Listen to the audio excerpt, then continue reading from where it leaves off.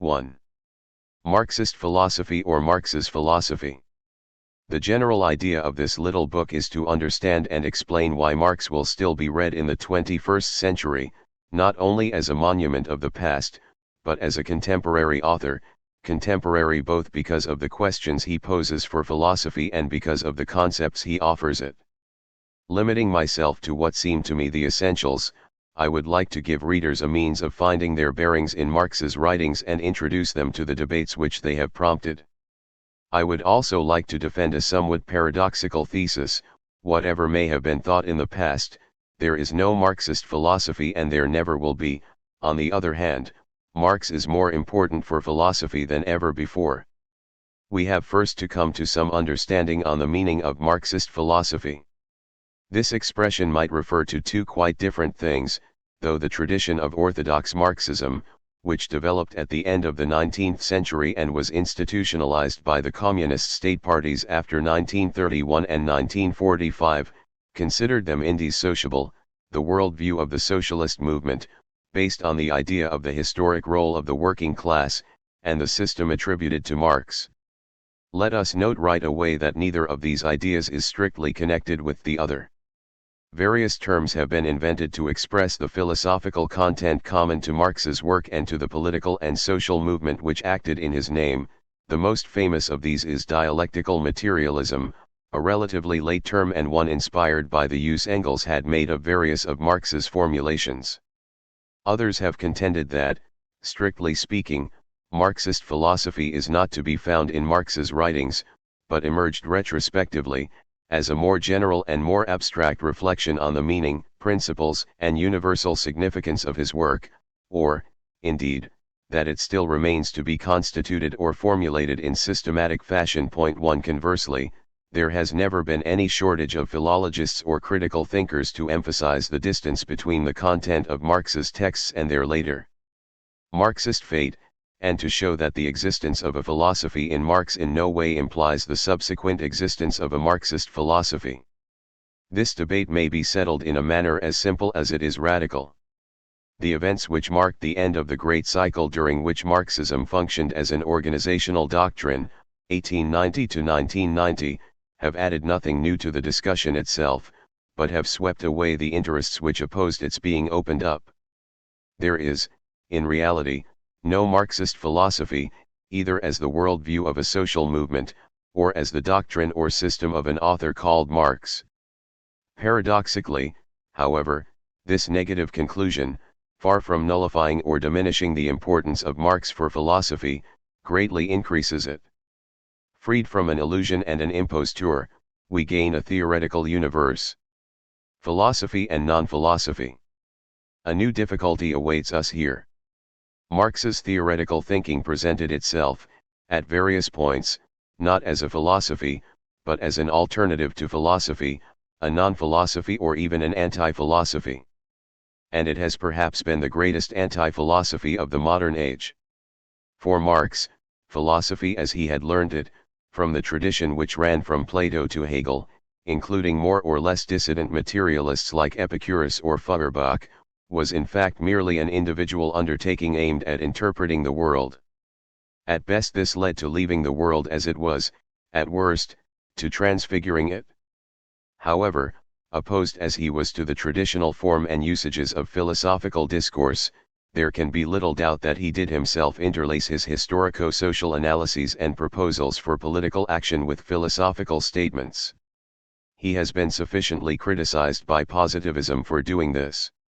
What we need to establish, then, is whether these statements form a coherent whole. My hypothesis is that this is not the case at all, at least if the idea of coherence to which we are referring continues to be informed by the idea of a system.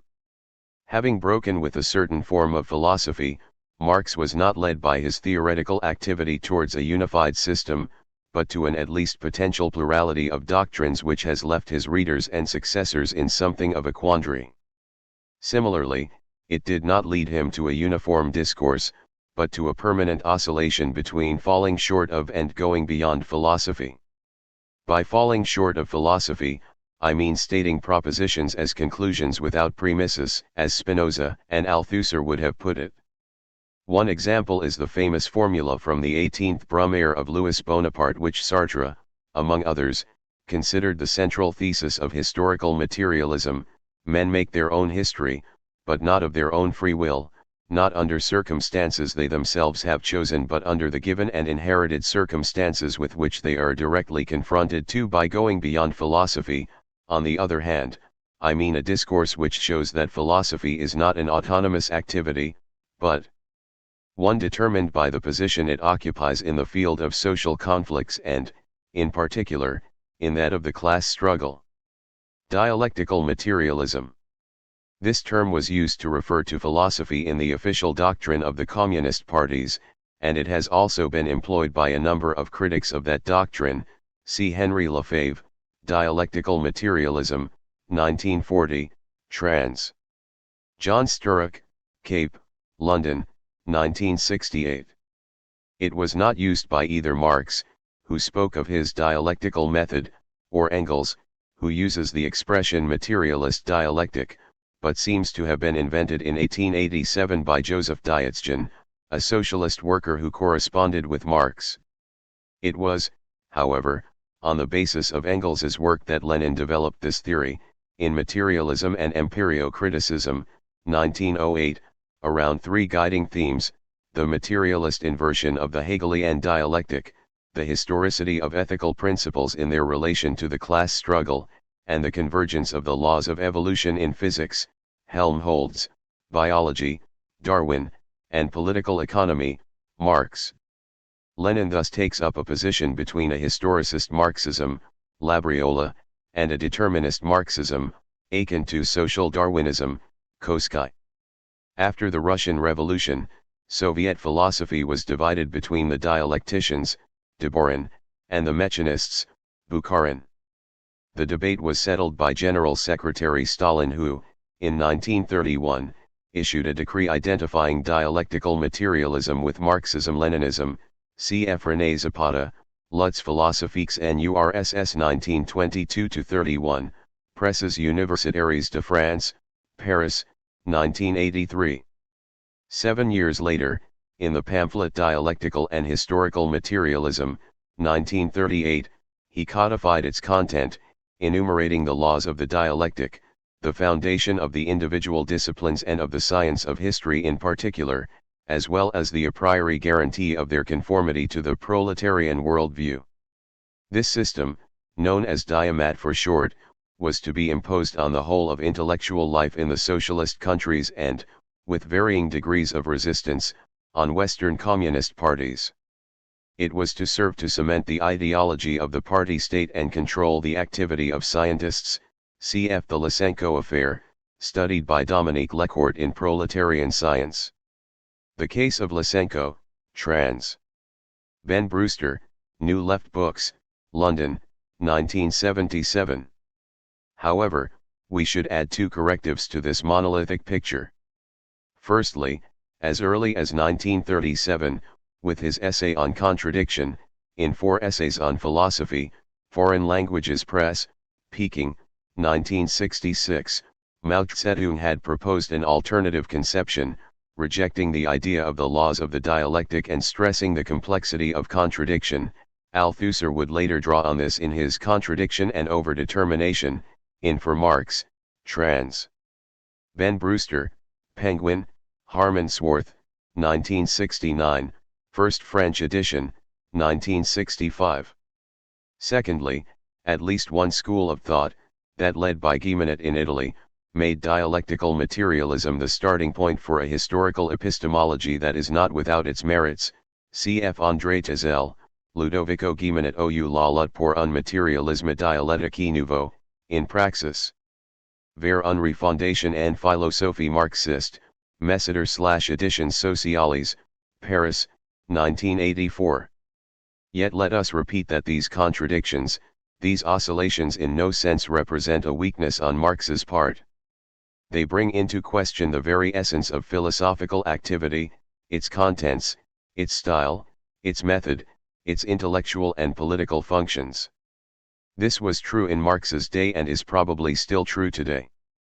It might therefore be argued that, after Marx, philosophy is no longer as it was before.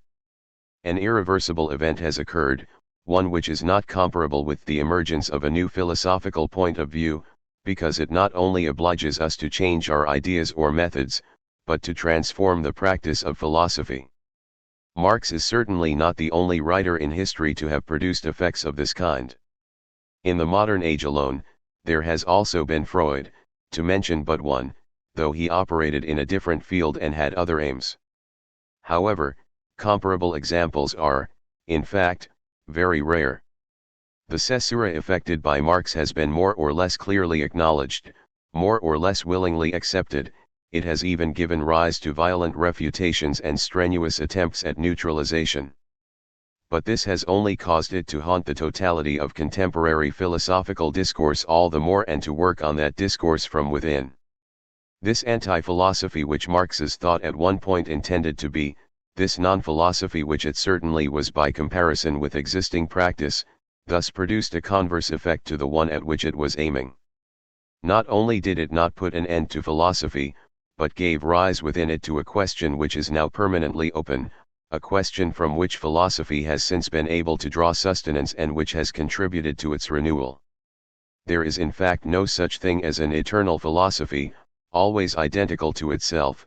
In philosophy, there are turning points, thresholds beyond which there is no turning back.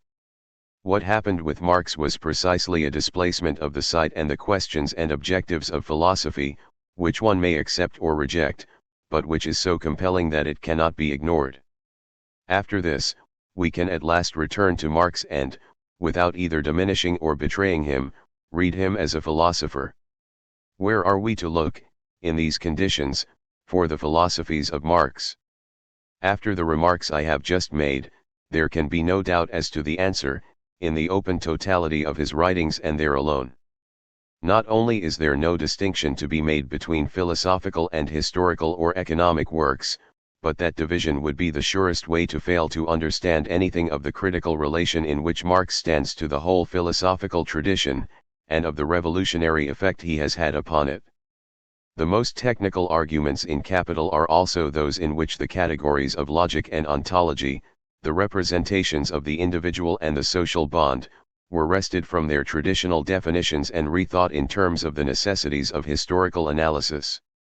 The most conjunctural articles, written at the time of the revolutionary experiences of 1848 or 1871, or for internal discussion within the International Working Men's Association, were also a means of overturning the traditional relationship between society and state and developing the idea of a radical democracy which Marx had first sketched out for its own sake in his critical notes of 1843, written in the margins to Hegel's philosophy of right. The most polemical of his writings against Proudhon, Bakunin, or Lassalle were also those in which the discrepancy between the theoretical schema of the development of the capitalist economy and the real history of bourgeois society appears and forces Marx to outline an original dialectic, distinct from a mere inversion of the Hegelian idea of the progress of Geist. In fact, each of Marx's works is simultaneously imbued with philosophical labor and ranged confrontationally against the way the tradition has isolated and circumscribed philosophy, which is one of the driving forces of its idealism. But this gives rise to a final anomaly which, in a sense, he experienced within himself. A break and ruptures. More than other writers, Marx wrote in the conjuncture. Such an option did not exclude either the patience of the concept of which Hegel spoke, or the rigorous weighing of logical consequences. But it was certainly incompatible with stable conclusions. Marx is the philosopher of eternal new beginnings, leaving behind him many uncompleted drafts and projects. The content of his thought is not separable from his shifts of position. That is why, in studying him, one cannot abstractly reconstruct his system. One has to retrace his development, with its breaks and bifurcations. In the wake of Althusser, discussion in the 1960s and 70s was greatly preoccupied with the break or rupture which he saw as occurring in 1845, with some writers supporting his arguments and others contesting them. That break, contemporaneous with the emergence of the concept of social relation in Marx, was seen as marking a point of no return, the origin of a growing distancing from the earlier theoretical humanism. I shall return to this term below. This continued rupture is, in my view, undeniable. Among its underlying causes are a number of immediate political experiences, in particular, the encounter with the German and French proletariats, the British proletariat in Engels's case, and the active re-entry into social struggles, which has its direct counterpart in the exit from academic philosophy. Its content, however, is essentially the product of intellectual elaboration. On the other hand, there were at least two other equally important ruptures in Marx's life, determined by events potentially ruinous for the theory which, at the time, he believed he could safely uphold. The result was that theory could only be rescued on each occasion by a refoundation, carried out either by Marx himself or by another, Engels. Let us recall briefly what were the crises of Marxism before Marxism as such existed. This will also provide us with a general framework for the readings and discussions which follow. 3 sources or 4 masters. The presentation of Marxism as a worldview long ago coalesced around the formula, the 3 sources of Marxism: German philosophy, French socialism, and British political economy. This derives from the way in which Engels divided up his exposition of historical materialism in Anti-Düring, 1878, and sketched the history of the antithetical relations between materialism and idealism, metaphysics, and dialectics. This schema would be systematized by Koski in a lecture of 1907 entitled The 3 Sources of Marxism.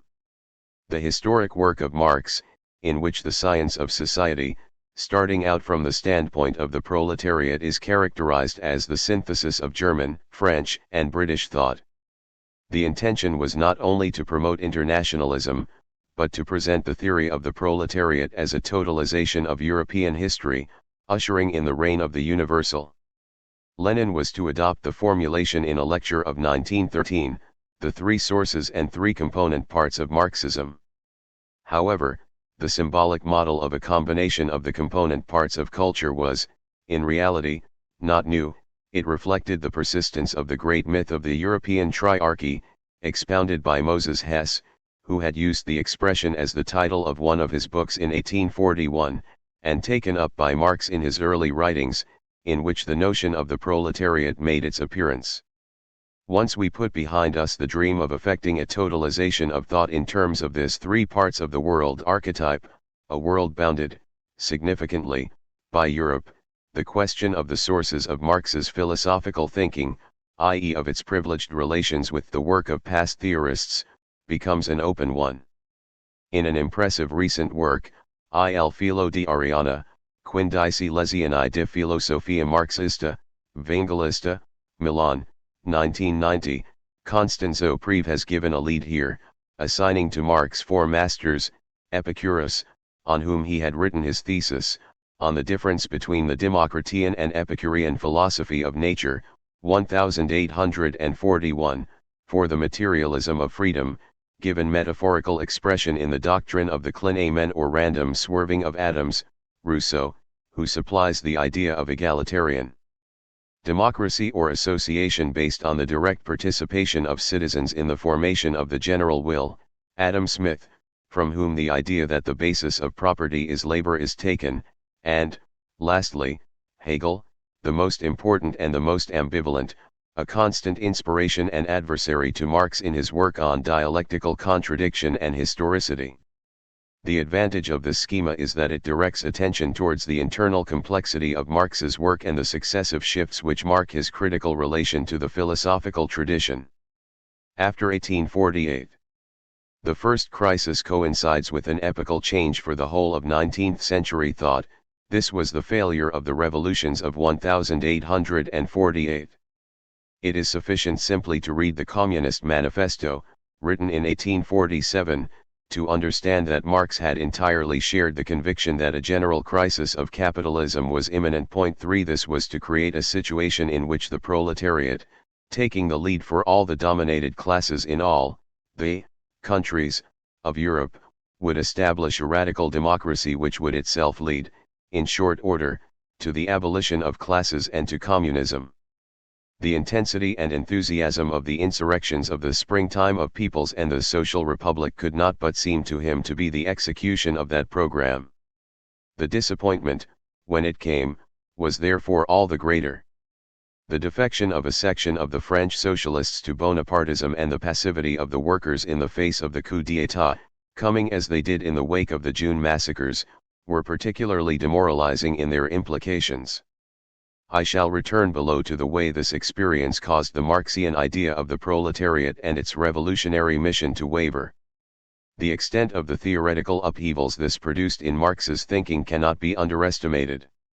It meant abandoning the notion of permanent revolution, which precisely expressed the idea of an imminent transition from class to classless society, and also the corresponding political program of the dictatorship of the proletariat, as opposed to the dictatorship of the bourgeoisie. For it meant the enduring eclipse, for which I shall attempt to outline the theoretical reasons below, of the concept of ideology, which had only just been defined and scarcely been utilized. But it also led to the definition of a research program bearing on the economic determination of political conjunctures and the long-term trends of social evolution. And it is at this point that Marx returns to the project of a critique of political economy, to recast its theoretical basis and carry it through to completion, at least up to the appearance of Volume 1 of Capital in 1867. This involved him in unremitting labor, which we may legitimately interpret as reflecting a strong desire to gain revenge upon victorious capitalism, and the anticipated conviction that he would do so, both by laying bare its secret mechanisms it did not itself understand, and demonstrating its inevitable collapse. After 1871. Then, however, came the second crisis, in the form of the Franco-Prussian War of 1870, followed by the Paris Commune. These events plunged Marx into depression, providing a stark reminder of the bad side of history, to which we shall return, i.e. its unpredictable course, its regressive effects and its appalling human costs, tens of thousands dead in the war, tens of thousands of others killed in the Semaine-Sanglant, not to mention the numbers deported, which, for the second time in 25 years, decapitated the revolutionary proletariat of France and struck terror into those of other countries. I cite this emotive catalogue of events only because we have to take the full measure of the break they represented. The European war ran counter to the idea Marx had formed of the directing forces and fundamental conflicts of politics. It reduced, at least in appearance, the importance of the class struggle by comparison with other interests and passions. The fact that the proletarian revolution broke out in France, and not in Britain, ran counter to the logical schema of a crisis arising from capitalist accumulation itself. The crushing of the Commune revealed the disparity between bourgeoisie and proletariat in terms of forces and capacity for maneuver. Once again, there sounded the solo requiem of the workers of which the 18th Brumaire had spoken. Without doubt, Marx faced up to all this. He was able to read in the spirit of the defeated proletarians, short as their experiment had been, the invention of the first working-class government, which he regarded as having lacked only the force of organization. To the socialist parties that were then forming, he proposed a new doctrine of the dictatorship of the proletariat as the dismantling of the state apparatus in a transitional phase in which the principle of communism would be ranged against the principle of bourgeois right. But he dissolved the International, which was riven by insurmountable contradictions. And he interrupted the writing of Capital, the draft manuscript remaining suspended in the middle of the chapter on classes, to learn Russian and mathematics, and to embark, via an enormous amount of reading, on the rectification of his theory of social evolution. This task, interspersed with the settling of accounts with various individuals, was to occupy the last 10 years of his life. It was to Engels, his constant partner in dialogue and, at times, his inspiration, that it would fall to systematize historical materialism, the dialectic and socialist strategy. But let us not run ahead of ourselves. For the moment we are in 1845. Marx is 27. He has a doctorate in philosophy from the University of Jena, is the former editor of the Rheinische Zeitung in Cologne and the Franco-German yearbooks in Paris, and has been expelled from France, at the request of Prussia, as a political agitator. Though penniless, he has just married the young Baroness von Westphalen and they have a little daughter. Like all those of his generation, the class of '48, he saw himself as an up-and-coming young man. Chronological table. 1818. Marx born at Trier, Rhineland, Prussia. 1820. Birth of Engels. 1831. Death of Hegel. Pierre Leroux in France and Robert Owen in Britain invent the word socialism. Revolt of the Knights in Lyon. 1835. Fourier, La Fosse Industrie Morceli. 1838. Fergus O'Connor draws up the People's Charter, the manifesto of British Chartism. Blanqui advocates the dictatorship of the proletariat. 1839. Marx studies law and philosophy at the universities of Bonn and Berlin. 1841. Feuerbach, The Essence of Christianity, Proudhon, What is Property, Hess, Die Europäische Triarchie, Marx's doctoral thesis, on the difference between the Democritean and Epicurean philosophy of nature. 1842. Marx becomes editor of Rheinische Cabet, Voyage en Icarie. 1843. Carlyle, Past and Present, Feuerbach, Principles of the Philosophy of the Future. Marx in Paris, editor of Franco-German yearbooks, containing On the Jewish Question and a contribution to the critique of Hegel's philosophy of right. Introduction. 1844.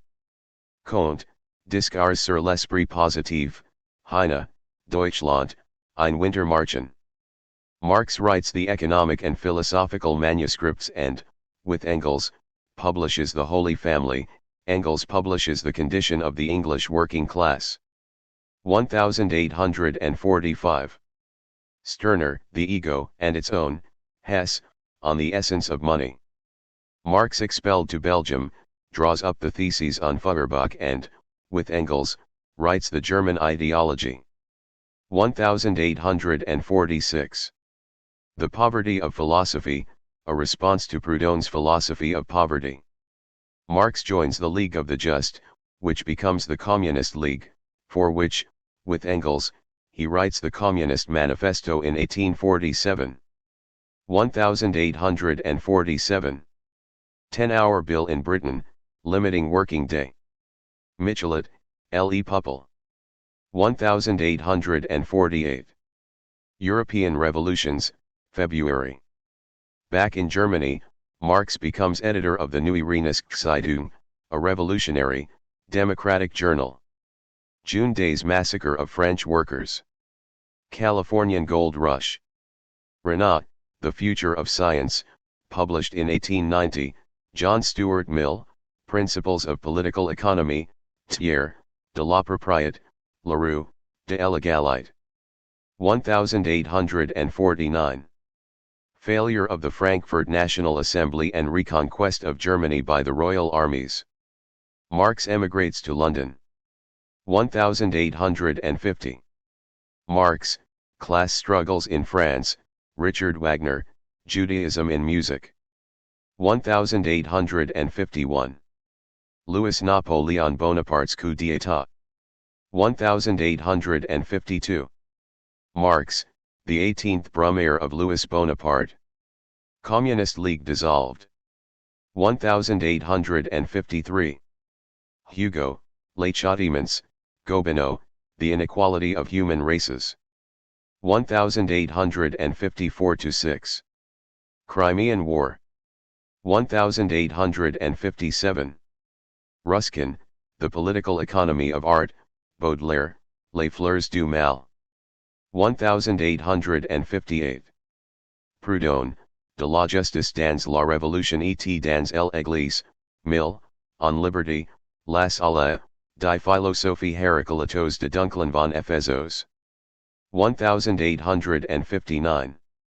Marx, A Contribution to the Critique of Political Economy. Work begins on the Suez Canal. Darwin, The Origin of Species. English Women's Journal, the first feminist periodical, founded 1861. American Civil War. Abolition of slavery in Russia. Las Alais, System der Erwerben 1863. Polish Insurrection. Hugo, Les Miserables, Renat, Life of Jesus, Dostoevsky, The Insulted and Injured. 1864. Recognition of the right to strike in France. International Working Men's Association founded in London, Marx elected as the General Council's corresponding secretary for Germany. 1867. Disraeli extends male suffrage in Britain, customs union in Germany. Marx, Capital. A Critique of Political Economy, Volume 1. French Conquest of Cochinchina. 1868. First Trades Union Congress in Britain. Haeckel, Natural History of Creation, William Morris, The Earthly Paradise. 1869. German Social Democratic Workers' Party founded, Babel, Liebknecht. Suez Canal opened. Mill, The Subjection of Women, Tolstoy, War and Peace, Matthew Arnold, Culture and Anarchy. 1870-1. Franco-Prussian War. Proclamation of German Reich at Versailles. Siege of Paris and Insurrection of Communards. Marx, The Civil War in France, Address of the General Council, Bakunin, God and the State. 1872. Hague Congress, breakup of the First International and transfer of the seat of the General Council to New York. Russian translation of the first volume of Capital. Darwin, The Descent of Man, Nietzsche, The Birth of Tragedy. 1873. Bakunin, Statism and Anarchy. 1874. Walras, Elements of Pure Economics, or the Theory of Social Wealth. 1875. Gotha Congress, at which German socialist parties, Lassalleans and Marxists, are unified. French translation of Volume 1 of Capital. 1876. Victoria crowned Empress of India. Spencer, Principles of Sociology. International officially dissolved. Dostoevsky, The Possessed. Festspielhaus at Bayreuth inaugurated. 1877. Marx, Letter to Mikhailovsky, Morgan, Ancient Society. 1878. Anti-socialist, or exceptional, law in Germany. Engels, Anti-Düring, with a chapter by Marx. 1879. French Workers' Party founded by Guesde and Lafargue. Irish Land League founded. Henry George, Progress and Poverty. 1880. Communards amnestied. 1881. Free, compulsory, secular primary education in France. Alexander II assassinated by the Society for the Liberation of the People. Düring, Die Judenfrage als Frage der Rassenskadlichkeit für Existenz, sit und Kultur der Völker, Marx, Letter to Verze Sulich. 1882. Engels, Bruno Bauer and Early Christianity. 1883. Death of Marx. Plekhanov sets up the Emancipation of Labor Group. Babel, Woman and Socialism. Nietzsche, Thus Spoke Zarathustra. 2. Changing the World, From Praxis to Production. In the 11th and last of the Theses on Feuerbach, we read, the philosophers have only interpreted the world, in various ways, the point is to change it. The aim of this chapter is to begin to understand why Marx did not stop there, even though, in one sense, nothing that he wrote afterwards ever went beyond the horizon of the problems posed by this formulation. The Theses on Feuerbach. What are the theses? A series of aphorisms that here outline a critical argument, their advance a lapidary proposition and what is, at times, almost a slogan.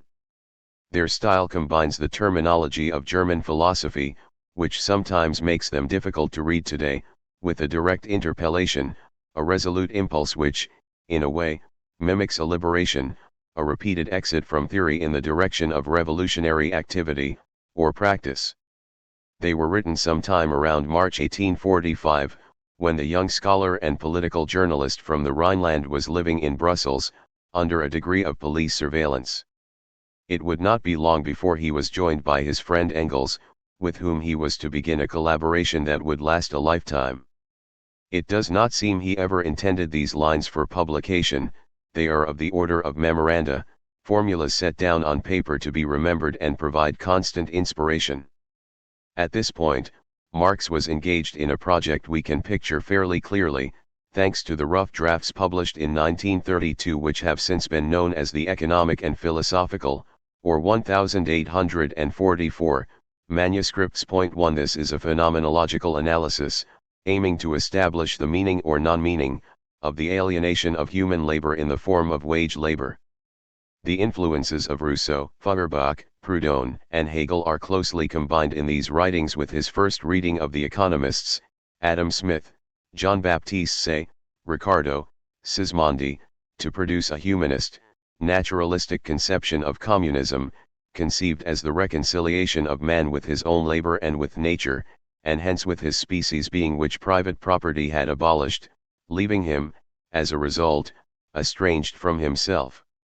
Now, Marx was to interrupt this work, which he would resume much later on quite other foundations, and undertake with Engels the writing of the German ideology, which mainly takes the form of a polemic against the various strands of young Hegelian philosophy inside and outside the university, Ludwig Feuerbach, Bruno Bauer, and Max Stirner, all of whom were linked to some degree to the movement opposed to the Restoration which drew its inspiration from a left reading of the author of the Phenomenology and Philosophy of Right. The composition of the theses coincides with this interruption. Point 2. And it is probable that some of the theoretical reasons for it are to be found in the text. But it is also crucial to identify the exact relationship between the theses and the arguments of the German ideology. Point 3. I shall return to this point below. Louis Althusser, one of many well-known philosophers to have offered readings of the text, presented the theses as the bord antérieur, i.e. the front or anterior edge, of a break, thus launching one of the great debates in contemporary Marxism.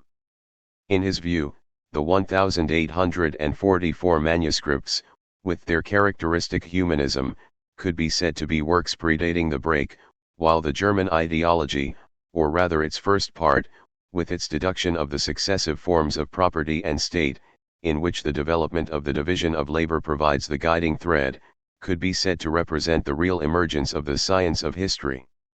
I do not intend to enter into an exhaustive explication of this text here. The reader may consult the work by Georges Labica which studies each formulation in detail, taking the later commentaries with all their divergences as indicative of the internal problems these formulations pose. Point 4. Labica demonstrates with perfect clarity how the theses are structured. From beginning to end, the aim is, by invoking a new or practical materialism, to move beyond the traditional opposition between philosophy's two camps, idealism, i.e., chiefly, Hegel, which projects all reality into the world of spirit or mind, and the old or contemplative materialism, which reduces all intellectual abstractions to sensuousness, i.e. to life, sensation, and affectivity in the style of the Epicureans and their modern disciples, Hobbes, Diderot, Helvetius etc. The critique of alienation. If we refer to the debates of the period, the thread of the argument is relatively clear. Feuerbach sought to explain religious alienation, i.e. the fact that real, sensuous men represent salvation and perfection to themselves in another supersensuous world, as a projection of their own essential qualities into imaginary beings and situations, in particular, the bond of community or love which unites humankind. Point 5. By becoming conscious of this mistake, human beings will become capable of reappropriating their essence which has been alienated in God and, hence, of really living out fraternity on earth. Following Feuerbach, critical philosophers, including Marx himself, attempted to extend the same schema to other phenomena of the abstraction and dispossession of human existence. They sought, in particular, to extend it to the constitution of the political sphere, isolated from society, as an ideal community in which human beings were said to be free and equal. However, says Marx in the Theses, the real reason for this projection is not an illusion of consciousness or an effect of the individual imagination, it is the split or division which reigns in society, it is the practical conflicts which set men against each other, to which the heaven of religion, or of politics, offers a miraculous solution. They cannot really leave these divisions behind without a practical transformation which abolishes the dependence of certain human beings upon others. It is not, therefore, for philosophy to bring an end to alienation, since philosophy has never been anything but a commentary on, or translation of, the ideals of reconciliation in religion or politics. That is a task for revolution, the conditions for which lie in the material existence of individuals and their social relations. The Theses on Feuerbach hence demand a definitive exit, Ausgang, from philosophy, as the only means of realizing what has always been its loftiest ambition, emancipation, liberation. Karl Marx, Theses on Feuerbach, 1845. The chief defect of all hitherto existing materialism, is that the thing, reality, sensuousness, is conceived only in the form of the object or of contemplation, but not as sensuous human activity, practice, not subjectively. Hence, in contradistinction to materialism, the active side was developed abstractly by idealism, which, of course, does not know real, sensuous activity as such. Feuerbach wants sensuous objects, really distinct from the thought objects, but he does not conceive human activity itself as objective activity. 3. The materialist doctrine concerning the changing of circumstances and upbringing forgets that circumstances are changed by men and that it is essential to educate the educator himself. This doctrine must, therefore, divide society into two parts, one of which is superior to society. The coincidence of the changing of circumstances and of human activity or self-changing can be conceived and rationally understood only as revolutionary practice. 4. Feuerbach starts out from the fact of religious self-alienation, of the duplication of the world into a religious world and a secular one. But that the secular basis detaches itself from itself and establishes itself as an independent realm in the clouds can only be explained by the cleavages and self-contradictions within this secular basis. The latter must, therefore, in itself be both understood in its contradiction and revolutionized in practice. Thus, for instance, after the earthly family is discovered to be the secret of the Holy Family, the former must then itself be destroyed in theory and in practice. 6. Feuerbach resolves the religious essence into the human essence. But the human essence is no abstraction inherent in each single individual. In its reality it is the ensemble of the social relations. Feuerbach, who does not enter upon a criticism of this real essence, is consequently compelled 1. To abstract from the historical process and to fix the religious sentiment as something by itself and to presuppose an abstract, isolated, human individual. 2. Essence, therefore, can be comprehended only as genus, as an internal, dumb generality which naturally unites the many individuals. 11. The philosophers have only interpreted the world in various ways, the point is to change it. Karl Marx, Early Writings, trans. Rodney Livingstone and Gregor Benton, Penguin/New Left Review, Harmonsworth, 1975, pages 421-23. Revolution against philosophy. The difficulties begin precisely at this point. There can be no doubt that Marx never ventured to publish a call for such an exit, or did not find an opportunity to do so. And yet he wrote it and, like a purloined letter, it has come down to us. Now, the statement in question is rather paradoxical. In a sense, it is absolutely consistent with itself. What it requires, it immediately does. Employing a later terminology, one might be tempted to say that there is something performative about it. To write, the philosophers have only interpreted the world, in various ways. The point is to change it, is to posit a point of no return for all thinking that wishes to be effective, down to earth, or worldly. It is also to forbid oneself to regress, revert to philosophy. Or, if one prefers, it is to condemn oneself, if one were by any chance to begin interpreting the world again, particularly the social world, to lapse back into the ambit of philosophy, since there is no third way between philosophy and revolution. At the outside, it may therefore mean condemning oneself to silence. But the harshness of this alternative reveals its other side. If saying is doing, 6, then, on the other hand, doing is saying, and words are never innocent. For example, it is not innocent to posit that the interpretations of the world are various, whereas the revolutionary transformation is, implicitly, one or univocal. For that means there is only one single way of changing the world, the one which abolishes the existing order, the revolution, which cannot be reactionary or anti-popular. Let us note, in passing, that Marx was very soon to retract this thesis, as early as the Manifesto and, a fortiori, in Capital, he was to note the power with which capitalism changes the world. And the question of whether the world cannot be changed in several different ways and of how one change can fit into another, or even divert it from its course, would become crucial.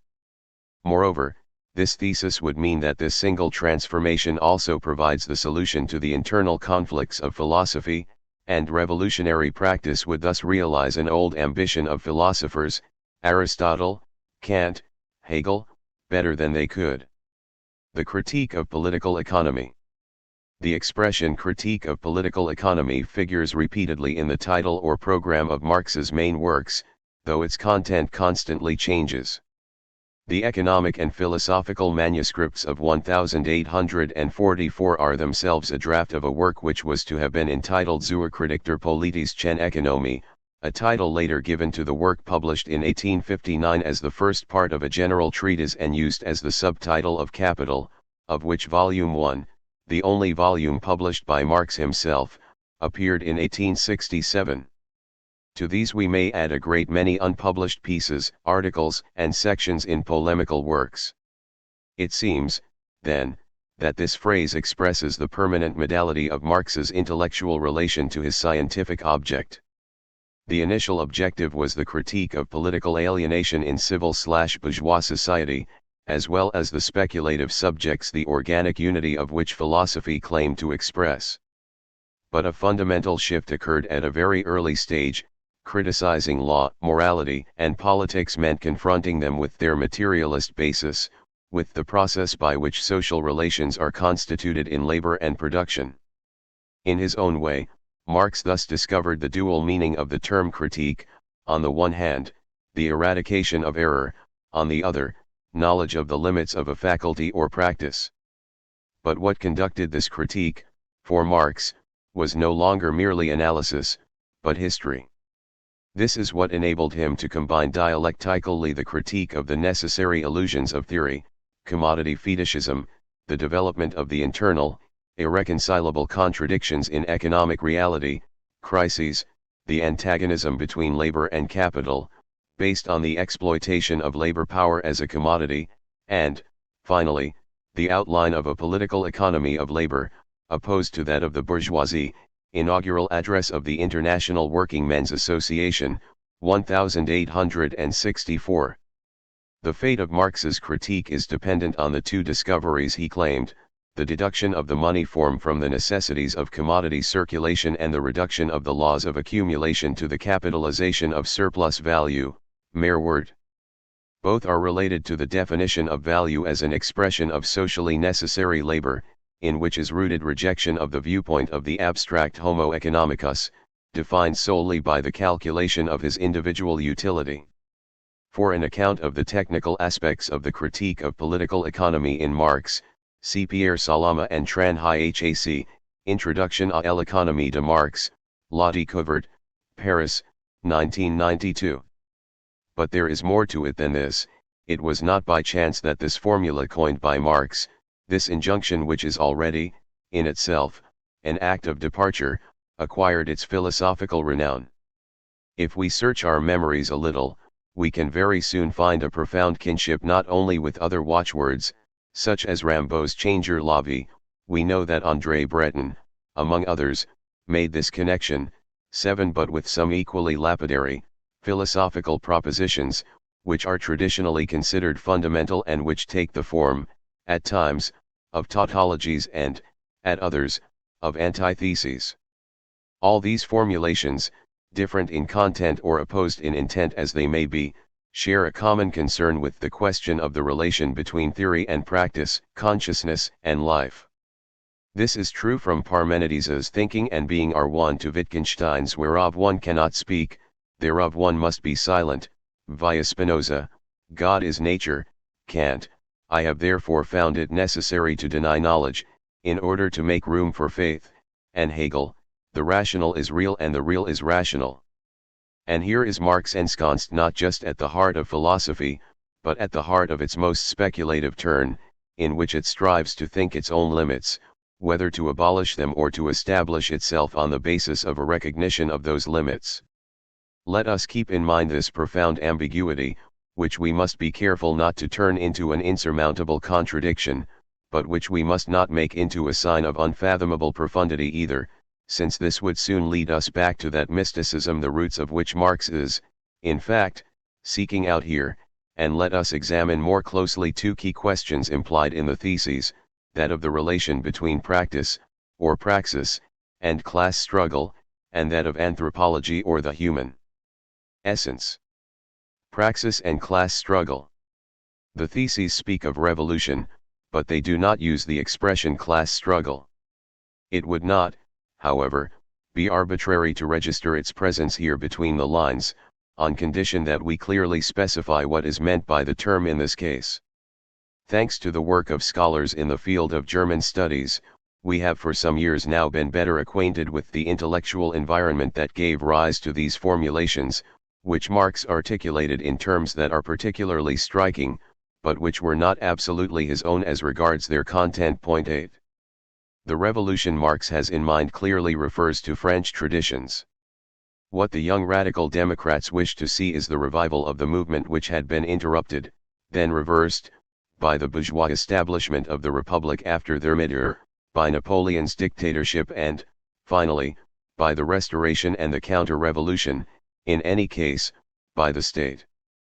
To be even more precise, the aim was to bring the revolutionary movement to fruition on a European scale, and to render it universal by recovering the inspiration and energy of its left wing, that egalitarian component of the revolution, represented principally by Babeuf, from which, at the beginning of the 19th century, the idea of communism emerged. 9 Marx would be very emphatic that this was not a speculative conception, implying an ideal or experimental community, like Cabet's Ikari, but a social movement with demands that were merely a coherent application of the principle of revolution, gauging how much liberty had been achieved by the degree of equality and vice versa, with fraternity as the end result. All in all, what Marx and others come to recognize is that there is no middle way.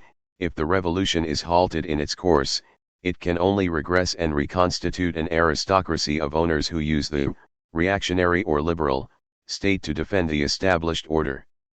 Conversely, the only possibility of completing the revolution and rendering it irreversible is to give it greater depth, to make it a social revolution. But who will bring about this social revolution? Who are the heirs of Babeuf and the Montagnards? One has simply to open one's eyes to what is currently going on in Europe, to listen to the cries of alarm of the possessing classes. They are the English Chartist workers, whom Engels has just described in his Condition of the Working Class in England of 1844, a book which can still be read with admiration today and which had an absolutely crucial effect on Marx. They are the Quinets of Lyon, the artisans of the Parisian faubourgs and of the caves of Lille which Victor Hugo described, the Silesian weavers to whom Marx devoted long columns in his Cologne-based Renunkszeitung. In short, they are all those now called, from an old Roman word, proletarians, which the Industrial Revolution created in huge numbers, crowding them into its cities and plunging them into poverty, and who have now begun to shake the bourgeois order by their strikes, their combinations, their insurrections. They are, so to speak, the people of the people, le peuple du peuple, its most authentic fraction and the prefigurement of its future. At the point when critical intellectuals, full of goodwill and illusions, are still pondering ways of democratizing the state and, to that end, of enlightening what they call the masses, those masses themselves have already gone into action, they have in fact already recommenced the revolution. In a decisive formula which recurs in all the texts of this period, from the Holy Family, 1844, to the Communist Manifesto, 1847, Marx will say that this proletariat represents the dissolution in action of bourgeois/civil society Bürgerliche Gesellschaft, meaning by this, 1. That the conditions of existence of the proletarians, what we would today term social exclusion, are in contradiction with all the principles of that society, 2. That they themselves live by other values than those of private property, profit, patriotism, and bourgeois individualism, and, 3. That their growing opposition to the state and the dominant class is a necessary effect of the modern social structure, but one which will soon prove lethal for that structure. Action in the present. The words in der Tat, in action, are particularly important. On the one hand, they evoke the present, effective reality, the facts, die Tatsachen. They therefore express Marx's profoundly anti-utopian orientation and allow us to understand why the reference to the first forms of proletarian class struggle, as it was beginning to become organized, is so decisive for him. The revolutionary practice of which the theses speak does not have to implement a program or a plan for the reorganization of society. Still less does it need to depend upon a vision of the future offered by philosophical and sociological theories, like those of the philanthropists of the 18th and early 19th centuries. But it must coincide with the real movement which abolishes the present state of things, as Marx was soon to write in the German Ideology, explaining that this was the only materialist definition of communism. But here we touch on the second aspect. In action also means that we are speaking of an activity, Tätigkeit, an enterprise unfolding in the present to which individuals are committed with all their physical and intellectual powers. This represents a significant reversal. As opponents of the philosophies of history which were always ruminating on the meaning of the past, and the philosophies of right which simply provided a commentary on the established order, Moses Hess and other young Hegelians had proposed a philosophy of action, and Feuerbach had published a manifesto for a philosophy of the future. But, deep down, what Marx means is this: action must be acted out in the present, not commented upon or announced. But then philosophy must give up its place. It is not a philosophy of action, but action itself, action sans phrases, which corresponds to revolutionary demands and the revolutionary movement. And yet this injunction to give up its place cannot be ignored by philosophy. If it is consistent, philosophy must paradoxically see in that injunction its own realization. Naturally, Marx is thinking here, first and foremost, of that German idealist tradition with which his own thinking is imbued, a tradition which has such close affinities with the French revolutionary idea. He is thinking of the Kantian injunction to do one's duty, to act in the world in conformity with the categorical imperative, the content of which is human fraternity. And also of Hegel's phrase in the Phenomenology, what must be is also in fact in der Tat, and what only must be, without being, has no truth. More politically, he is thinking of the fact that modern philosophy has identified the universal with the principles of the Declaration of the Rights of Man and the Citizen. But these principles, sacrosanct in theory, are either ignored and contradicted at every turn by bourgeois society, where neither equality nor even liberty reigns, to say nothing of fraternity, or else they are beginning to pass into reality, but in a revolutionary, insurrectionary practice, the practice of those who are rising up together, where necessary substituting the criticism of weapons for the weapons of criticism. It is, first and foremost, this consequence, which is somewhat hard for philosophy to take but arises out of its own principles, that Marx has in mind when he writes here of inverting idealism to produce materialism. The two sides of idealism. Let us halt here, once again, and examine this point. If these remarks are accurate, it means that Marx's materialism has nothing to do with the reference to matter, and this will remain the case for a very long time, until Engels undertakes to reunite Marxism with the natural sciences of the second half of the 19th century. For the moment, however, we are dealing with a strange materialism without matter. Why, then, is this term used? Here historians of philosophy come back into their own, in spite of the knocks they have just taken from Marx. They must explain this paradox, which also leads them to point up the imbroglio that arises from it, though, let us repeat, that imbroglio is anything but arbitrary. If Marx declared that it was a principle of materialism to change the world, seeking at the same time to differentiate his position from all existing materialism, which he terms old materialism and which depends precisely on the idea that everything has ultimately to be explained in terms of matter, which is also an interpretation of the world and contestable as such, this was clearly in order to take the contrary stance to that of idealism. The key to Marx's formulations resides not in the word materialism, but in the term idealism. Once again, we must ask why this should be. The first reason is that the idealist interpretations of nature and history proposed by philosophers invoke principles like spirit, reason, consciousness, the idea, etc. And, in practice, such principles always lead not to revolution, but to the education, if not, indeed, the edification, of the masses, which the philosophers themselves generously offer to take in hand. In Plato's time they sought to counsel princes in the name of the ideal state.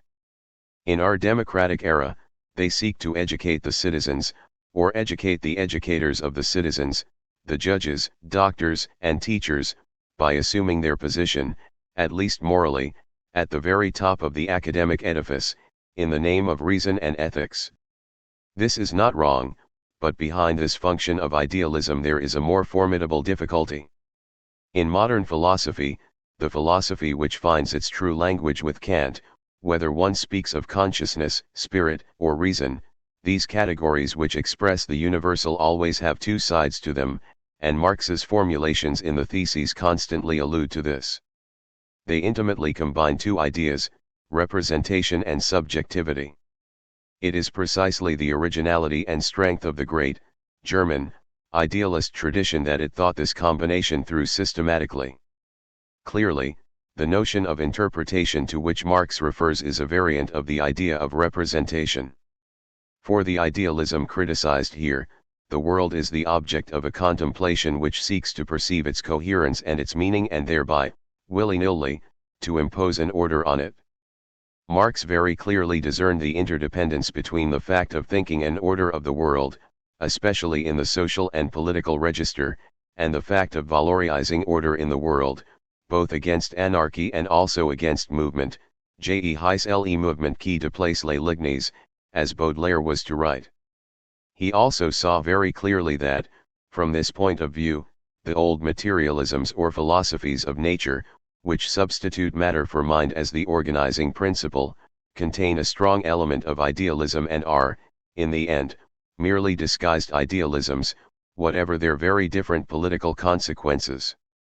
This enables us to understand why it is so easy for idealism to comprehend materialism and therefore to refute it or integrate it, as we see in Hegel, who has no problem with materialisms, except perhaps with that of Spinoza, but Spinoza is a rather atypical materialist. Lastly, he saw that the heart of modern, post-revolutionary idealism consists in referring the order of the world and of representation back to the activity of a subject who creates or, as Kantian language has it, constitutes them. We then come to the other side of idealism, where it is not a philosophy of representation, or, if one prefers, a mere philosophy of the primacy of ideas, but a philosophy of subjectivity, which is clearly expressed in the decisive importance assumed by the notion of consciousness.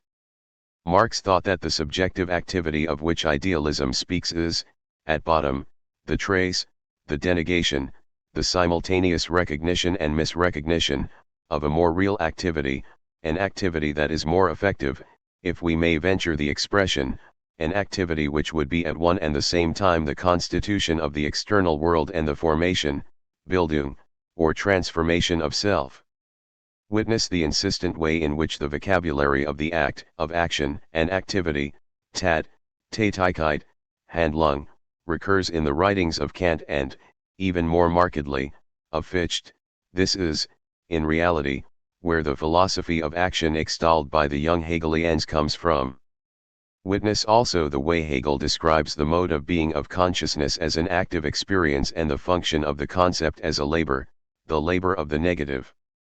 All in all, then, it is not difficult to derive the following hypothesis from Marx's aphorisms: just as traditional materialism in reality conceals an idealist foundation, representation, contemplation, so modern idealism in reality conceals a materialist orientation in the function it attributes to the acting subject, at least if one accepts that there is a latent conflict between the idea of representation, interpretation, contemplation, and that of activity, labor, practice, transformation, change. And what he proposes is quite simply to explode the contradiction, to dissociate representation and subjectivity and allow the category of practical activity to emerge in its own right. The subject is practice. Did he succeed in this undertaking? In a sense, completely, since it is perfectly possible to argue that the only true subject is the practical subject or the subject of practice, or, better still, that the subject is nothing other than practice which has always already begun and continues indefinitely. But does this get us out of idealism? Nothing could be less certain, precisely because, historically speaking, idealism covers both the point of view of representation and that of subjectivity. In reality, what we have here is a circle or a theoretical interchange which functions in both directions. It is possible to say that, by identifying the essence of subjectivity with practice, and the reality of practice with the revolutionary activity of the proletariat, which is one with its very existence, Marx transferred the category of subject from idealism to materialism. But it is equally possible to assert that, precisely by so doing, he set up the permanent possibility of representing the proletariat to itself as a subject in the idealist sense of the term, and hence, ultimately, as a representation or an abstraction by means of which the world, or the transformation of the world, is once again interpreted. Is this not exactly what happened when, later, Marxist theorists, armed with the idea of class struggle, were to deduce from it a priori the meaning of history? There is nothing gratuitous about these dialectical games. They are closely linked to the history of the notion of revolution and, consequently, have a political aspect as well as a philosophical one.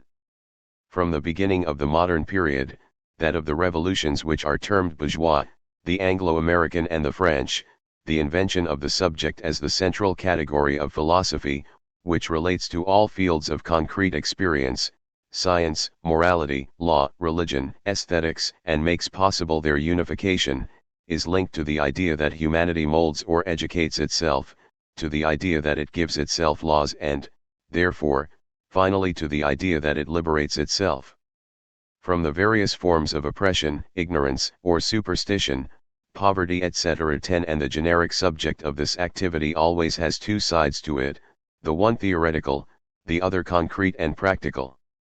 In Kant, that subject was humanity, in Fichte it became at a certain point the people, the nation, and in Hegel, lastly, it was the historical peoples as successive embodiments of the world spirit, i.e. the progress of civilization. The fact that Marx, in his turn, recognized the proletariat as the true practical subject, we have seen above that it is the people of the people, authentically human and communal, the subject which dissolves the existing order and thus changes itself, Selbsttätigkeit, Selbstveränderung, while at the same time changing the world, and that he used this recognition, in which the lesson of immediate experience and the most ancient speculative tradition are superimposed in a remarkable way. To assert, in his turn, that the subject is practice, does not, however, genuinely remove him from the history of idealism. Fichte had said precisely the same thing. Without playing with words, one might even go so far as to suggest that this is what makes of Marx and his materialism of practice the most accomplished form of the idealist tradition, the form which enables us to understand more than any other the lasting vitality of idealism right up to the present, precisely because that transposition is closely linked to the attempt to prolong the revolutionary experience and embody it in modern society, with its classes and social conflicts. To do so would be to prepare to understand that adopting the standpoint of the proletarians in a state of permanent insurrection resulted not so much in putting an end to idealism, but in installing the materialism/idealism dilemma, the perennial question of their difference, at the very heart of the theory of the proletariat and its privileged historical role. But, with this dilemma, we may confidently expect that philosophy, having been chased out of the door, will come back in by the window. The reality of the human essence. Let us return to the letter of the Theses to evoke the other great question they pose, that of the human essence. The two are clearly linked. Feuerbach resolves the religious essence into the human essence, i.e. he shows, particularly in the Essence of Christianity of 1841, that the idea of God is merely a synthesis of human perfections, personified and projected out of the world. But the human essence is no abstraction inherent in each single individual. In its reality it is the ensemble of social relations, in a sort of mixture of French and German. Marx writes, Das Ensemble der gesellschaftlichen Verhältnisse. This thesis has been the cause of as much debate as the 11th. There are many things worthy of comment here, if we take care to follow the letter of the text. Marx poses the question of the essence of man, or, at least, answers that question. What could be more natural?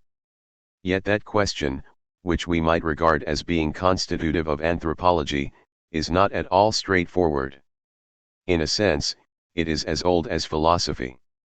But when, in our own day, Claude Lévi-Strauss explains that the essence of man is the conflict between nature and culture, or when Lacan coins the word parletre to say that the essence of man is constituted through and through by language, they place themselves in the same tradition as Aristotle, defining man by the fact of his having the power of speech and being a member of the polis, or Saint Augustine defining man as the image and resemblance of God on earth.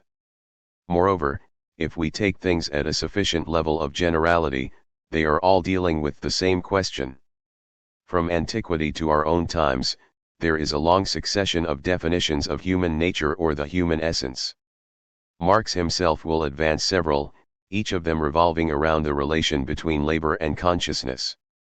In Volume 1 of Capital he will cite a very characteristic definition by Benjamin Franklin: man is a tool-making animal, not to reject it, but to complement it by specifying that technology has a history which is dependent on the mode of production, and going on to recall that neither technology nor technical progress can exist without consciousness, reflection, experimentation, and knowledge. Point 11. And in the German ideology, not long after the formulation we are examining here, he wrote: men can be distinguished from animals by consciousness, by religion, or anything else you like.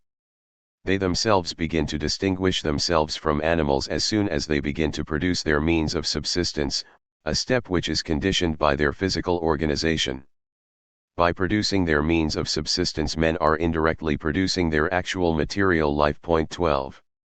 This is a way of seeking the answer to the question of the essence of man in things themselves, which has, indeed, provided a starting point for a whole biological and technological anthropology, both Marxist and non-Marxist alike. Theoretical humanism.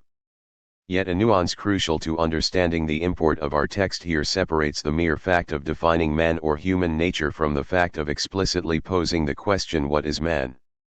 Or what is the human essence, and, a fortiori, making this the fundamental philosophical question.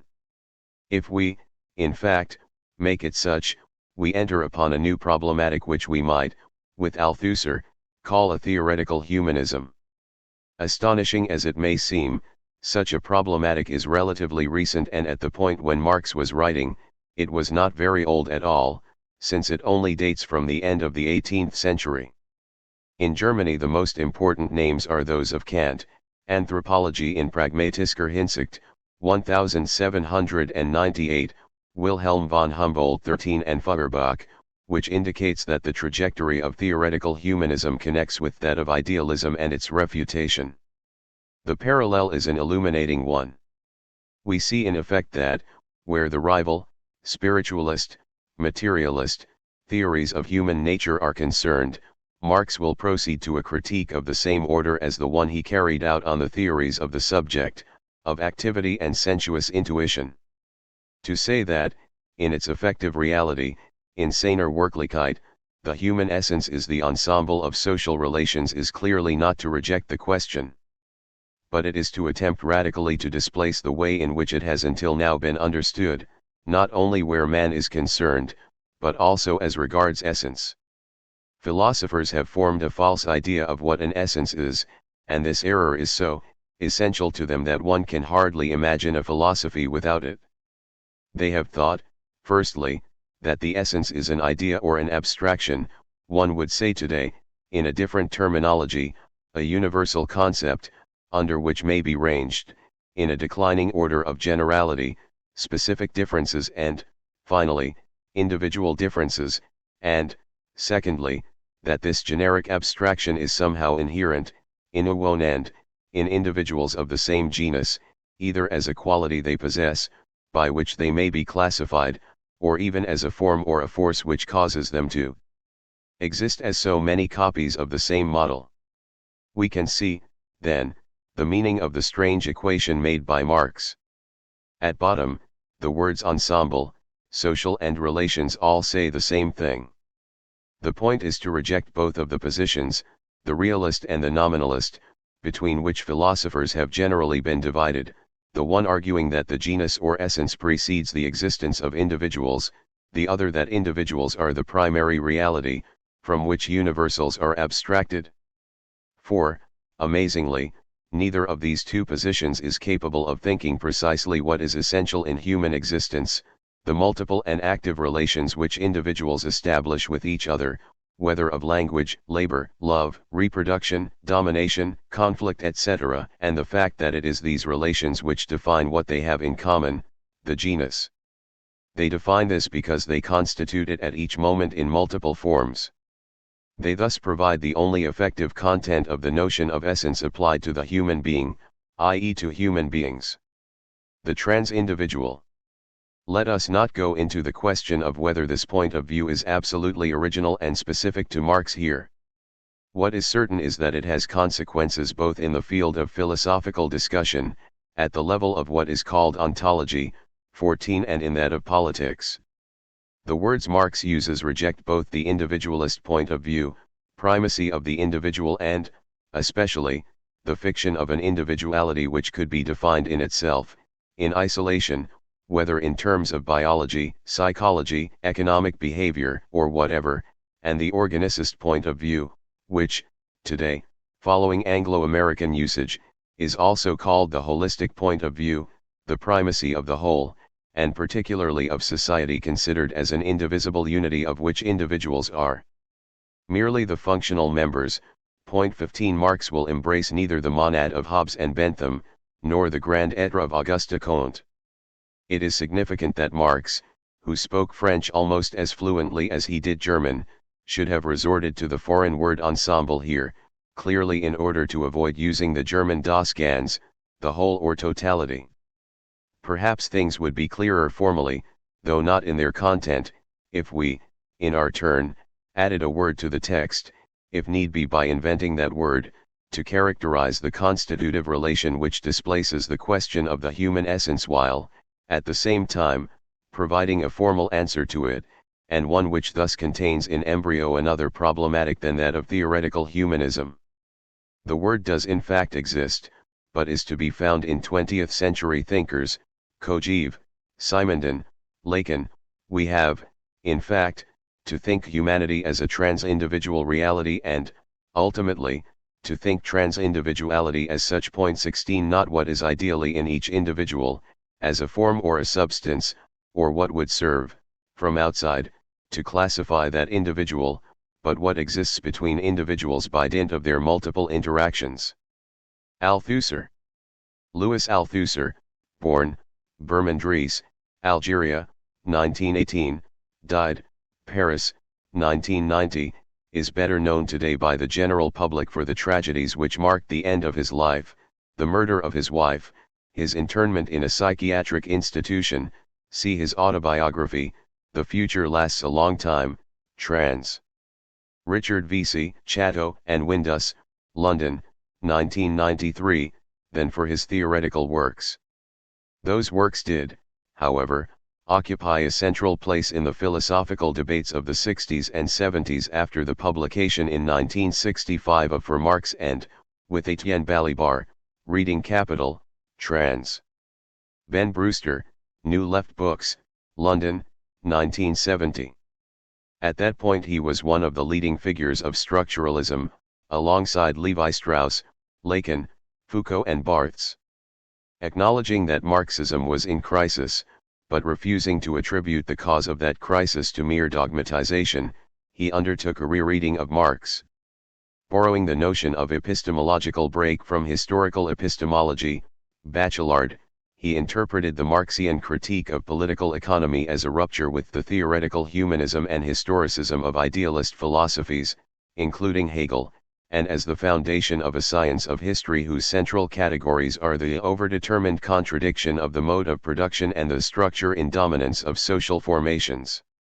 Such a science stands opposed to bourgeois ideology, but at the same time demonstrates the materiality and historical efficacy of ideologies, defined as the imaginary relation of individuals and classes to their conditions of existence. Just as there is no end of history, so there cannot be any end of ideology. Althusser simultaneously proposed a re-evaluation of the Leninist theses on philosophy, which he defined as Class Struggle in Theory, Lenin and Philosophy and Other Essays, trans. Ben Brewster, New Left Books, London, 1971, and he used this to analyze the contradictions between materialist tendencies and idealist tendencies within scientific practice, Philosophy and the Spontaneous Philosophy of the Scientists, 1974, trans. Warren Montag, Verso, London, 1990. In a later phase, under the influence of the Chinese Cultural Revolution and the May 1968 movements, Althusser criticized what he now considered to be the theoreticist deviation of his earliest essays, a deviation he attributed to the influence of Spinoza at the expense of dialectics, Elements of Self-Criticism, in Essays in Self-Criticism, trans. Graham Locke, New Left Books, London, 1976. Reaffirming the difference between Marxism and humanism, he outlined a general theory of ideology as the interpellation of individuals as subjects and as a system of both public and private institutions ensuring the reproduction of social relations, ideology and ideological state apparatuses, 1970, in Essays on Ideology, trans. Ben Brewster, Verso, London, 1984. An Ontology of Relations. Here, we must admit, an ontology is taking shape. However, for the discussion of the relations between the individual and the genus, it substitutes a program of inquiry into this multiplicity of relations, which are so many transitions, transferences, or passages in which the bond of individuals to the community is formed and dissolved, and which, in its turn, constitutes them. What is most striking in such a perspective is that it establishes a complete reciprocity between these two poles, which cannot exist without one another and are therefore in and of themselves mere abstractions, albeit necessary abstractions for thinking the relation or relationship, Verhaltnis. At this point, speculative as it may seem, we are in fact closer than ever, by a characteristic short circuit, to the question of politics. Not only are the relations of which we are speaking in fact nothing other than differentiated practices, singular actions of individuals on one another, but this trans-individual ontology has at least a resonance with statements like the Declaration of the Rights of Man and the Citizen, often quite wrongly considered an individualist text, and, even more, with the practice of revolutionary movements, a practice which never opposes the individual's self-realization to the interests of the community, and indeed does not even separate these, but always seeks to accomplish the one by accomplishing the other. For, though it is true that only individuals can, in the last analysis, possess rights and formulate demands, the winning of those rights or liberation, even insurrection, is no less necessarily collective. It will doubtless be objected that this formulation does not describe an existing state of affairs or, even less, a system of institutions, but rather a process, at least as experienced by those taking part in it. But this is exactly what Marx intends. And in these circumstances one can see that the sixth thesis, which identifies the human essence with the ensemble of social relations, and the third, eighth, and 11th theses, which link all thought to revolutionary practice and change, are, in reality, saying basically the same thing. Let us risk the expression, then, and say that social relations as designated here are nothing but an endless transformation, a permanent revolution. The term was doubtless not invented by Marx, but it would play a decisive role in his thinking up to around 1850. For the Marx of March 1845, it is not enough to say with Hegel that the real is rational and that the rational, of necessity, becomes reality. One has to say that the only thing which is real or rational is revolution. Stirner's objection. What more could one ask? I have said above, however, that Marx could not leave matters there. We now have to understand why this is the case. We should not arrive at such an understanding if we were content merely to show that by substituting practice for the subject, a circle or logical difficulty is generated, or that there is a danger that the notion of essence will be left in a state of disequilibrium, caught between the internal critique of traditional ontology and its dissolution into the multiplicity of concrete investigations of social relations. Without doubt, the German ideology is a text very close in inspiration to the theses on Feuerbach, and yet it already speaks another language. The formal reasons we have just mentioned are not sufficient to explain this. I believe there is a very precise conjunctural reason for it, but one which served to bring out a deep-seated problem. Some historians of Marx's philosophy, particularly Auguste Cornu, have clearly seen this, though many have underestimated or not been aware of it, mainly because it is usually only the first part of the text that is read. A long tradition has accustomed us to regarding this section, A concerning Feuerbach, as a freestanding exposition of historical materialism, whereas it is essentially a response, and often a difficult one, as readers will have learned to their cost, to the challenge posed by another theorist. That theorist, the force of whose argument it is now time to gauge, is Max Stirner, the pseudonym of Caspar Schmidt, the author of The Ego and Its Own, published at the end of 1844.17, but it was some months later, just after the theses were written, and on Engels's insistence, that Marx began to wrestle with that book. From a theoretical perspective, who is Stirner? First of all, he is an anarchist, a defender of the autonomy of society, composed of individuals, all of whom are singular and the owners of their bodies, needs and ideas, against the modern state, in which, as he sees it, all domination is concentrated and which has taken over the sacred attributes of power elaborated by the political theology of the Middle Ages. But, above all, Stirner is a radical nominalist. By this we mean that in his view, every generality, every universal concept is a fiction concocted by institutions to dominate, by organizing, classifying, simplifying, if not indeed merely by naming, the only natural reality, i.e. the multiplicity of individuals of whom each is unique of his kind. Hence Stirner's essential play on words here, which has in fact a long history. What is proper to each individual is his/her property. We saw a moment ago that Marx was developing a notion of social relation which, at least in principle, rejected both nominalism and essentialism. But Stirner's critique poses a formidable challenge to Marx because it is not content merely to target traditional metaphysical non-particulars, all of them more or less theological, being, substance, the idea, reason, good, but encompasses all universal notions without exception, thereby anticipating certain of Nietzsche's arguments and what is today known as postmodernism. Stirner wants none of these beliefs, ideas, or meta-narratives, whether they concern God or man, church or state, or revolution either. And there is, indeed, no logical difference between Christianity, humanity, the people, society, the nation, or the proletariat, any more than there is between the rights of man or communism. All these universal notions are indeed abstractions which, from Stirner's viewpoint, means that they are fictions. And these fictions are used to substitute for individuals and the thought of individuals, which is why Stirner's book was to continue to fuel critiques from both left and right, which argued that nothing is to be gained by exchanging the cult of abstract humanity for an equally abstract cult of revolution or revolutionary practice, and that by doing so one may indeed be running the risk of an even more perverse domination. It is certain that Marx and Engels could not sidestep this objection, for they aspired to be critics both of the idealism and essentialism of the philosophers and of the communists, more precisely the humanist communists. We have seen that this dual perspective was at the heart of the category which had just emerged for Marx as the solution to the enigmas of philosophy, revolutionary practice. How, then, did he respond to this challenge?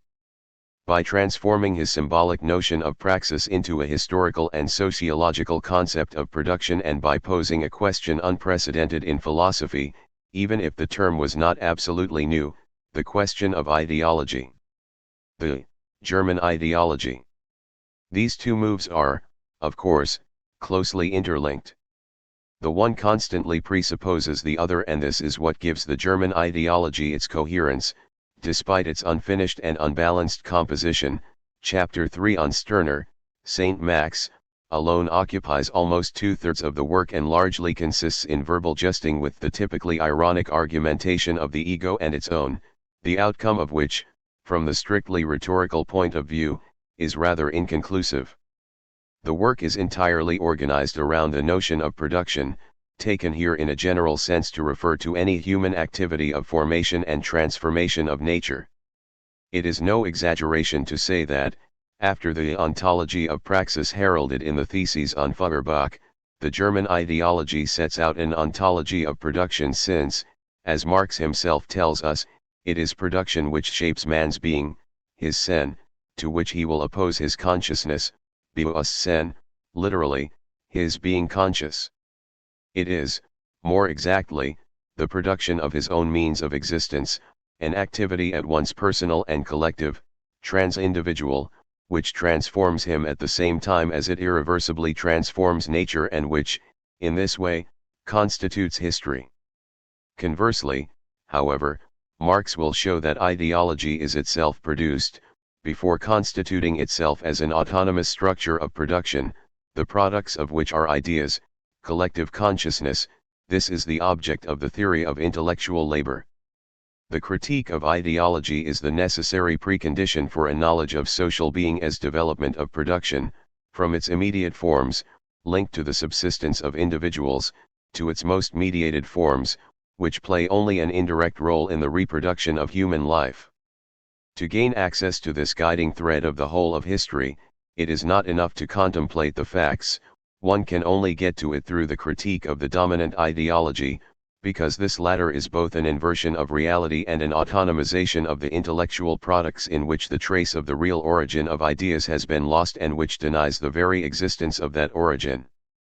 This is why I spoke above of a reciprocal presupposition. At the same time, however, Stirner's objection can be rejected, because the point is no longer to denounce the abstraction of universals, of generalities, of idealities.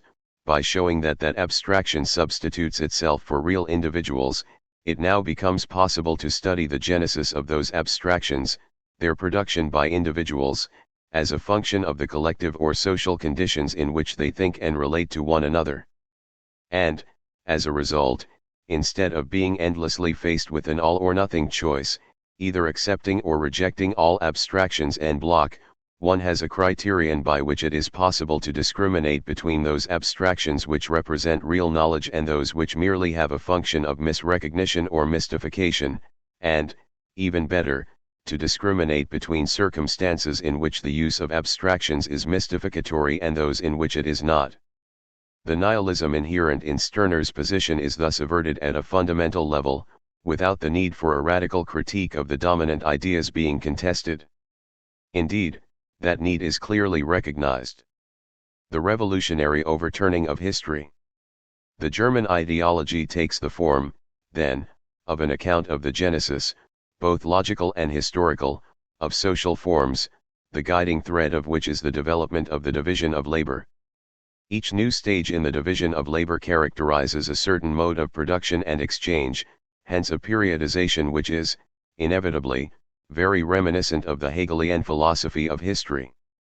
Rather than a mere narrative of the stages of universal history, what we have here in fact, as in Hegel, are the typical moments of the process by which history became universalized, became the history of humanity.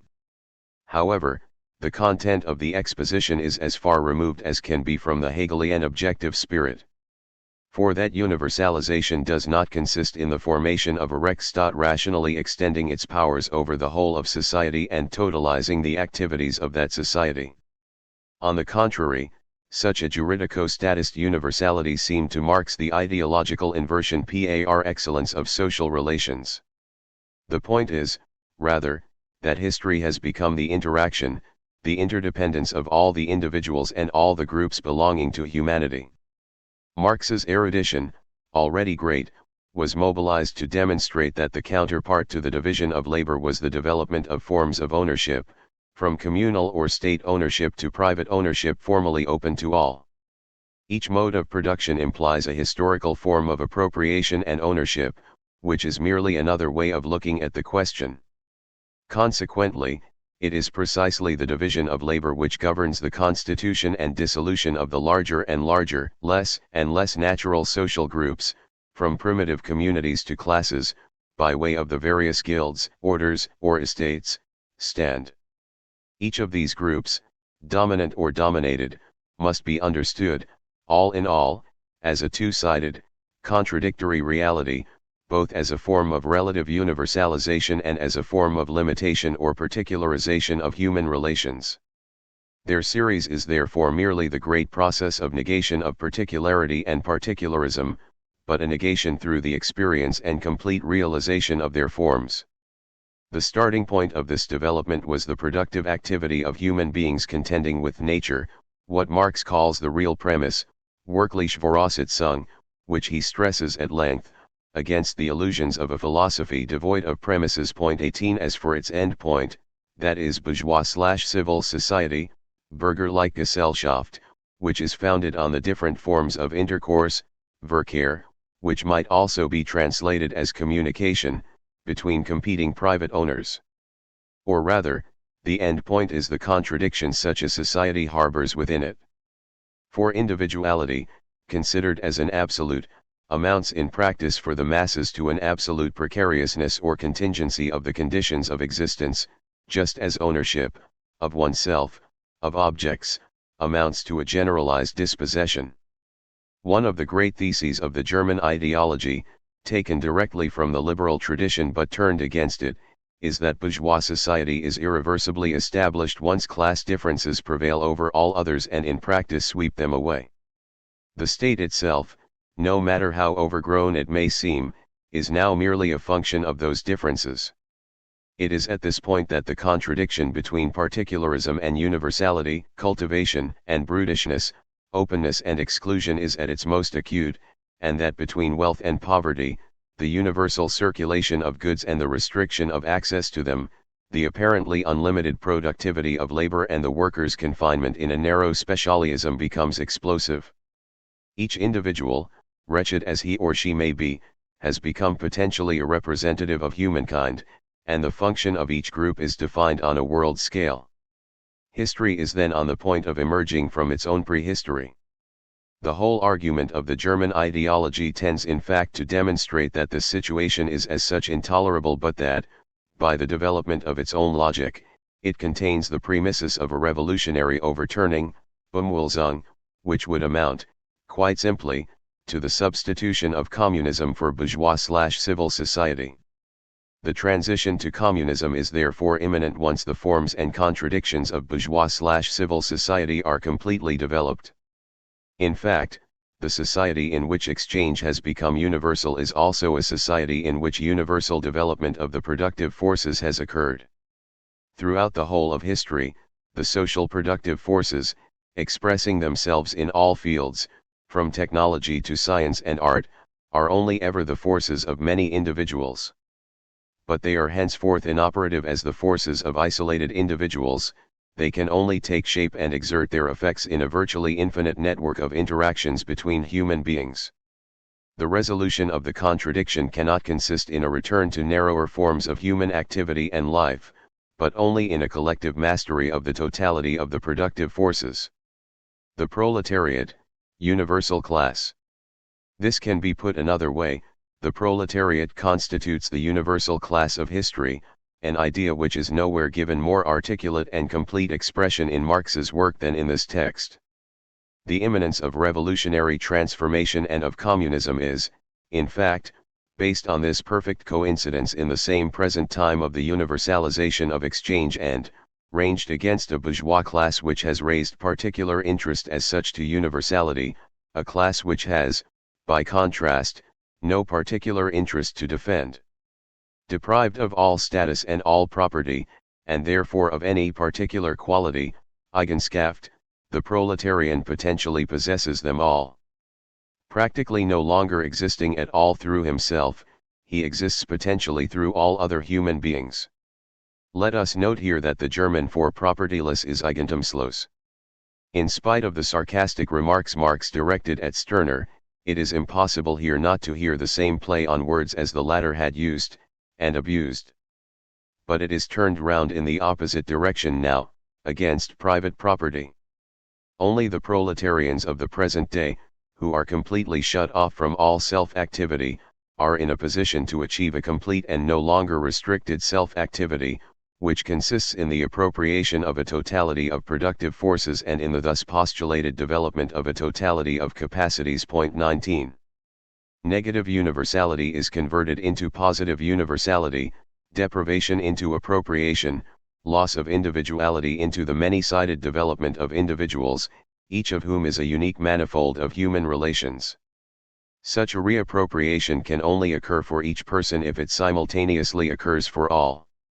Modern universal intercourse can be controlled by individuals, therefore, only when controlled by all. 20. This explains why the revolution is not just communist in its outcome, but also in its form. Will it be said that it must inevitably represent a decrease of freedom for individuals? On the contrary, it is the true liberation. For bourgeois/civil society destroys freedom at the very moment it proclaims it as its principle, whereas in communism, which is the revolutionary overthrow of that society, freedom becomes effective liberty because it responds to an intrinsic need for which that same society has created the conditions. In place of the old bourgeois society, with its classes and class antagonisms, we shall have an association, in which the free development of each is the condition for the free development of all. 21. The thesis of the proletariat as universal class thus condenses the arguments which allow Marx to present the condition of the worker, or rather the condition of the wage laborer, as the final stage in the whole process of the division of labor, the decomposition of civil society. 22. It also allows Marx to read off from the present the imminence of the communist revolution. The party of the same name, for which, with Engels, he went on to draft the manifesto, will not be a separate party. It will not have interests separate and apart from those of the proletariat as a whole.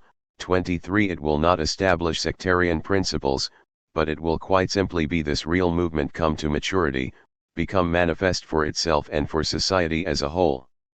The unity of practice. At the same time, a theory is also outlined here which, though it vigorously rejects the label of philosophy, nonetheless represents a new departure in philosophy. Marx has exited from the exit from philosophy. But he has not simply come back inside. We can demonstrate this by raising here a very old issue in dialectical thought. As I have said above, though the notion of praxis or revolutionary practice declared with unrivaled clarity that the aim of changing the world had put paid to all essentialist philosophy, it was still, paradoxically, liable to present itself as another name for the human essence. This tension increased with the notion of production, as now analyzed by Marx. Not only because there is a whole empirical history of production, which will oblige the philosopher to become an economist, historian, technologist, ethnologist etc., but, above all, because Marx removed one of philosophy's most ancient taboos, the radical distinction between praxis and poiesis. Since the Greeks, who made it the privilege of citizens, i.e. of the masters, praxis had been that free action in which man realizes and transforms only himself, seeking to attain his own perfection. As for poiesis, from the verb poiein, to make, which the Greeks considered fundamentally servile, this was necessary action, subject to all the constraints of the relationship with nature, with material conditions. The perfection it sought was not that of man, but of things, of products for use. Here, then, is the basis of Marx's materialism in the German ideology, which is, effectively, a new materialism, not a mere inversion of the hierarchy, a theoretical workerism, if I can put it thus, as has been the charge of Hannah Arendt and others 24, i.e. a primacy accorded to poiesis over praxis by virtue of its direct relationship with matter, but the identification of the two, the revolutionary thesis that praxis constantly passes over into poiesis and vice versa. There is never any effective freedom which is not also a material transformation, which is not registered historically in exteriority. But nor is there any work which is not a transformation of self, as though human beings could change their conditions of existence while maintaining an invariant essence. Now, such a thesis cannot but affect the third term of the classical triptych, theoria or theory, which the whole philosophical tradition still understood in the etymological sense of contemplation. The theses on Feuerbach had rejected all contemplation and identified the criterion of truth with practice, second thesis. As a counterpart to the practice equals production equation established there, the German ideology makes a decisive sideways move. It identifies theoria with the production of consciousness, or, more precisely, with one of the terms of the historical contradiction to which the production of consciousness gives rise. That term is, in fact, ideology, Marx's second innovation of 1845, by way of which he was, as it were, proposing to philosophy that it view itself in the mirror of practice. But could it recognize itself in that mirror? Althusser's English translator renders the full expression employed, Le Bord en terreur extreme, pour Marx, Maspero, Paris, 1972, p. 25, as earlier limit, for Marx, p. 33. Transaction. From La Butte, Les Fleurs du Mal. Francis Scarf translates, Movement I hate, that disturbs the ideal line, p. 27. Transaction. 3. Ideology or fetishism, power and subjection. In this chapter, we once again have several things to do. On the one hand, we have to resume the discussion of the theses advanced by Marx in the German ideology, in such a way as to clarify the link established between a conception of history based on production and an analysis of the effect of ideological domination in the element of consciousness. But, on the other hand, for things are never simple, we have to understand what is at stake in a strange vacillation within the concept of ideology. Contrary to what might be imagined by a reader today, for whom this has come to be a familiar notion, at the same time as its usage has been dispersed in all directions, and who would probably expect that, once invented, it would have developed in a continuous fashion, this is not what actually happened at all. Although he was constantly describing and criticizing particular ideologies, after 1846 and certainly after 1852, Marx never again used this term. It was to be exhumed by Engels 25 years later in Anti-Düring, 1878, and in Ludwig Feuerbach and the End of Classical German Philosophy, 1888, the works which mark his own appearance on the scene of the history of Marxism. This is not to say, however, that the problems identified by the term ideology purely and simply disappeared. They would be taken up again under the heading of fetishism, which gained wide currency due to a famous account in Capital. Now, this does not represent a mere terminological variant, but a genuine theoretical alternative, which has undeniable philosophical implications. At the same time, then, as we explore the problematic of ideology, we shall have to attempt to understand the reasons which induced Marx to supplant it, at least partially, with a different problematic. Theory and practice. Philosophy quite evidently has not forgiven Marx for ideology. It is constantly at pains to show that this is a badly constructed concept, which has no unambiguous meaning and which puts Marx in contradiction with himself. This is not difficult, one has only to place his irrevocable condemnation of the illusions and speculations of bourgeois consciousness, delivered in the name of the science of history, alongside the monstrous layer of ideology that has been built up on the names of the proletariat, communism, and Marxism. Yet philosophy comes back endlessly to this same point, as though, by the very fact of introducing this term, Marx had set it the problem it must master if it is to remain philosophy. Point 1. I shall return to this later. For the moment, let us attempt to demonstrate how the problematic of ideology developed in Marx's work. Now, as I have shown, the exposition of the German ideology is not only quite confused, but misleading on this matter. It reverses the order in which the text was written, relegating the polemical part to a later section and opening with the argument on the genesis of ideology, which takes the history of the division of labor as its main theme. It then seems that the concept of ideology in fact arises out of a derivation of the superstructure. The expression is employed on at least one occasion, from the base constituted by real life, by production. It could essentially be said to be a theory of social consciousness, Bewusstsein, and the point would be to understand how that consciousness could both remain dependent on social being, Sen, while gaining increasing autonomy from it, to the point where it caused an unreal, fantastic world to emerge, i.e. one endowed with apparent autonomy, which substituted itself for real history.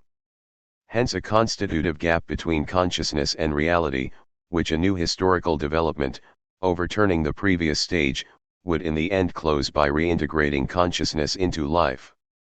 It would, then, in the main, be a theory of misrecognition or illusion, the converse of a theory of knowledge. But if one can, with Marx, attempt to describe the being of ideological consciousness in this way, and it would not be very difficult to find many philosophical precedents for such a description, which explains the temptation to use these to flesh out that description and eliminate its difficulties, one cannot understand the objectives Marx was pursuing by this approach. And it is not possible, either, to explain the particularities of his deductions or the supplementary, epistemological, political, functions he incorporates into it along the way. We thus have to go back a little way beyond the version that is offered to us. It then becomes clear that the problematic of ideology emerges at the point where two distinct questions meet, each of which was insistent in the preceding years. On the one hand, that of the power of ideas, a real power, but a paradoxical one, since it derives not from the ideas themselves, but solely from the forces and circumstances which they are able to seize. On point 2, on the other hand, that of abstraction, i.e., as we have seen, of philosophy, but this has to be understood in a broad sense, including all liberal discourse, rationalism, or critical thought which now develop in the new space of political opinion, and contribute to excluding the real force of the people and democracy from that space, while claiming to represent them. The combination of these two themes was prompted by Stirner, as a result of his stress on the function of domination performed by general ideas. Stirner took idealism's thesis, of the omnipotence of ideas which rule the world, to extremes. But he reversed the value judgment implied in that thesis. As representations of the sacred, ideas do not liberate, but oppress individuals.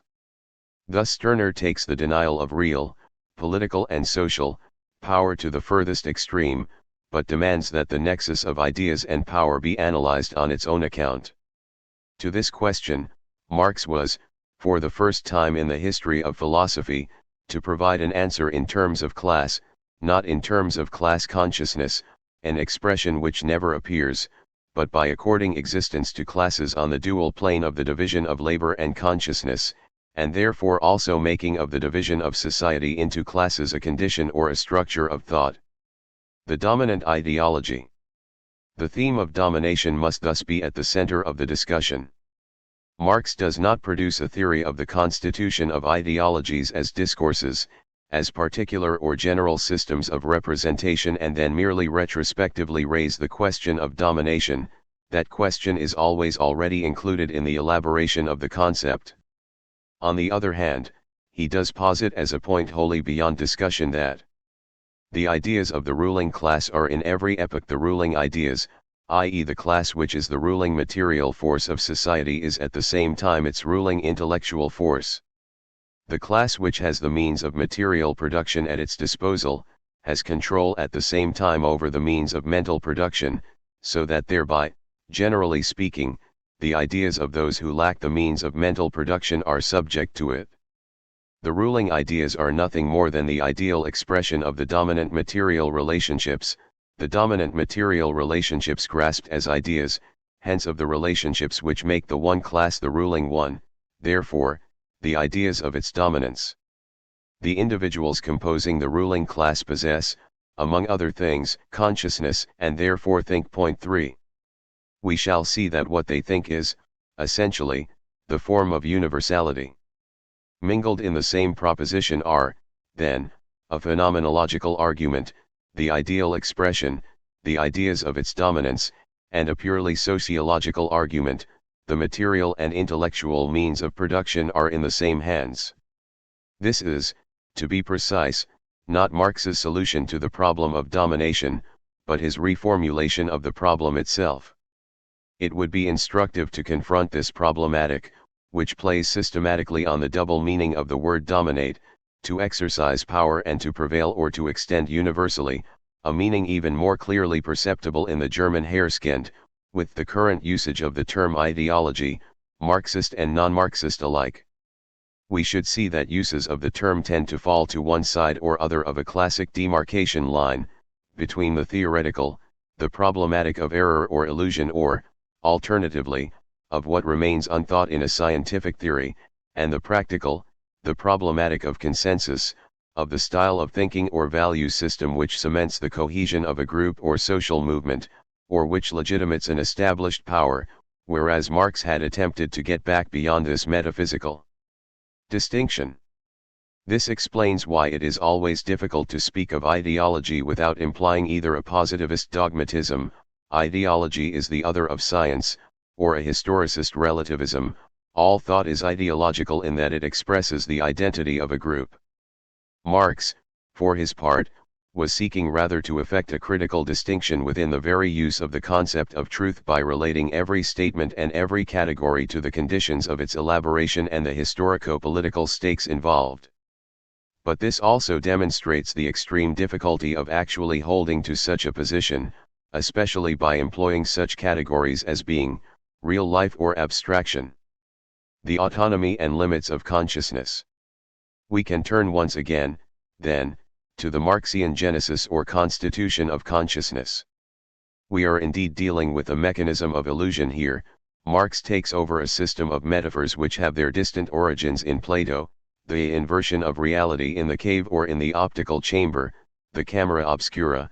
Point 4. But he does so in such a way as to avoid two insistent ideas in the political field, that of the ignorance of the masses, or the weakness inherent in human nature, which might make it incapable of achieving truth, and that of inculcation, which would indicate deliberate manipulation and hence the omnipotence of the powerful, each of which was widely deployed by Enlightenment philosophy in respect of religious ideas and their function of legitimating despotic regimes. Marx found, or proposed, another path by extending the scheme of the division of labor to its fullest extent, in such a way as to make it account, successively, for the gap between life and consciousness, the contradiction between particular and general interests and, lastly, the intensification of that contradiction in the establishment of an autonomous, though indirect, mechanism of power, the division between manual and mental labor, the importance of which I shall discuss in a moment. When this construction is completed, the ideological mechanism, which can equally be read as a social process, will come to be seen as an astonishing conversion of impotence into domination, the abstraction of consciousness, which is an expression of consciousness's incapacity to act in reality, the loss of its immanence, becomes the source of a power precisely because it is autonomized. This is also what, ultimately, will make it possible to identify the revolutionary overturning of the division of labor with the end of ideology. However, for this, ideas deriving from different sources have to be combined in a theoretically unstable equilibrium. Marx had recourse, first, to the old idea of alienation in the form assigned it by Feuerbach, and with which, in actual fact, he was to go on constantly settling his accounts, i.e. the splitting of real existence, followed by the projection and autonomization of a fantastic reflection compared, at times, with the imaginary creatures of theology and, at others, with the specters of black magic. He also had recourse to this new idea of individuality as relation or as a function of social relations which is continually being transformed throughout history, an idea we have just watched being born, or reborn, between the theses on Feuerbach and the German ideology. If we combine the two, we get this formal definition of the ideological process: it is the alienated existence of the relation between individuals, which, as we have seen, Marx refers to, in general, by the term intercourse, German Verkehr, French commerce, in order to grasp both its productive and its communicative aspects. Point 5. In a sense, everything is said here, yet one can go into detail, i.e. relate how this must have occurred in history, and this is what Marx does by providing an account, at least in principle, of the succession of the forms of consciousness corresponding to the different developmental stages of property and the state. Fictive universality. From the beginning of history, then, there is a duality or tension between thought and the division of labor, in philosophical language the poles of interiority and exteriority. The one is merely the reverse side of the other, its reflection by individuals. This is why the limits of communication between individuals, what might be called their practical universe, are also the limits of their intellectual universe. Before being a question of interests, this is a question of situation or existential horizon. Let us reiterate that Marx did not produce a theory of class consciousness here, in the sense of a system of ideas which might be said, consciously or otherwise, to express the aims of a particular class. He produced, rather, a theory of the class character of consciousness, i.e. of the limits of its intellectual horizon which reflect or reproduce the limits to communication imposed by the division of society into classes, or nations, etc.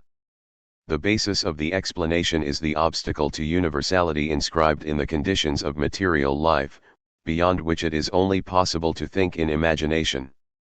We can see clearly, then, that the more these conditions expand, the more the horizon of men's activity, or of their intercourse, will coincide with the totality of the world, and the greater will be the contradiction between the imaginary and the real.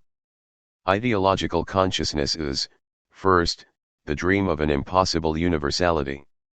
And we can see that the proletariat will itself occupy a limit position, not so much standing over against ideology as on its edge, at the point where, no longer having any outside, it turns around into real historical consciousness. In the face of effective universality, fictive or abstract universality has no alternative but to disappear. Why then should we identify ideology with the generalities and abstractions of consciousness? Why not, rather, see it as an irremediably particular consciousness?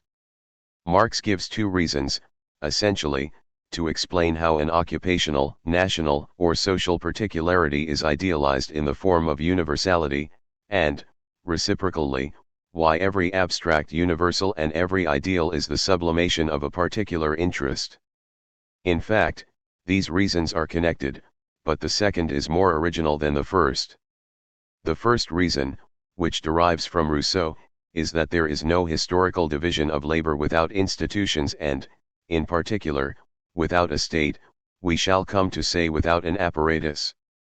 The state is a manufacturer of abstractions precisely by virtue of the unitary fiction, or consensus, which it has to impose on society. The universalization of particularity is the compensation for the constitution of the state, a fictive community whose power of abstraction compensates for the real lack of community in relations between individuals. Since the state is the form in which the individuals of a ruling class assert their common interests, and in which the whole civil society of an epoch is epitomized, it follows that the state mediates in the formation of all common institutions and that the institutions receive a political form. Hence the illusion that law is based on the will, and indeed on the will divorced from its real basis, on free will. 6. But the great supplementary idea which Marx adds to his exposition is the division between manual and mental labor.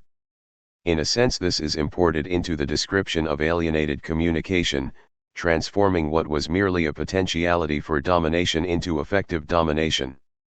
And, as a consequence, it changes the theory of consciousness, wresting it away from any kind of psychology, even a social psychology, and making it a question of political anthropology. Intellectual difference. Rather than division of manual and mental labor, I would prefer to refer to intellectual difference in general, for we are dealing here both with the opposition between several types of labor. Marx mentions commerce, accounting, management, and actual production, and the opposition between labor and non-labor, free or unpaid activities in general, which have become the privilege and specialism of some and not others. In communism, these activities will be accessible to all, and, more generally, communism is unthinkable without doing away with this division. This theme will become central once again in 1875, in the critique of the Gotha program. It is one of the rare, strictly utopian elements, along with considerations on future education, to play an explicit role in Marx. 7 Later, as we shall see, the question of education and its relation of dependency on the capitalist labor process will become, or once again become, crucial. The analysis of intellectual difference takes us beyond instrumentalist conceptions of an illusion or mystification functioning to serve the material power of a class. It lays down the principle of a domination which is constituted within the field of consciousness and divides it from itself, producing effects which are themselves material. Intellectual difference is both a schema for explaining the world, whence comes the notion of a mind or reason, and a process coextensive with the whole history of the division of labor. Marx says this explicitly. Division of labor only becomes truly such from the moment when a division of material and mental labor appears. From this moment onwards consciousness can really flatter itself that it is something other than consciousness of existing practice, that it really represents something without representing something real. 8. There are, then, as many historical stages to it as there are to the division of labor itself. But clearly what most interests Marx is the link connecting the distant beginnings of civilization with current phenomena, when a bourgeois public sphere comes into being, the role of ideas and ideologue in politics, and the role played by their relative autonomy in the creation of a general domination which is not that of a particular group of property owners, but really that of an entire class. The illusion or semblance, that the rule of a certain class is only the rule of certain ideas, and therefore also the sublimation of particular interests in the general interest, is the result of the activity of ideologists. Marx speaks of the active conceptive ideologists of the dominant class. For this to happen, however, those ideologists first have to mystify themselves, in their questions, i.e. in their mode of thinking, and they can only do this because their way of life, their specific particularity, or independence, engendered by history, provides them with the conditions to do so. Ideologists are beside their own class, just as the ideas they produce, reason, freedom, humanity, are beyond social practices. Shall we say, then, that Marx's analysis amounts, in the end, to an outline of the political sociology of modern intellectuals, or an outline of the sociology of knowledge, Die Wissenssoziologie 9, combined with a history of their formation and function? That reading would not be wrong, but it would, perhaps, be too restrictive. In reality, Marx has his sights set on a difference which runs through the whole of history and which, as such, affects both professional intellectuals and non-intellectuals. No individual stands outside that division, any more than he or she stands outside sexual difference. In overdetermining class difference in its successive forms, it reveals by that very token the dimension of domination which accompanies it from the outset and shows itself to be indissociable from the instituting of culture and the state. This difference is therefore constantly cultivated by the ideologists themselves, but it is more a historical condition of their existence than their personal creation. To understand the importance of this idea, we have to make a detour through the philosophy of Hegel. Intellectuals and the state. Marx described the proletariat as a universal class, a mass situated virtually beyond the condition of class, the particularity of that mass being denied in its very conditions of existence. But he could not have formulated that idea if Hegel had not, in his philosophy of right of 1821, developed a theory of the universal standpoint. 10. What are we to understand by this term? It refers to the group of state functionaries and the new function they were acquiring with the modernization of the state in the wake of the revolution. However, we must be careful here. From Hegel's viewpoint, the role of functionaries in general is not purely administrative, but essentially intellectual. And it is, correlatively, by their incorporation into the state, i.e. into the public service, that the intellectuals, die Gelehrten, the educated, can discover their true destiny. For it is the state, in which the different particular interests of civil society have to be made compatible and raised to the higher level of the general interest, which offers them the conditions for, and substance of, their reflective activity. The state which is universal for Hegel in itself frees the intellectuals, from belief and the various forms of personal dependence, so that they may in its service, within the whole of society, perform an activity of mediation or representation and thus carry a universality which is as yet abstract to the level of self-consciousness. It must be acknowledged that this theorization expresses powerfully, and with remarkable anticipation, the sense of the administrative and educational framework and the structure of scientific research and public opinion which would gradually give contemporary states their capacity for social regulation, in a manner as far removed from pure liberalism as it is from authoritarianism. If we did not bear this in mind, we should not understand the exactly converse power of the theorization of ideology in Marx, as regards either its aims or the problems it poses. More than anything, perhaps, the analysis of intellectual difference, provided that it is conducted both in the register of knowledge and in that of organization and power, profoundly illuminates the nature of processes of domination. It is not surprising that, one way or another, most authentically philosophical Marxists, let us mention here such diverse figures as Gramsci, Althusser, and Sohn-Rethel, have always seen the historical resolution of that difference as a fundamental characteristic of communism. For Marx was not content merely to stand the Hegelian theses on their head and attribute a function of subjugation and division to intellectuals, ideological inculcation, as the May 68 movement had it, but went right back to the description of the anthropological difference which underlay their activity and the autonomization of their function. That difference is not a natural one, though it incontestably expresses itself in the distinct functions of the organism, since it is formed and transformed in history. Nor, however, is it a difference that is instituted, in the sense of being the product of mere political decisions, though it is amplified, utilized, and reproduced by institutions. It is inherent in the culture of successive civilizations, between which it provides a thread of continuity. Marx here places this difference more or less at the same level of generality as the difference of the sexes or the difference between town and country life. Being incorporated into the whole social organization of labor, it divides all practices and all individuals from themselves, for a practice in the complete sense, praxis and poiesis, can be neither purely physical nor purely intellectual, but must be a complementarity, a reciprocity of the two aspects. If this were not the case, the specialist intellectuals could not become the instruments of a permanent inequality, of an institutional hierarchy of the dominant and the dominated, or the governing and the governed, as Gramsci later put it.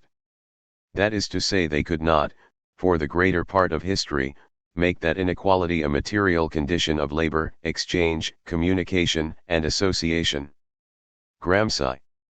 The work of Antonio Gramsci, 1891–1937, the greatest of the intellectual leaders of the European communist movement after Lenin, consists of three groups of texts which are of very different status: the political writings, selections published by Lawrence and Wishart in a translation by Quinton Hoare, Volume 1, 1977, covering the period 1910 to 1920, and Volume 2, 1921 to 26, the prison notebooks written after Gramsci's arrest by the Italian fascist government and published at the Liberation.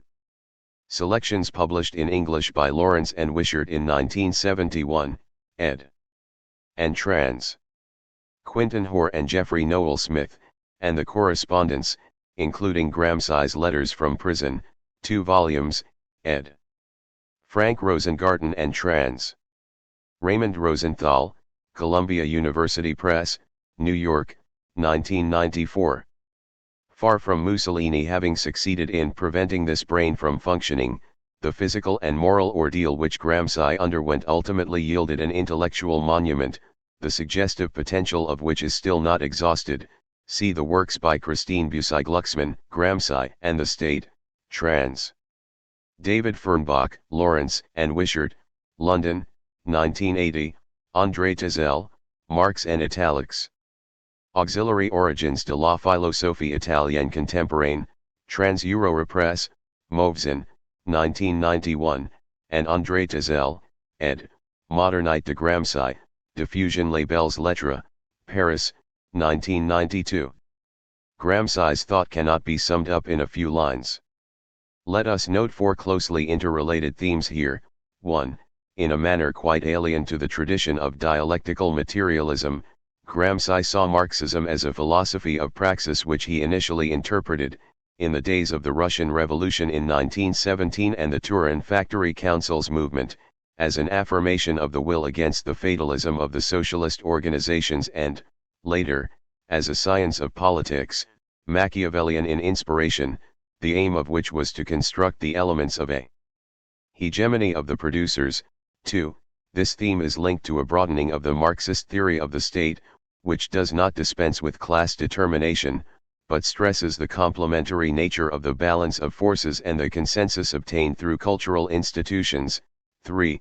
This explains why Gramsci devoted a considerable part of his unfinished research to a history and analysis of the function of the different types of intellectual, with a view to reforming the organic bond which unites them to the masses when a new social class is in the ascendant. 4. There is also an ethical dimension to this critical thinking, not only in its quest for a morality or a common sense for the workers which could free them from bourgeois hegemony, but in its effort to formulate and implement a regulative principle for political action which would be fundamentally secular and directed against all forms of messianic ideology, pessimism of the intelligence, optimism of the will, the aporia of ideology. It remains to ask, then, why Marx did not continue directly along this path. As I suggested above, internal reasons combined here closely with conjunctural ones, which themselves indicated what was still abstract or even speculative in Marx's construction, despite his effort to get back to the materiality of history. Given Marx's conception of the proletariat, the idea of an ideology of the proletariat, or of a proletarian ideology, later, as we know, to meet with much success, is obviously devoid of meaning. In reality, the concept of the proletariat is not so much that of a particular class, isolated from the whole of society, as of a non-class, the formation of which immediately precedes the dissolution of all classes and primes the revolutionary process. For this reason, when speaking of it, Marx employs, for preference, the term masse, mass or masses, which he turns round against the contemptuous use made of it by bourgeois intellectuals in his day.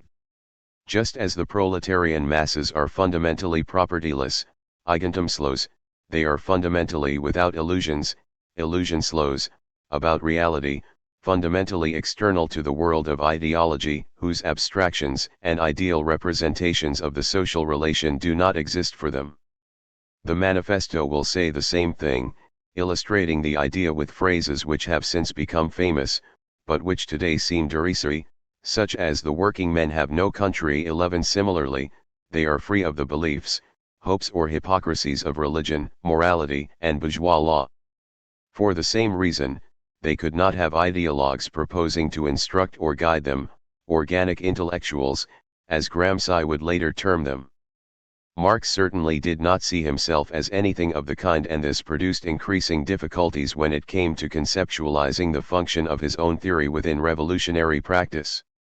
Here again, Engels was to make the decisive step by bringing the expression scientific socialism into general use. The events of 1848–50 were cruelly to emphasize how far removed this vision was from reality. Indeed, these events might have been sufficient to prompt the abandonment, if not of the idea of a universal role of the proletariat, at the level of world history, and the revolutionary transformation of society in its entirety, without which there is no Marxism, then certainly of the proletariat as a universal class. The most fascinating text in this regard is the 18th Brumaire of Louis Bonaparte, to which we have already referred. We would really need more space to examine this text in detail here. In it, the search for a strategy with which the working class can confront the counter-revolution is combined with a new analysis of the historical gap between what Marx calls the class in itself and the class for itself, between the mere fact of similar conditions of life and an organized political movement, conceived not in terms of consciousness merely lagging behind life, but as an effect of contradictory economic tendencies, which he now began to see as promoting both the unity of the workers and competition between them. 12 Immediate experience in France, as in Germany or Britain, was, in actual fact, to reveal the power nationalism and historical, republican or imperial, myths and even religious forms exerted over the proletariat, and the power of the political and military machines of the established order. How was the theoretical thesis that the conditions of production of ideology were radically external to the proletarian condition to be reconciled with the observation of the daily interpenetration of the two? It is very remarkable that Marx never invoked an implicitly moral notion, such as that of false consciousness, as later employed by Lukács and others, just as he never spoke of proletarian ideology or class consciousness. But the difficulty remained a glaring one in his writings and led to the suppression of the very concept of ideology. Another factor conspired towards this same end, the difficulty Marx experienced in defining bourgeois political economy, particularly that of the classics, Quesnay, Smith, and Ricardo, as ideology, since this theoretical discourse, which was scientific in form and clearly intended to provide the foundations for the liberal politics of the owners of capital, did not fall directly into the category of ideology, characterized by the abstraction and inversion of the real, or of a materialist history of civil society, given that it was based on the postulate that bourgeois conditions of production were eternal, or that the relation between wage laborers and capital was invariant. But it was precisely the need to extricate himself from this dilemma which was to lead Marx to immerse himself for years in the critique of political economy, a critique fueled by intensive reading of Smith, Ricardo, Hegel, Malthus, historians, and statisticians. And that critique, in its turn, was to throw up a new concept, that of commodity fetishism. Commodity fetishism. The theory of fetishism is mainly expounded in Part 1 of Volume I of Capital 13. It is not merely a high point of Marx's philosophical work, entirely integrated into his critical and scientific work, but one of the great theoretical constructions of modern philosophy. It is notoriously difficult, even though the general idea is relatively simple. I shall not linger here over the origins of the term fetishism, its relationship with theories of religion in the 18th and 19th centuries, or the place which, by taking up this term again, Marx occupies within the history of the question of fetishism in general. 14 Nor, for want of space, shall I discuss the function this argument performs in the overall architecture of capital, a function it fulfills particularly by its explanation of the inverted form in which, as Marx tells us, the structural phenomena of the capitalist mode of production, which all relate back to the way expansion in the value of capital feeds on living labor, are perceived at the surface of economic relations, in the world of competition between the different forms of capital, profit, rent, interest, and their respective rates. Point 15. I shall, however, attempt to explain the connection with Marx's text of the dual legacy we can recognize as his today. On the one hand, the idea of the reification of the bourgeois world in the forms of the generalized commodification of social activities, on the other, the program of an analysis of the mode of subjection implied in the process of exchange, which finds its ultimate expression in structural Marxism. The fetishism of the commodity, Marx tells us, is the fact that a definite social relation between men themselves, assumes here, for them, the fantastic form of a relation between things.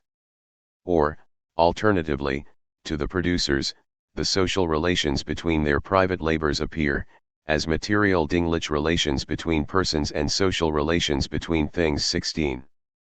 Karl Marx, The Fetishism of the Commodity and Its Secret. Capital, Volume 1, Part 1, Chapter 1, Section 4. Whence, then, arises the enigmatic character of the product of labor, as soon as it assumes the form of a commodity. Clearly, it arises from this form itself. The equality of the kinds of human labor takes on a physical form in the equal objectivity of the products of labor as values. The measure of the expenditure of human labor power by its duration takes on the form of the magnitude of the value of the products of labor, and finally the relationships between the producers, within which the social characteristics of their labors are manifested, take on the form of a social relation between the products of labor. The mysterious character of the commodity form consists therefore simply in the fact that the commodity reflects the social characteristics of men's own labor as objective characteristics of the products of labor themselves, as the socio-natural properties of these things. Hence it also reflects the social relation of the producers to the sum total of labor as a social relation between objects, a relation which exists apart from and outside the producers. Through this substitution, the products of labor become commodities, sensuous things which are at the same time supersensible or social. In the same way the impression made by a thing on the optic nerve is perceived not as a subjective excitation of that nerve but as the objective form of a thing outside the eye. In the act of seeing, of course, light is really transmitted from one thing, the external object, to another thing, the eye. It is a physical relation between physical things. As against this, the commodity form, and the value relation of the products of labor within which it appears, have absolutely no connection with the physical nature of the commodity and the material, dinglich, relations arising out of this. It is nothing but the definite social relation between men themselves which assumes here, for them, the fantastic form of a relation between things. In order, therefore, to find an analogy we must take flight into the misty realm of religion. There the products of the human brain appear as autonomous figures endowed with a life of their own, which enter into relations both with each other and with the human race. So it is in the world of commodities with the products of men's hands. I call this the fetishism which attaches itself to the products of labor as soon as they are produced as commodities, and is therefore inseparable from the production of commodities. Capital, Volume 1, Trans. Ben Fowkes, Penguin/New Left Review, Harmonsworth, 1976, pages 164, 5. Commodities, produced and exchanged, which are useful material objects and which, as such, correspond to individual or collective needs, also possess another quality, which is immaterial but no less objective, their exchange value, generally expressed in the form of a price, i.e. as a certain sum of money. That quality, which is attached to them individually, is therefore immediately quantifiable, just as a car weighs 500 kilograms, so it is worth 10,000 pounds. Naturally, for a given commodity, this quantity varies according to time and place, as a function of competition and other more or less long-term fluctuations. However, Far from such variations dissipating the appearance of an intrinsic relation between the commodity and its value, they in fact confer on it an added objectivity. Individuals go to the marketplace of their own free will, but it is not as a result of their decisions that the values, or prices, of commodities on the market fluctuate. It is, rather, the fluctuation of values which determines the conditions in which individuals have access to commodities. It is, therefore, in the objective laws of the circulation of commodities, governed by changes in value, that human beings must seek the means of satisfying their needs and regulating the relations of mutual service and the community or working relations which are mediated by economic relationships or dependent on them. Marx presents this elementary objectivity, which appears as soon as a simple relationship with commodities on the market exists, as the starting point and model of objectivity of economic phenomena in general and their laws. It is these laws which are studied by political economy, which ceaselessly compares them, either explicitly, by the use of mechanical or dynamic concepts, or implicitly, by the mathematical methods it employs, with the objectivity of the laws of nature. There is obviously an immediate relation between this phenomenon, in the sense that things present themselves in this way, and the function of money. It is as a price, and therefore as an at least potential relation of exchange with a quantity of money, that exchange value presents itself. At bottom, that relationship is not dependent on money actually being spent or received or even merely being represented by a sign, credit money, banknotes given forced currency etc. in the last analysis, especially on the world, or universal, market which Marx tells us is the true space in which the commodity relation is realized. The monetary reference must exist and must be verifiable. The presence of money over against commodities, as a precondition for their circulation, adds an element to the fetishism and allows us to understand why this term is used.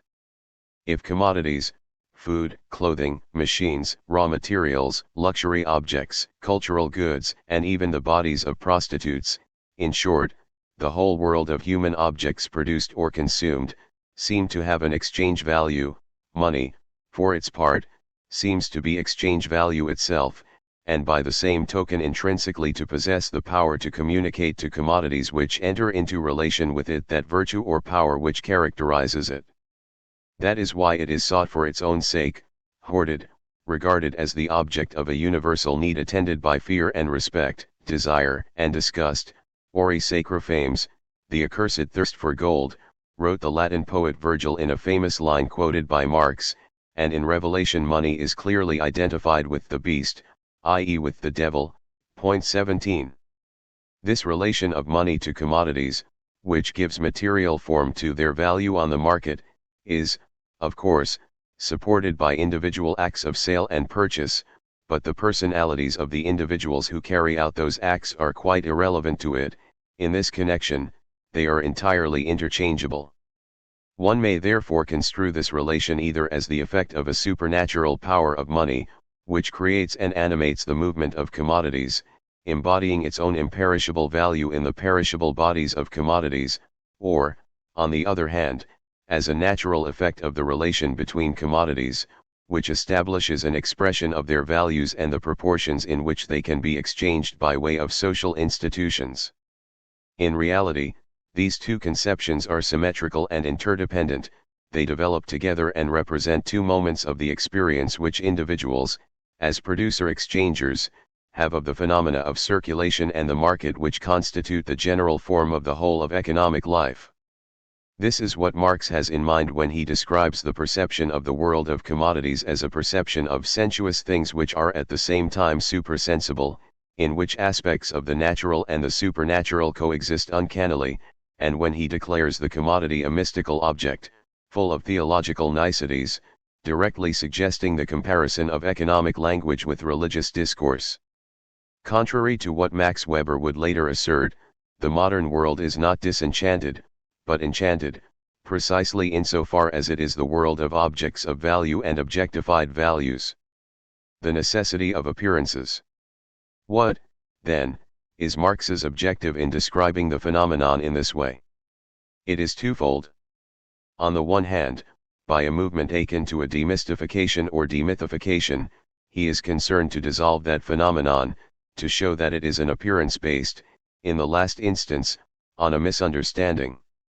The phenomena just mentioned, exchange value considered as a property of objects, the autonomous movement of commodities and prices, will have to be traced back to a real cause which has been masked and the effect of which has been inverted, as in a camera obscura. This analysis really clears the way for a critique of political economy. For at the very point when that discipline, driven by a desire to provide scientific explanation, Marx is of course thinking here of the representatives of classical political economy, Smith and particularly Ricardo, whom he is always careful to distinguish from the apologists of capital, is setting out to solve the enigma of the fluctuations of value by pinning value down to an invariant measure, the labor time necessary to produce each commodity.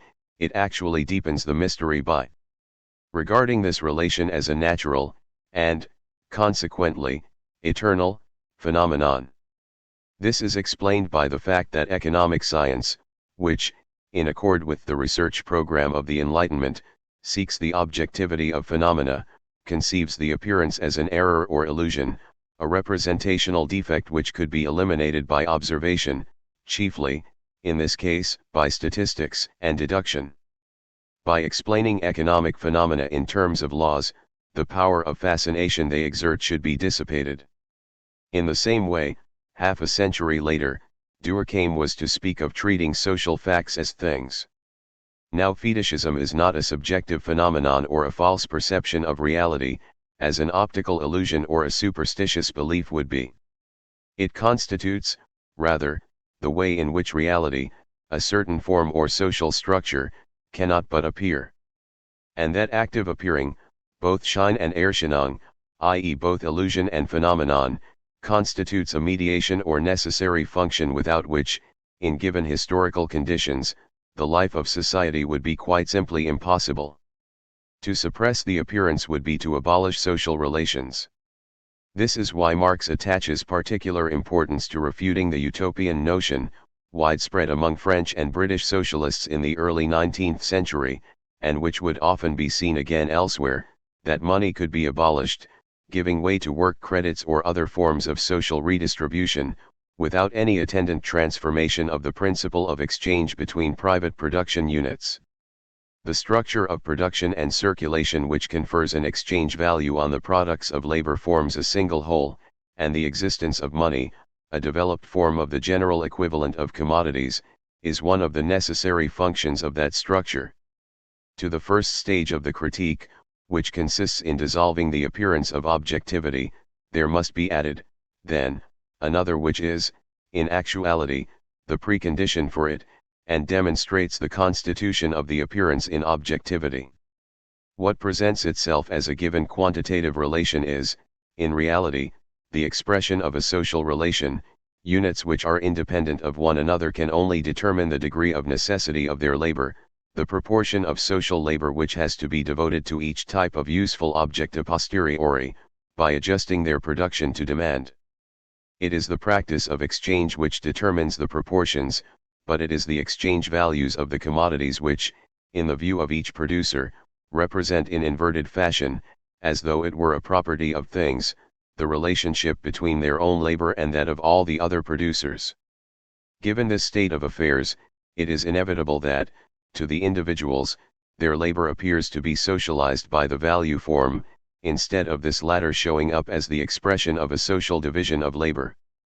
Hence the formula I quoted above: to the producers, the social relations between their private labors appear, as material dinglich relations between persons and social relations between things. Marx refutes this by undertaking a thought experiment which consists in comparing the way socially necessary labor time is apportioned in various different modes of production, some of them historical, primitive societies based on subsistence economies, for example, or medieval society based on serfdom, others imaginary, the domestic economy of Robinson Crusoe on his island, or hypothetical, a future communist society where the apportioning of labor is consciously planned. It then appears that these relations of production are either free and egalitarian, or oppressive and based on force, but the social relations between individuals in the performance of their labor appear at all events as their own personal relations, and are not disguised as social relations between things, between the products of labor. 18 In other words, these societies are, first and foremost, societies of human beings, whether equal or unequal, and not commodity, or market, societies, where human beings serve only as intermediaries. Genesis of ideality. Obviously, such a thought experiment is no substitute for demonstration, but merely indicates the need for it. That demonstration is one of the two results, together with the elucidation of the process of exploitation of wage labor as a source of the expansion of capital, on which Marx wished to stake his scientific reputation, though apparently without ever having found an absolutely definitive exposition of it. It coincides in fact with the whole of the first part of Capital, chapters 1 to 3. I shall merely present the broad outlines of the argument here.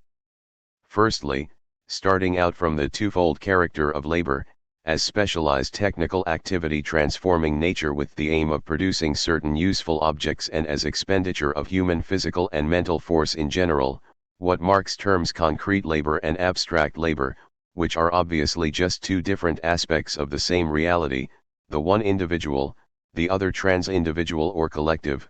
The point is to show how the commodities which are produced become objects of a twofold or dual character themselves, being endowed with utility, corresponding to certain needs, and value, the substance of which is constituted by the socially necessary labor time required for their production. Secondly, the aim is to show how the magnitude of the value of a commodity can be expressed in the quantity of another, which is properly the exchange value.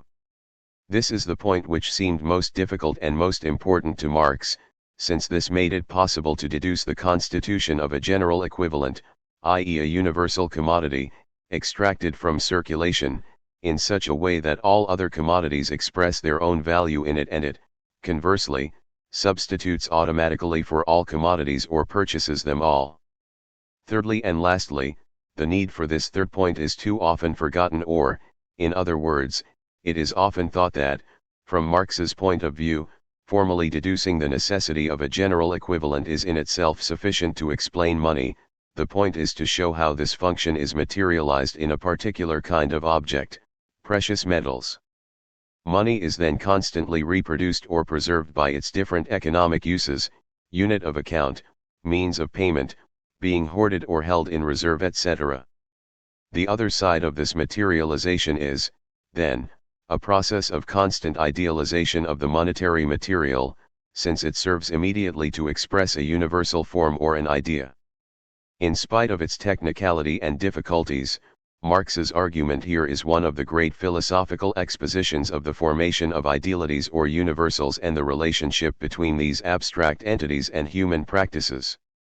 It is comparable with what Plato, Locke, or Hegel had proposed on the subject, and Hegel had written that logic is the coin of the spirit, or with what Husserl or Freya would later advance.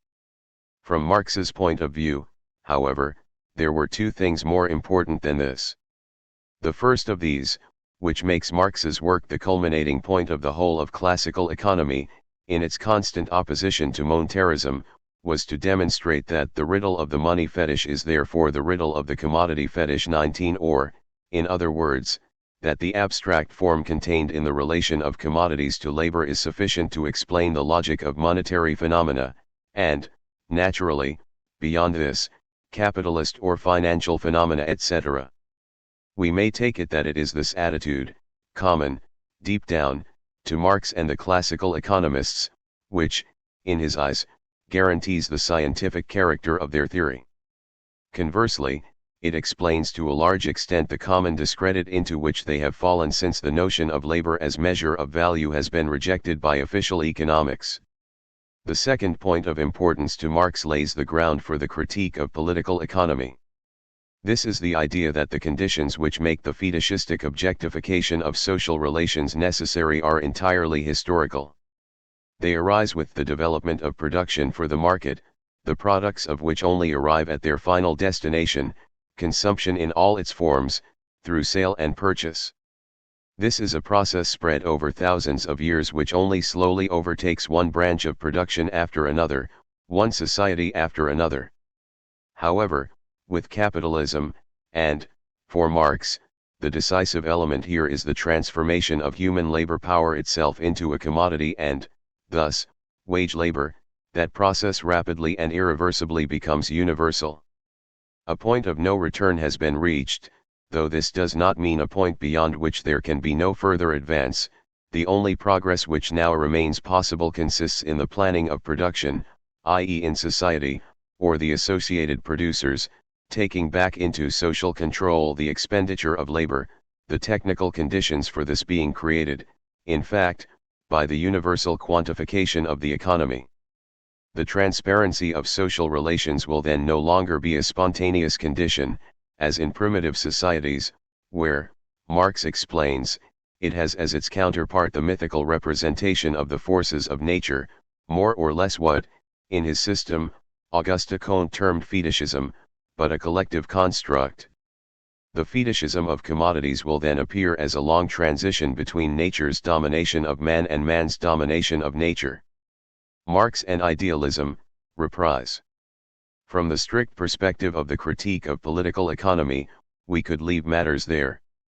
But this would, as I have said, be to miss what constitutes the philosophical importance of Marx's text and explains its astonishing legacy. That legacy has divided into various different orientations, but all of these have been based on a recognition that there is no theory of objectivity without a theory of subjectivity. By rethinking the constitution of social objectivity, Marx at the same time virtually revolutionized the concept of subject. He thus introduced a new element into the discussion of the relations between subjectification, subjection, and subjectivity. We must remember here that, in the tradition of German idealism since Kant, the subject had been conceived first and foremost as a universal consciousness, both set above all particular individuals, hence the possibility of identifying it with the reason of humanity, and present in each of them, what Foucault was later to term the empirico-transcendental doublet 20, which we have seen Marx denounce as a mere variant of essentialism. Such a consciousness constitutes the world, i.e. makes it intelligible by means of its own categories or forms of representation, space, time, causality, Critique of Pure Reason, 1781. This side of that constitution of the world, Kant had to set aside the domain of the necessary illusions of metaphysics or pure thought, which did not refer to anything in experience. These were something like the inevitable price to be paid for the capacity of reason to forge abstractions. Beyond this, escaping the constraints of nature and experience, he situated a pure practical reason, i.e. an unconditioned moral freedom, which aspired to constitute a kingdom of ends based on mutual respect between persons, but all the more implacably subject for that to the inner law of duty, the famous categorical imperative. And even when Hegel, rejecting the separation of the natural from the moral world, demonstrated that the experience of consciousness was properly located in historical experience, this schema of the constitution of the world remained determinant.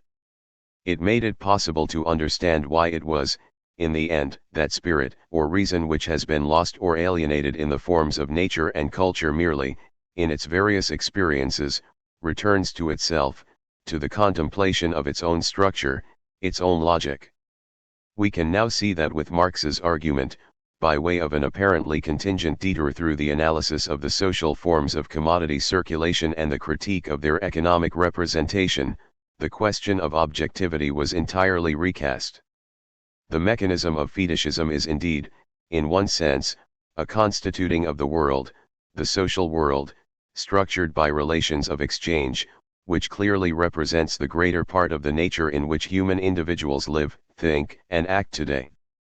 This is why Marx writes that the categories of bourgeois economics are forms of thought which are socially valid and therefore objective. 21 Before it comes to formulating rules or imperatives, they express a perception of phenomena, of the way things are there, without it being possible to change them at will. But in that perception, the real and the imaginary, what Marx terms the supersensible, the fantastic form of autonomous commodities which dominate their producers, are immediately combined, or, alternatively, the givenness of the objects of experience is immediately combined with the norm of behavior they call forth. Economic calculation, itself based on the immense substructure of measurements, accountings, and evaluations which individuals immersed in the world of commodities make each day, provides a fine illustration of this duality. It is based both on the fact that economic objects are always already quantifiable, that is how things are, it is their nature, and on the social imperative to submit them, and the human activities which produce them, to an endless quantification and rationalization, transcending any preordained limit, be it natural or moral. Genesis of subjectivity. From the standpoint of classical idealism, it might seem that Marx thus merely combined, or, as it might be, confused, the three viewpoints which were, respectively, those of science, intelligibility of phenomena, metaphysics, necessary illusions of pure thought, and morality, or practical reason, behavioral imperative. But the comparison immediately brings out the originality of this theory of the constitution of the world when set alongside those which preceded it in the history of philosophy, and which, of course, Marx knew intimately. The fact is that it does not arise out of the activity of any subject, or at least not of any subject which can be conceived in terms of a model of consciousness. On the other hand, it does constitute subjects or forms of subjectivity and consciousness in the very field of objectivity. From its transcendent or transcendental position, subjectivity has shifted into a position of effect or result of the social process. The only subject Marx speaks of is one that is practical, multiple, anonymous, and by definition not conscious of itself. A non-subject in fact, namely society, i.e. the whole set of activities of production, exchange, and consumption, the combined effect of which is perceptible to each person outside himself, as a natural property of things. And it is this non-subject or complex of activities which produces social representations of objects at the same time as it produces representable objects. The commodity, like money, to say nothing of capital and its various forms, is preeminently both a representation and, at the same time, an object. It is an object always already given in the form of a representation. But, let us repeat, if the constitution of objectivity in fetishism does not depend on the prior givenness of a subject, a consciousness or a reason, it does, by contrast, constitute subjects which are a part of objectivity itself, or which are, in other words, given in experience alongside things, alongside commodities, and in a relation to them. These subjects are not constituent, but constituted. They are quite simply economic subjects, or, more exactly, they are all individuals who, in bourgeois society, are first of all economic subjects, sellers and buyers, and therefore owners, if only of their own labor power, i.e. owners and sellers of themselves as labor power, a stupefying phantasmagoria, we may remark in passing, but one which has itself become absolutely natural. The reversal effected by Marx is, then, complete. The constitution of the world is not, for him, the work of a subject, but a genesis of subjectivity, a form of determinate historical subjectivity, as part, and counterpart, of the social world of objectivity. From this starting point, two lines of development were possible, and interpretations tending in each of these directions have been proposed. Reification. The first of these lines of development is illustrated by Lukács's work History and Class Consciousness, written between 1919 and 1922, in which the great antithesis between reification and proletarian consciousness is expounded. Point 22. This is both an interpretation of genius and an extrapolation from Marx's text, which brings out its romantic side, doubtless on account of the influences to which Lukács was subject, particularly George Simmel, author of The Philosophy of Money, 1900, and Max Weber, and his own youthful orientations. Into the idea of fetishism Lukács read a total philosophy, at once a conception of knowledge, politics, and history. Moreover, the category of totality is presented by Lukács as the typical category of the dialectical mode of thought, in opposition to the analytic thought of abstract understanding, the genesis of which we are precisely able to understand by virtue of the theory of reification. Lukács. The long and dramatic career of György Lukács, who was born into the Jewish aristocracy of Budapest in 1885, used the name George von Lukács, and wrote the whole of his work in German, divides into 4 broad periods. In his youth, he studied philosophy and sociology in Germany with the Neo-Kantians and Max Weber and developed an aesthetics inspired by anti-capitalist romanticism, Soul and Form, 1910, trans. Anna Bostock, Merlin, London, 1974, together with a sustained interest in Jewish mysticism, cf. Michael Lowy, Redemption and Utopia, Jewish Libertarian Thought in Central Europe, Athlone, London, 1992. He became a Marxist during the First World War, being especially influenced by Rosa Luxemburg and the Spartakusbund, which led him to take part in the Hungarian Revolution, becoming People's Commissar for Education, 1919. His collection of essays, History and Class Consciousness, published in 1923, trans. Rodney Livingstone, Merlin, London, 1971, is the most striking attempt to revive the Hegelian idea of a dialectical synthesis of objectivity and subjectivity, entirely transposed into the element of class consciousness and the revolutionary practice of the proletariat, which is presented as the culmination of history. Condemned by official Marxism, at the same time as the exactly contemporary and in many respects comparable book by Karl Korsch, Marxism and Philosophy, trans. Fred Halliday, New Left Books, London, 1970, this work, despite being disavowed by its author, was to become the overt or covert source of much of Western critical Marxism. After settling in Moscow in the early 30s, then returning to socialist Hungary in 1945, Lukács developed a more orthodox, erudite, and systematic body of work, which ranged over the theory of critical realism, the historical novel, trans. Hannah and Stanley Mitchell, Merlin, London, 1962, The History of Philosophy, The Young Hegel. Studies in the Relations Between Dialectics and Economics, trans. Rodney Livingstone, Merlin, London, 1975, and Politico-Philosophical Polemic, The Destruction of Reason, trans. Peter Palmer, Merlin, London, 1980, A Study of Irrationalism in German Philosophy and Its Role in Preparing the Intellectual Ground for National Socialism. He supported the national revolution led by Nagy and, from that point on, came under strict police surveillance.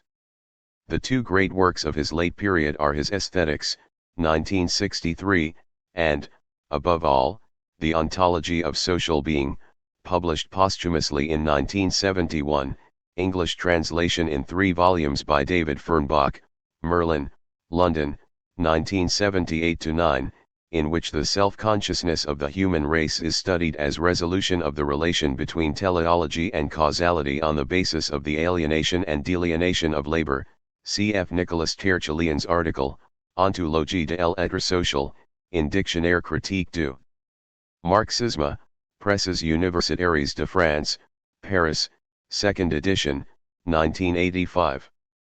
Though disavowed by its author after the revolutionary movements of the 1920s had ebbed and he was won over to the orthodox Marxism of the Third International, the Lukácsian theory of reification was still to have a considerable influence on 20th-century philosophy. On the one hand, it lay at the origin of a good many of the critical Marxisms of the 20th century, particularly of many of the favorite themes of the Frankfurt School, from Horkheimer and Adorno through to Habermas, themes relating to the critique of modern or bourgeois rationality and also to the critique of technology and science as projects of naturalization of history and the life world. On the other hand, in a series of posthumously published lectures, Lucien Goldman was able to argue convincingly that direct references to history and class consciousness are to be found in the last paragraphs of Heidegger's, unfinished, Being and Time, 1927, which deal with the question of historicity. 23 We ought therefore to regard this work in part as a response to the revolutionary historicism expressed in the theory of reification and also, perhaps, as the beginnings of a reprise or recuperation by Heidegger of certain of Lukács's themes, in particular, in his theory of social anonymity, Das Man, which he sees as characteristic of inauthentic life, and later in his theory of the enframing of the world by utilitarian technology. Lukács's theory is based on the idea that, in the world of commodity values, subjects are themselves evaluated and, as a result, transformed into things, a point expressed by the term Vertinglichung, reification, which did not play this role in Marx. Marx had said that relations between commodities, equivalence, price, exchange, were endowed with autonomy and that, as a result, they not only came to substitute for personal relations, but to represent those relations. Lukács, for his part, combines two different ideas. The first of these is the idea that market-based objectivity, that of economic categories and the operations to which they give rise, is the model of all objectivity, particularly of scientific objectivity in the bourgeois world, which would enable us to understand why the quantitative sciences of nature, mechanics, physics, develop in the modern era as commodity relations become generalized. Those sciences project onto nature a distinction between the subjective and objective which has its origin in practices of exchange. The second is the idea that objectification, or rationalization as calculation and assessment of value, extends to all human activities, i.e. that the commodity becomes the model and the form of every social object.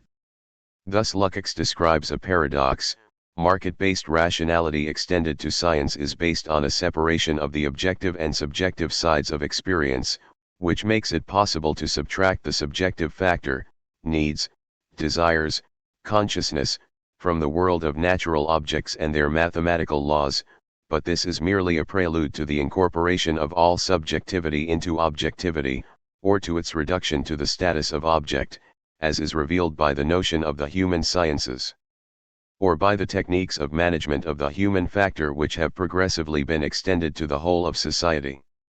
In reality, this paradox expresses the extreme state of alienation humanity has reached in capitalism, and this allows Lukács to argue, in a manner similar to Marx in the German ideology, which he could not have read at this stage, since the text was not published until 1932, that revolutionary transformation is imminent.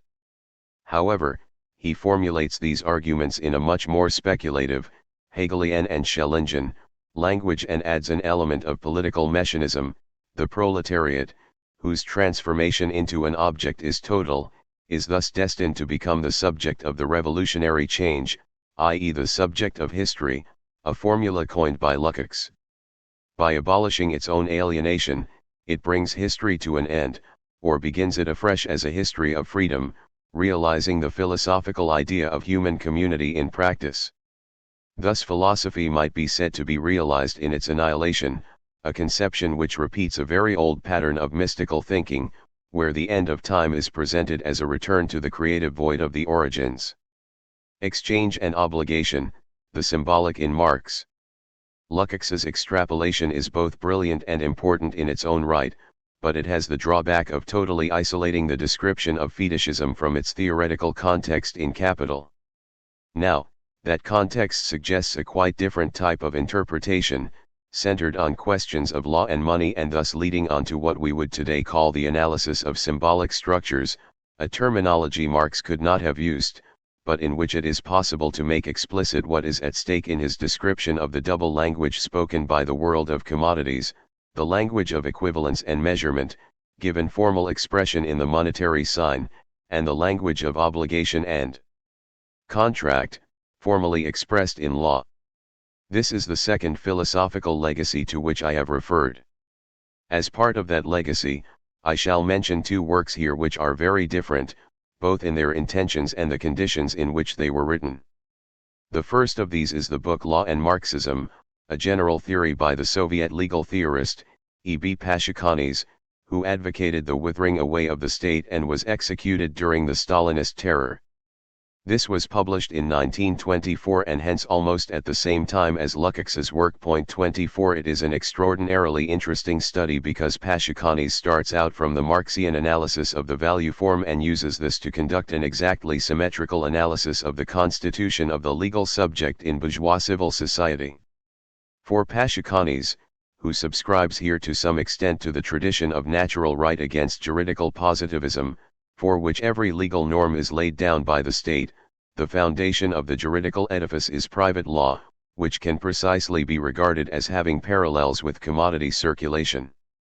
Just as individual commodities seem by nature to be bearers of value, so individuals engaged in exchange seem by nature to be bearers of will and subjectivity.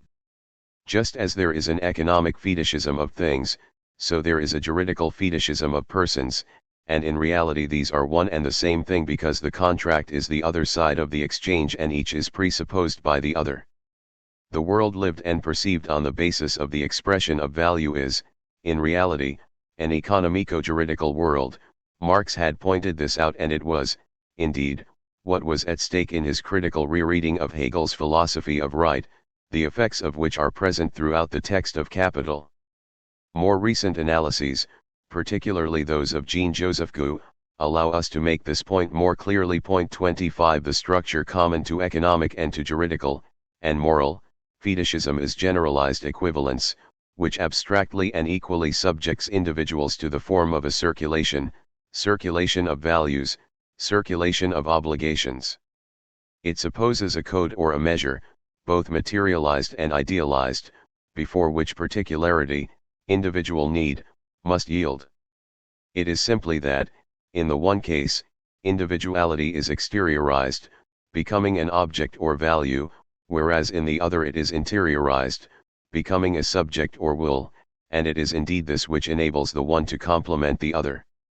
This path does not lead to a theory of the subject of history, or of the transition from the economy, the world of private individuals, to the community of the future, as in Lukács and his successors. But one can find in Marx the basis for an analysis of the modes of subjection, economico-juridical fetishism being one of them, which is concerned with the relation between practices and a symbolic order constituted within history. Let us note here that such a structuralist-inspired reading, which is, of course, itself also an extrapolation, is in fact much closer than Lukács to the critique of the human essence as a generic quality inherent in individuals, as formulated in the theses on Feuerbach. On the other hand, it forces us to confront Marx at each step in his arguments with the findings of cultural anthropology, legal history, and psychoanalysis. The question of human rights. How is it that such different interpretations are possible starting out from the same text? The reply to this question involves our whole conception of the critique of political economy in Marx, and it would require, in particular, that we closely examine the dual and, as philosophers would say, profoundly amphibological use Marx makes here of the term person. On the one hand, in their opposition to things, commodities and money, persons are real individuals who are pre-existent and already engaged with others in a social activity of production. On the other, with these same things, they are functions of the exchange relation or, alternatively, as Marx has it, juridical masks which individuals have to assume to be able themselves to be bearers of commodity relations. This might be a rather technical and perhaps also wearisome discussion. But we can point right away to a major political issue which is at stake here, the question of the interpretation of human rights. Marx's position on this question clearly changed over time.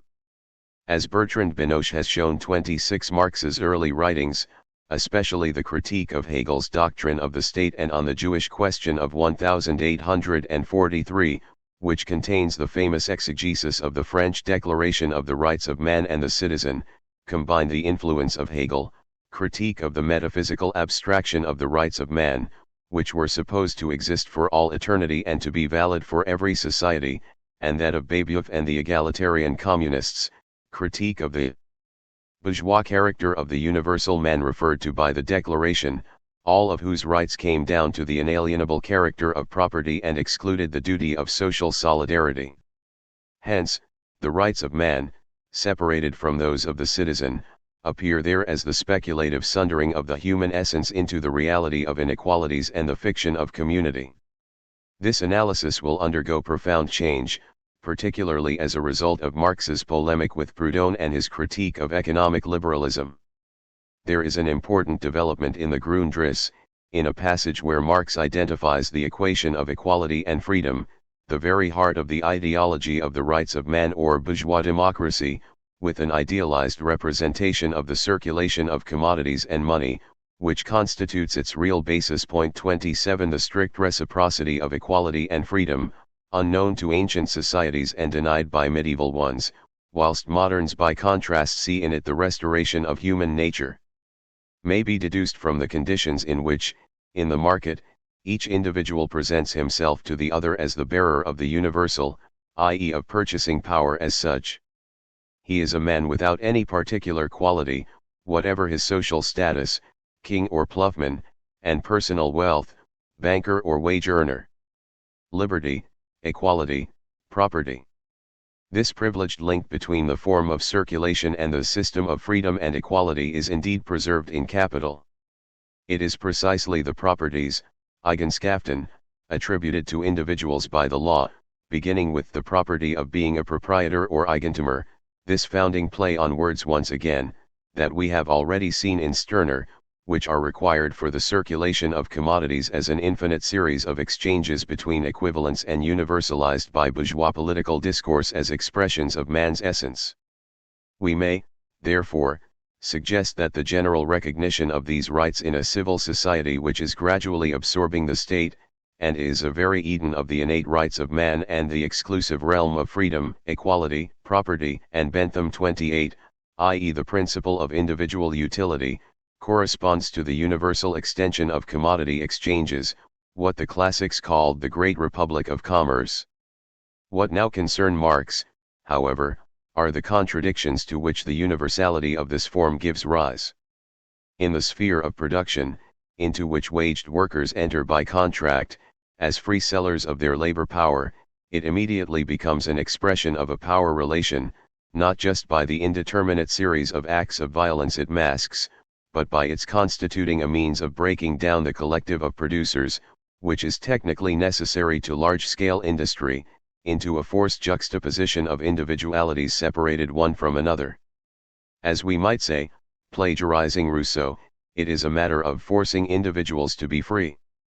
At the same time, Marx describes the movement of capital as that of a vast automaton independent of individuals, perpetually soaking up surplus labor for its own self-valorization, an automaton of which the capitalists are merely the conscious organs.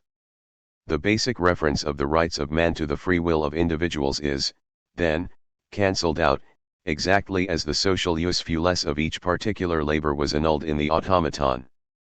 Just as value in itself was projected into the body of money, so activity, productivity, physical and mental powers are projected into this new leviathan that is social capital, to which, in quasi-theological fashion, they seem to belong by nature, since individuals only seem to possess these things by virtue of that social capital. 29.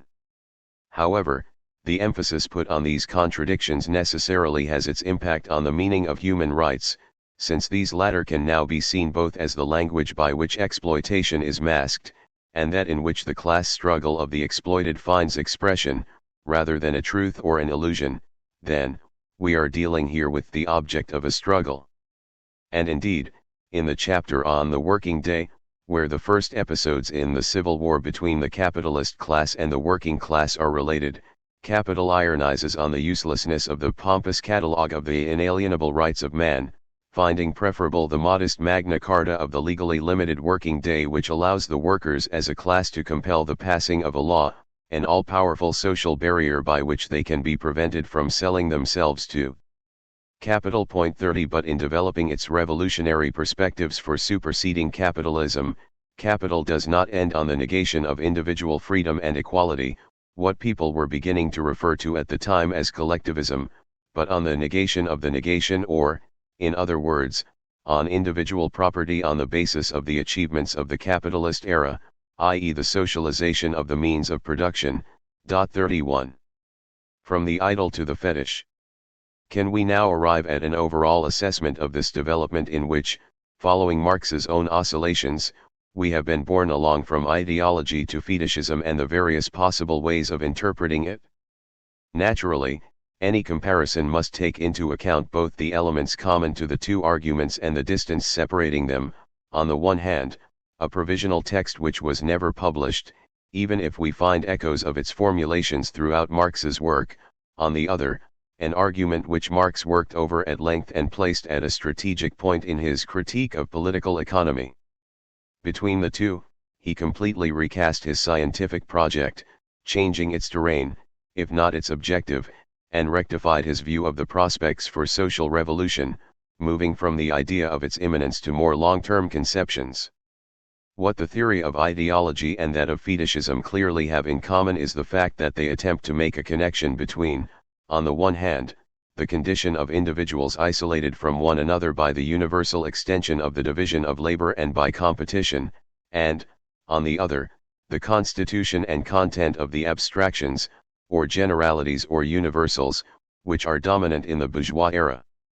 And also the fact that they seek to analyze the internal contradiction which develops with capitalism between the practical individuality of individuals, the wide range of their social relations, the scope which modern technology gives them to engage in activities and deploy their specific capacities, and the theoretical universality of the notions of labor, value, property, and person, which tends to reduce all individuals to the condition of interchangeable representatives of one and the same species or essence. Lastly, there is in each case the use of a great logical schema, which Marx takes from Hegel and Feuerbach and constantly reworks, but never actually abandons, the schema of alienation. Alienation means the forgetting of the real origin of ideas or generalities, but it also means inversion of the real relationship between individuality and community. The splitting up of the real community of individuals is followed by a projection or transposition of the social relation onto an external thing, a third term. Only, in the one case, that thing is an idol, an abstract representation which seems to exist all on its own in the ethereal realm of ideas, freedom, justice, humanity, law, whereas in the other it is a fetish, a material thing which seems to belong to the earth, to nature, while exerting an irresistible power over individuals, the commodity and, above all, money. But this difference entails some remarkable consequences, which develop both within Marx's writings and in those of his successors, Marxist and non-Marxist alike. Let us summarize them schematically by saying that what is sketched out in the German ideology is a theory of the constitution of power, whereas what is described in Capital, by way of its definition of fetishism, is a mechanism of subjection. Obviously, these two problems cannot be treated as totally independent, but they attract our attention to distinct social processes and give a different slant to our reflection on liberation. The alternative they represent may be expounded with regard to a whole series of different themes. Let us take the reference to labor and production, for example. In treating this, the ideology theory puts the emphasis on the denegation or forgetting of the material conditions of production and the constraints imposed by them. In the ideological domain, all production is denied or is sublimated and becomes free creation. This is why thinking on the division between manual and mental labor, or intellectual difference, is central here. We have seen that it allowed Marx to explain the mechanism by which class ideological domination is reproduced and legitimate. For the theory of fetishism, by contrast, the accent is on the way all production is subordinated to the reproduction of exchange value.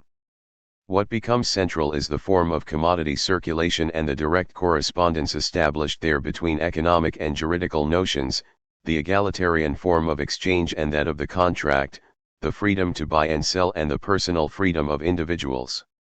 Or, again, we might show that the phenomena of alienation with which we have dealt here are developed in opposing ways.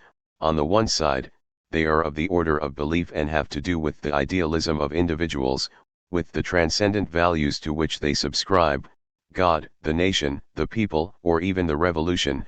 On the other, they are of the order of perception and have to do with the realism or utilitarianism of individuals, with the manifest realities of daily life, utility.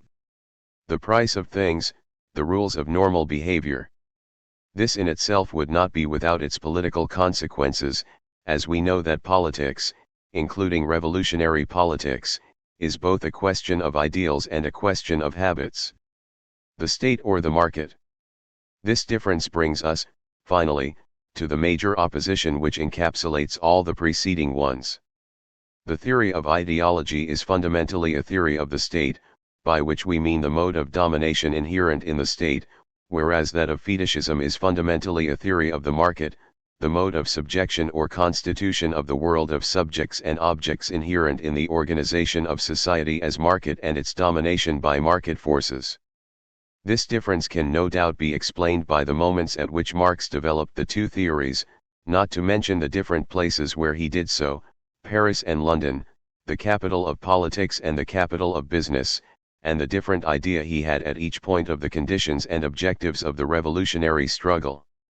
From the idea of overthrowing a bourgeois domination which has entered into contradiction with the development of civil society, we have moved to the idea of the resolution of a contradiction inherent in the mode of socialization produced by capitalism.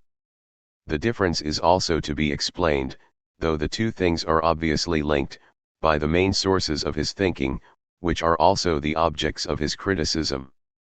The theory of fetishism was developed in counterpoint to the critique of political economy, because Marx found in Smith and, more particularly, in Ricardo an anatomy of value based entirely on the quantification of labor and the liberal notion of an automatic regulation of the market by the play of individual exchanges.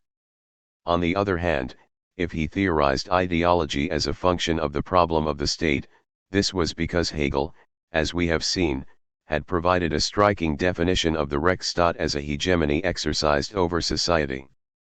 So we can now understand the striking fact that the contemporary theorists who all owe something essential to the Marxian notion of ideology, particularly to its conception of the conditions of production of ideology or ideas, inevitably run up against questions that are Hegelian in origin: the organic intellectuals, Gramsci, the ideological state apparatuses, Althusser, the noblesse d'état and symbolic violence, Bourdieu. But even Engels, when he rediscovered the concept of ideology in 1888, in Ludwig Feuerbach and the End of Classical German Philosophy, already proposed to demonstrate what makes the state the first ideological power and to uncover the law of historical succession of the world views or forms of the dominant ideology which confer their, religious or juridical, legitimacy on class-based states. By contrast, it is within the legacy of the analysis of fetishism that one must look both for the phenomenologies of everyday life governed by the logic of the commodity or by the symbolics of value, the Frankfurt School, Henry Lefebvre, Guy Debord, Agnes Heller, and for analyses of the social imaginary structured by the language of money and the law, Maurice Godelier, Jean-Joseph Gueux, or Castoriadis, who substitutes institutions for structures, or even Baudrillard, who, as it were, stands Marx on his head, by studying a fetishism of use value rather than a fetishism of exchange value. A reference to those aristocrats of the French system educated in its grandes écoles. See Bourdieu, La Noblesse d'État, Grandes Écoles et Esprit de Corps, Minuit, Paris, 1989. Transaction. 4. Time and Progress, Another Philosophy of History. There is a danger that the preceding discussions will have given the impression that, ultimately, philosophy in Marx could never be said to be of anything but preliminary significance. Apart from the proclamation of an immediate exit from philosophy, what, in fact, could we be said to find there? The critique of ideology and the analysis of fetishism. Now, the first of these is the assumption of a return to the things themselves, a move back beyond the abstract consciousness which has been built upon the origins of that consciousness in the division of labor being forgotten, whilst the second is the other side of the critique of political economy, suspending the appearance of objectivity of commodity forms to get back to their social constitution and draw out the substance of value, living labor. Does this mean that, from Marx's point of view, all there is to philosophy is the critique of sociological, economic, and political reason, or unreason? This is clearly not his project. The critique of ideology or of fetishism are already a part of knowledge. They are a moment in the recognition of the historicity of social relations, and, consequently, if we remember the programmatic equation set out in the sixth of the Theses on Feuerbach, of the historicity of the human essence. It is the import of those critiques that the division of labor, the development of the productive forces, and the class struggle manifest themselves as their own opposites. The theoretical consciousness autonomized in ideology, and the spontaneous representation of subjects and objects induced by the circulation of commodities, have the same general form. Each constructs the fiction of a nature, denies historical time, its own dependence on transitory conditions, or at least extracts itself from historical time, by confining that time to the past, for example. As Marx writes in The Poverty of Philosophy, 1847. Economists have a singular method of procedure.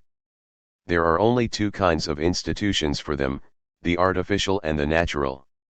The institutions of feudalism are artificial institutions, those of the bourgeoisie natural.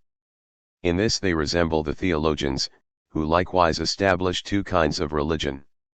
Every religion which is not theirs is an invention of men, while their own is an emanation from God.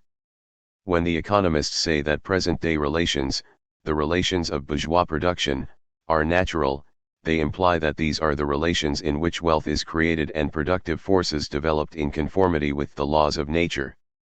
These relations therefore are themselves natural laws independent of the influence of time. They are eternal laws which must always govern society. Thus there has been history, but there is no longer any point one. The critical moment in Marx's work relates, then, to an opposition between nature, or the metaphysical point of view, and history. Gramsci would later speak of absolute historicism. And Marx's philosophy, whether or not it is in a finished form, sets itself the task of thinking the materiality of time. But this question, as we have also seen, cannot be dissociated from something which Marx sets out again and again to demonstrate. Capitalism and bourgeois/civil society bear within them the necessity of communism. They are, as Leibniz would have said, heavy with futurity. And that futurity is tomorrow. To all appearances, time is just another name for progress, unless it is its formal condition of possibility. It is this question which, in conclusion, we have to examine. The negation of the negation. The reader will recall the passage from the preface to a contribution to the Critique of Political Economy, 1859. In the social production of their existence, men inevitably enter into definite relations, which are independent of their will, namely relations of production appropriate to a given stage in the development of their material forces of production. At a certain stage of development, the material productive forces of society come into conflict with the property relations within the framework of which they have operated hitherto. From forms of development of the productive forces these relations turn into their fetters. Then begins an era of social revolution. The changes in the economic foundation lead sooner or later to the transformation of the whole immense superstructure. No social order is ever destroyed before all the productive forces for which it is sufficient have been developed, and new superior relations of production never replace older ones before the material conditions for their existence have matured within the framework of the old society. Mankind thus inevitably sets itself only such tasks as it is able to solve, since closer examination will always show that the problem itself arises only when the material conditions for its solution are already present or at least in the course of formation. In broad outline, the Asiatic, ancient, feudal and modern bourgeois modes of production may be designated as epochs marking progress in the economic development of society. 2. Let us look again at some striking formulations in Capital, 1867. The germ of the education of the future is present in the factory system. This education will, in the case of every child over a given age, combine productive labor with instruction and gymnastics, not only as one of the methods of adding to the efficiency of production, but as the only method of producing fully developed human beings. Modern industry never views or treats the existing form of a production process as the definitive one. Its technical basis is therefore revolutionary, whereas all earlier modes of production were essentially conservative. On the other hand, in its capitalist form it reproduces the old division of labor with its ossified particularities. We have seen how this absolute contradiction bursts forth without restraint in the ceaseless human sacrifices required from the working class, in the reckless squandering of labor powers, and in the devastating effects of social anarchy. This is the negative side. But if, at present, variation of labor imposes itself, with the blindly destructive action of a natural law that meets with obstacles everywhere, large-scale industry makes the replacement of this monstrosity. By the absolute availability of the worker for the maximum number of different kinds of labor into a question of life and death. The partially developed individual, who is merely the bearer of one specialized social function, must be replaced by the totally developed individual, for whom the different social functions are different modes of activity he takes up in turn. Here can be no doubt that, with the inevitable conquest of political power by the working class, technological education, both theoretical and practical, will take its proper place in the schools of the workers. There is also no doubt that those revolutionary ferments whose goal is the abolition of the old division of labor stand in diametrical contradiction with the capitalist form of production, and the economic situation of the workers which corresponds to that form. However, the development of the contradictions of a given historical form of production is the only historical way in which it can be dissolved and then reconstructed on a new basis. Point 3. In conclusion, let us quote the following passages, to which we have already referred above, which come towards the end of Volume 1. As soon as this metamorphosis has sufficiently decomposed the old society throughout its depth and breadth, as soon as the workers have been turned into proletarians, and their means of labor into capital, as soon as the capitalist mode of production stands on its own feet, the further socialization of labor and the further transformation of the soil and other means of production into socially exploited and therefore communal means of production takes on a new form. What is now to be expropriated is not the self-employed worker, but the capitalist who exploits a large number of workers. This expropriation is accomplished through the action of immanent laws of capitalist production itself, through the centralization of capitals. Along with the constant decrease in the number of capitalist magnates, who usurp and monopolize all the advantages of this process of transformation, the mass of misery, oppression, slavery, degradation, and exploitation grows, but with this there also grows the revolt of the working class, a class constantly increasing in numbers, and trained, united and organized by the very mechanism of the capitalist process of production. The monopoly of capital becomes a fetter upon the mode of production which has flourished alongside and under it. The centralization of the means of production and the socialization of labor reach a point at which they become incompatible with their capitalist int-egument. This int-egument is burst asunder. The knell of capitalist private property sounds. The expropriators are expropriated, capitalist production begets, with the inexorability of a natural process, its own negation. This is the negation of the negation. Point 4. The ambiguity of the dialectic. How can we doubt, then, that Marx was, in the 19th century, between the time of Saint Simon and the age of Jules Ferry, a typical representative of the idea, or ideology, of progress? There are few if any intellectual oddities in our time more pronounced than that among Western Marxist scholars who seek to disengage Marx from the evolutionary progressivist tradition in the 19th century, writes Robert Nisbet in his History of the Idea of Progress. Point 5 only, for Marx, progress is neither modernity nor liberalism nor, even less, is it capitalism. Or, rather, dialectically, it is capitalism insofar as capitalism makes socialism inevitable and, conversely, socialism insofar as socialism resolves the contradictions of capitalism. No doubt this is one of the causes of the philosophical discredit into which the materialist conception of history, to which the name of Marx is attached, has fallen today. For we are currently experiencing the decay or decadence of the idea of progress, To use an expression of Georges Canguilhem's point 6 in this connection, the notion of dialectic, in its Hegelian, Marxian, or post-Engelsian versions, as, respectively, the dialectic of spirit, the dialectic of modes of production and social formations, and the dialectics of nature, occupies a fundamentally ambivalent position. It is regarded by some as an alternative to the positivism of progress. Against the schema of a continuous, uniformly ascending progression, progress is the development of order, said Auguste Comte, who acknowledged his own debt to the Enlightenment, and particularly to Condorcet.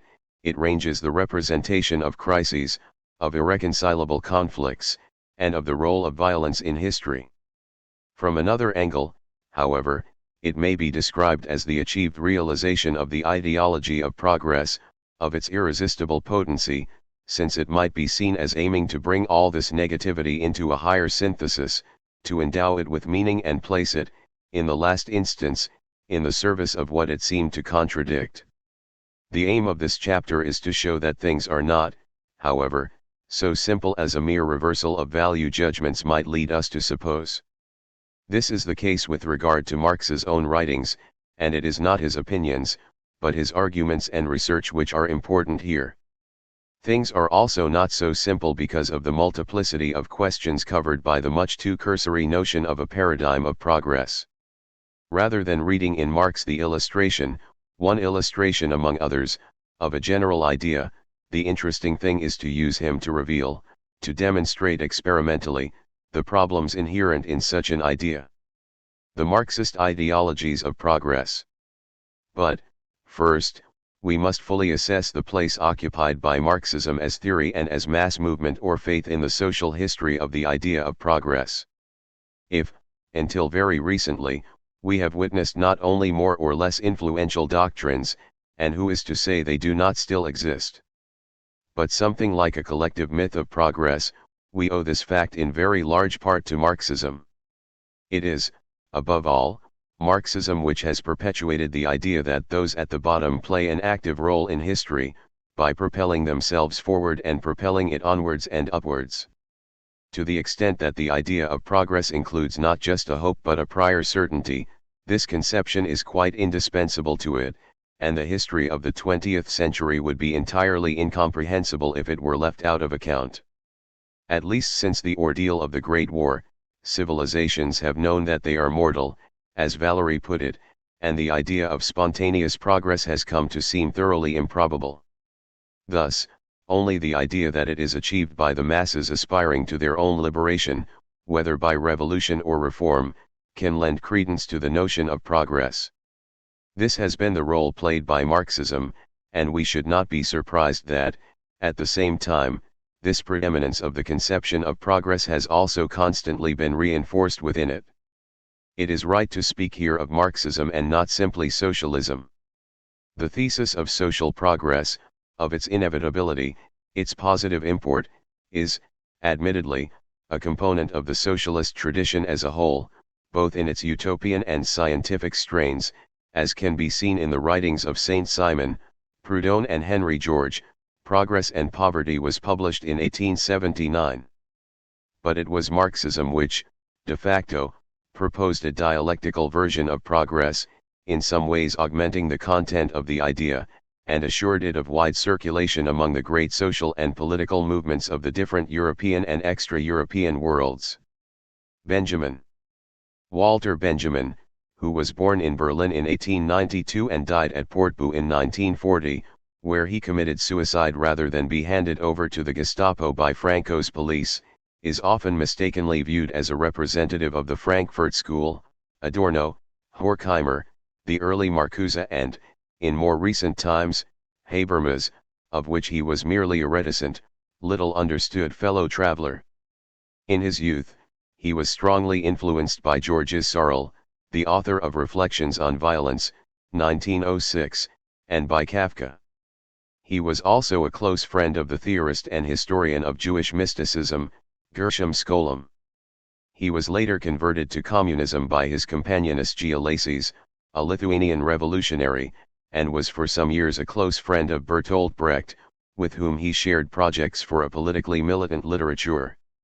His doctoral thesis on the concept of art criticism in German Romanticism, 1919, and his later work on the origin of German tragic drama, 1928, trans. John Osborne, New Left Books, London, 1977, failed to win him a university teaching post, and he was condemned to a life of insecurity made even worse by the Nazi seizure of power. The bulk of his writings, which are made up of fragments and essays, several of them devoted to the writer who inspired his mature work, see Charles Baudelaire, a lyric poet in the era of high capitalism, trans. Harry Zahn, New Left Books, London, 1973, were intended to form part of a work of history, philosophy, and aesthetics on the Parisian arcades within the architecture of the Second Empire, in which he was to analyze the combination of rationality and the fantastic which made up modern everyday life, the so-called Passagienarbeit, the general plan of which is sketched in Paris, the capital of the 19th century, Charles Baudelaire, pages 155 to 76, cf. Christine Bussy-Glucksmann, Baroque Reason, The Aesthetics of Modernity, Sage, London, 1994. After his distancing from the Soviet Union, and in the tragic context of Nazism, his critique of ideologies of progress became oriented, particularly in his theses on the philosophy of history of 1940, published in Illuminations, trans. Harry Zahn, Fontana, London, 1973, towards a reflection, both political and religious in character, on the Jet's Seat, the moment of rupture within history in which destruction and redemption confront one another, cf. Michael Lowy, Redemption and Utopia, Chapter 6 and Conclusion. Though some years separated them, in their different ways both Gramsci and Walter Benjamin criticized Marxism unmercifully from within for having done just this. In his prison notebooks, Gramsci described the economism of the Second and Third Internationals as a fatalism by which the workers and their organizations had forged a subaltern vision of the world for themselves, a vision in which emancipation was the inevitable consequence of technical development. And Benjamin, in his last text, the Theses on the Philosophy of History of 1940, speaks of a Marxist historicism which might be described as the, by definition, vain, attempt to adopt for the oppressed the continuous, cumulative vision characteristic of the dominant or the victors, who are sure they are moving with the current. 7 This description, reminiscent, to some extent, of Nietzschean formulations, indisputably hits the mark. Let us recall the three great instantiations of Marxist progressivism. The first is the ideology of German social democracy and, more generally, of the Second International. The internal divergences within that ideology, on the one hand, epistemological, it was split from the outset between a naturalistic conception, in which Marx's teachings were combined with those of Darwin, and an ethical conception, in which Marx was reread through Kantian spectacles, on the other, political, the opposition between revisionism, Bernstein and Jors, and orthodoxy, Koski, Plekhanov and Labriola, only bring out the more strongly the consensus on the essential point. Certainty as to the direction in which history is moving. The second is the ideology of Soviet communism and real socialism. Dubbed by Althusser a posthumous revenge of the Second International. This also involves its own debates, Stalinist economic determinism, post-Stalinist Marxism gradually shifting towards the management of the status quo and torn between what were at times the two antagonistic spheres of interest of the socialist camp and the international communist movement. The most interesting thing here would be to analyze the extreme tension running through this ideology, which to a large degree doubtless explains its attraction, between a project of resistance to capitalist modernization, if not indeed of a return to the communal modes of life that modernization destroys, and a project of ultramodernity, or of the supersession of modernity by a leap forward into the future of humanity, not just electrification plus Soviets, as Lenin's slogan of 1920 had it, but the utopia of the new man and the exploration of the cosmos. Finally, there is the ideology of socialist development, both as elaborated in the Third World and as projected onto it from outside after decolonization. The important point here is that there is a Marxist and a non-Marxist variant of the idea of development. But the boundaries between the two are not fixed, and there is rather a constant process of intellectual and political emulation between them.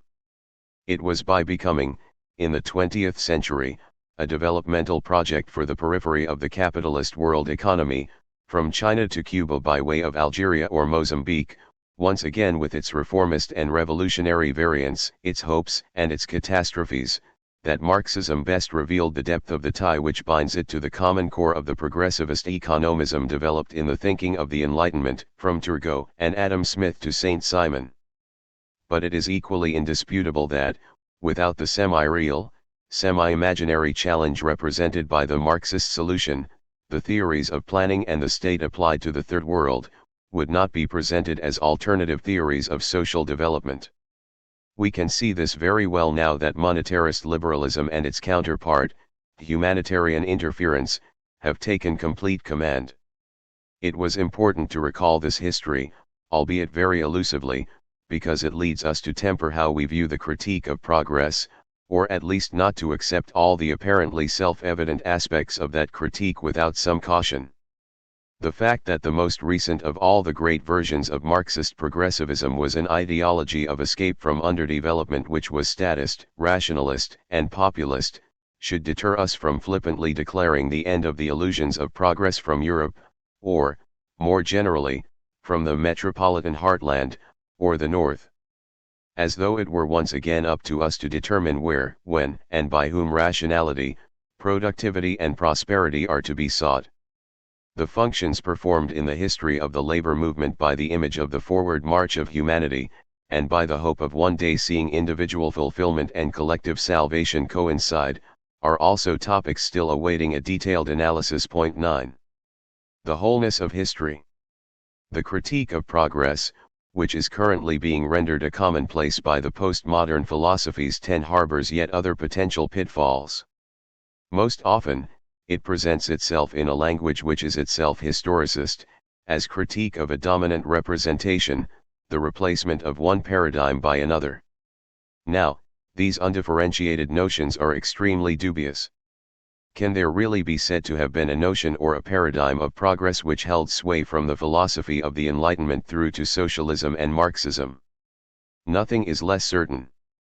No discussion on this point could afford to ignore an analysis of the components of the idea of progress, components which do not combine automatically. The representations of progress which form at the end of the 18th century present themselves primarily as theories, or, rather, ideas, of the wholeness of history, which is conceived on the lines of a spatio-temporal curve. This gives rise to various different possibilities. The wholeness of history can be grasped in the distinctions drawn between its stages and the logic of their succession. Or, alternatively, it can be comprehended in terms of the decisive character of a privileged moment, crisis, revolution, the overthrow of a regime, affecting the totality of social relations or the fate of humanity. Similarly, it can be conceived as an indefinite process, with only its general orientation being laid down. In a famous phrase, Bernstein, the father of revisionism, said, "The ultimate aim of socialism is nothing, but the movement is everything." Point 11. Or it can, on the other hand, be defined as the process which leads to an end point, a stationary state of homogeneity or equilibrium, as in Carnot or John Stuart Mill, or even the ultra-imperialism of Koski, who goes much further in this than Hegel. Though all these conservatives, liberals, and socialists share the same image of the final resolution of tensions and inequalities. Above all, however, these various ways of representing history as a teleology presuppose the combination of two theses which are independent of one another. The one posits the irreversibility and linearity of time. Hence the rejection, and the presentation as mythical or metaphorical, of any idea of a cyclical or random cosmic time or political history. Let us note immediately that the direction of this irreversibility is not necessarily upward, whether or not they draw on physical models of the dissipation of energy, A large number of late 19th century theorists of history counterpose the idea of decadence to that of progress, while persisting with this same presupposition of irreversibility. Gobineau's essay on the inequality of human races springs to mind here, the first part of which was published in 1853 and which was later invoked to support a schema of history based on racial struggle in opposition to a model based on class struggle. To the idea of irreversibility we must also add another, that of technical or moral improvement, or an improvement combining the two. This does not necessarily mean movement from less to more, or from worse to better, but implies a positive overall balance of advantages and disadvantages, what we should today describe as an optimum. Think of the way the Leibnizian scheme of the best of all possible worlds re-emerges in the progressive tradition of liberalism, from Bentham, with his definition of utility as the greatest happiness of the greatest number of individuals, to Rawls today with his difference principle, which states that only those inequalities which improve the situation of the most deprived are just. Point 12. Finally, a representation of history as progress may reinforce the idea of change with that of a constantly increasing capacity to change, and it is here, particularly, that the emphasis placed on education may come to be linked internally with the idea of progress. We then come to a fourth component of classical theories of progress, which is, in a sense, the most important politically, but which is also philosophically the most problematic, the idea that the transformation is a transformation of oneself, a self-transformation, or, more precisely, a self-engendering in which the autonomy of subjects is realized. Point 13. Even the mastery of natural forces and the conquest of the planet's resources must be conceived, in the last analysis, in this perspective. As Marx said in the 1844 manuscripts, industry and the sciences of nature are the open book of the essential powers of man. Point 14. As a result, we see re-emerging here the problem of praxis, but in this case what is being conceptualized is not an individual, but a collective transformation. This is, by definition, a secular idea, or at least one contrary to any representation of the course of history as the product of a divine will. But it is not necessarily incompatible with various transformations of the theological schemas of the plan or economy of nature. The difficulty is to think this in an immanent way, i.e. without bringing in any force or principle external to the process itself. A theory of evolution? The theorists of the 19th century were in search of laws of historical change or transition, so as to situate modern society between the past, which the industrial, political, and even religious revolutions had relegated to a prehistory of modernity, and the more or less immediate future, which could be divined from the instability and tensions of the present. The immense majority of them resolved this problem by adopting evolutionist schemas.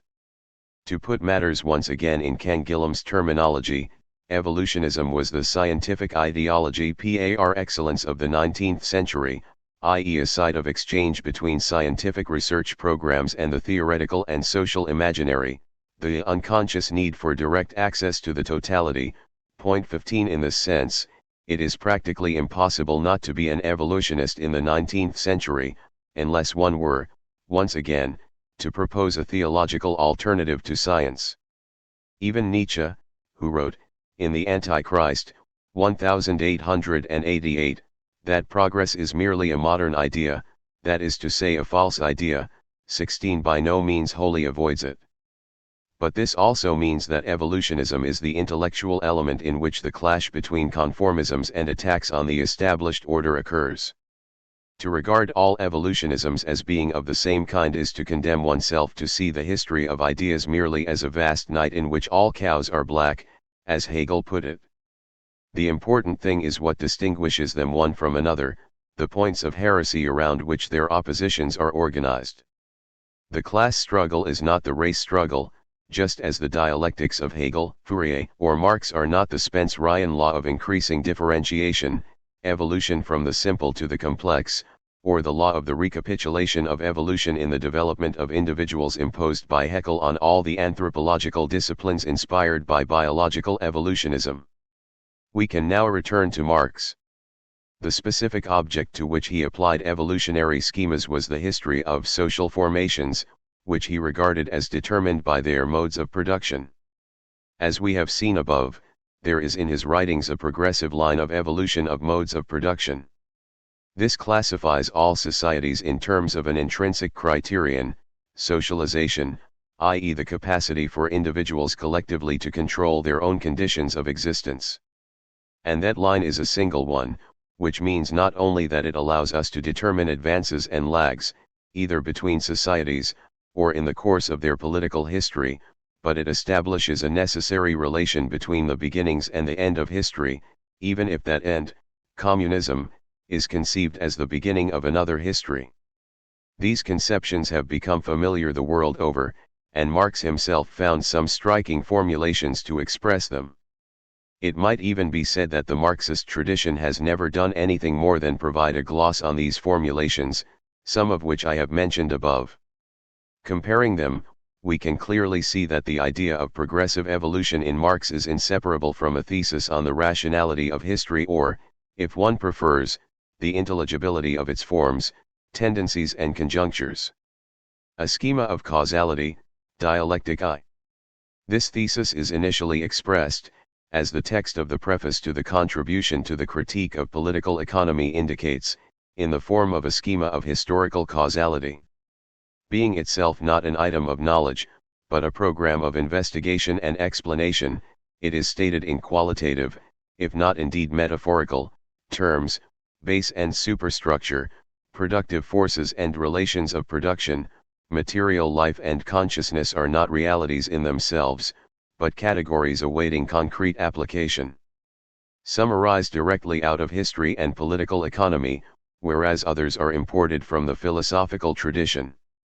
This schema of causality is of comparable importance to other theoretical innovations in the explanation of reality, for example, the Aristotelian schema of the four causes, or the Newtonian schema of force of attraction, matter, force of inertia, and void, or the Darwinian schema of individual variation and natural selection, or the Freudian schema of the agencies of the psychical apparatus. In the form in which we encounter it here, we have to admit that there is within the schema an almost unbearable tension, since it both entirely subordinates the historical process to a pre-existent teleology and yet asserts that the motor of transformation is nothing other than the scientifically observable contradictions of material life. 17 It is thus no wonder that it has constantly been subjected to divergent interpretations and been made the object of perennial recastings in the history of historical materialism. Determination in the last instance. The text of the preface to a contribution to the critique of political economy of 1859 has long been seen as the canonical exposition of the materialist conception of history, even though it is, quite explicitly, only a program. For better or worse, Marxists have devoted thousands of pages to it. The expression, determination in the last instance, which it has become customary to seek to clarify on the basis of these pages, is not employed there as such. It was coined later by Engels. The determining element in history is, in the last instance, the production and reproduction of real life. Hence, if somebody twists this into saying that the economic element is the only determining one, he transforms that proposition into a meaningless, abstract, absurd phrase. Letter to Bloch, September 21, 1890, in Marx and Engels, Selected Correspondence, Progress Publishers, Moscow, 1975, translation modified. Comparison of these two texts and the commentaries to which they have given rise does, however, suggest that Engels's formulation still lacks an element of clear demarcation from economism, even technologism, since these deviations have recurred continually in the application of the Marxian schema of the determination of the different levels or instances of social practice. This clearly has to do with the fact that, no matter how subtle the dialecticization or reciprocal action which it licenses between the whole society, social formation, and the mode of production, or the economic base and the politico-ideological superstructure, or the productive forces and forms of property, determination in the last instance ultimately only brings out the more absolutely the teleology of historical development. It is, then, easy to understand why, at the same time as he wrote The lonely hour of the last instance never comes, contradiction and overdetermination, in for Marx, p. 113, Althusser proposed to substitute for the notions of reciprocal action and retroaction of the superstructures on the base, that of overdetermination, which expresses the irreducible complexity of the social whole posited by the materialist dialectic. We shall see that the arguments of capital add, if not correctives, then at least a greater degree of complexity to this general schema. In fact, those arguments set out the process or development of social relations at three levels of diminishing generality. First of all, as in the previous text, we find here the line of progress of the successive modes of production, Asiatic, slave, feudal, capitalist and communist, which provides a principle of intelligibility for the succession of concrete social formations. This level is the most openly finalistic. It derives, modified only by a materialist inversion, from the way Hegel and other philosophers of history organized the epochs of universal history. Oriental despotism becomes the Asiatic mode of production, the ancient world becomes the slave mode, etc. But it is also the most deterministic, not only in its linearity, but in the way it grounds the irreversible time of history in a law of the uninterrupted development of the productivity of human labor. Let us note, however, that this is an overall determination and, in its detailed working out, obstacles to that development, stagnation, and even reversion to an earlier stage are not excluded.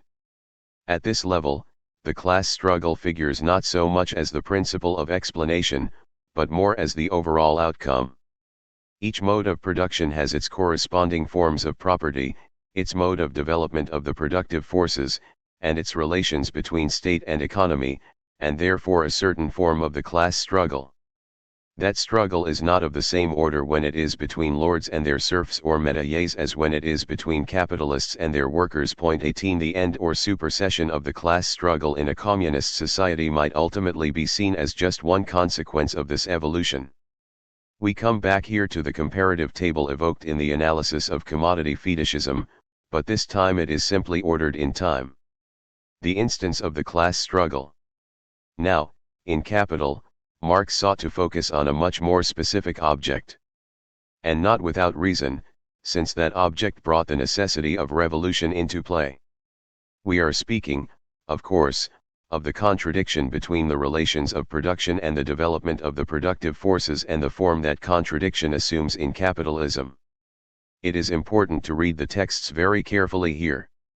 The formulations which have been sanctioned by Marxist orthodoxy, following the lead of Engels in Anti-Düring, but also of Marx himself in The Poverty of Philosophy and the Communist Manifesto, which were greatly influenced by the Saint-Simonian tradition, must be abandoned.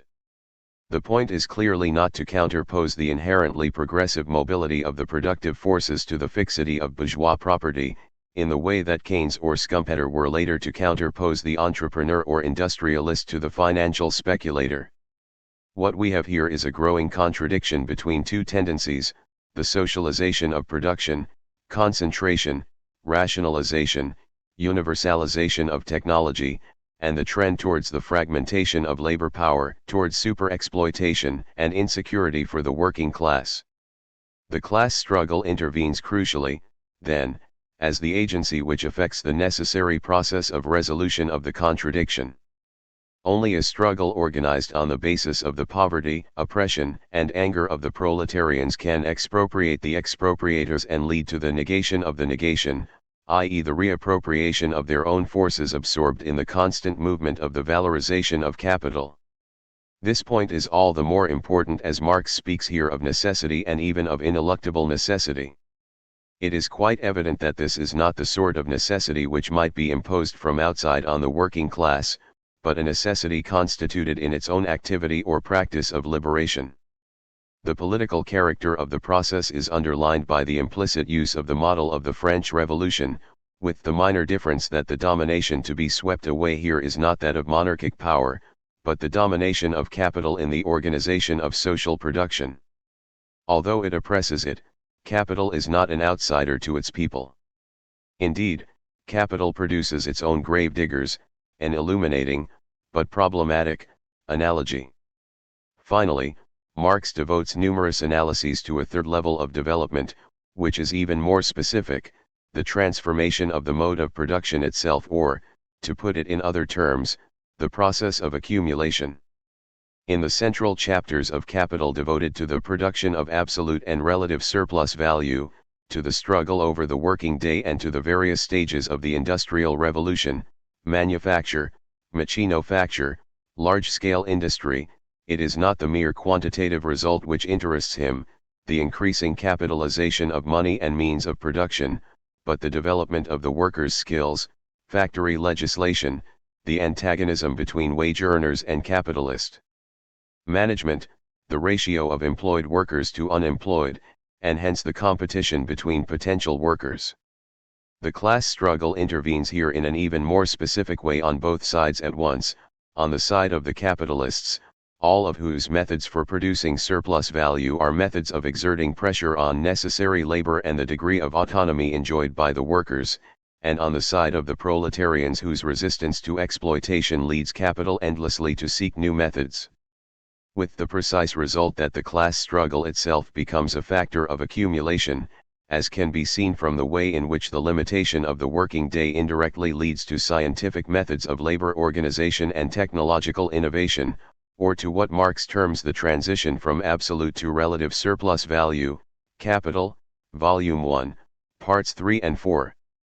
The class struggle even comes in from a third side, namely that of the state, which is an object of struggle for the contending class forces, and which the aggravation of the contradiction causes to intervene in the labor process itself, in the form of increasingly organic social regulation. 19.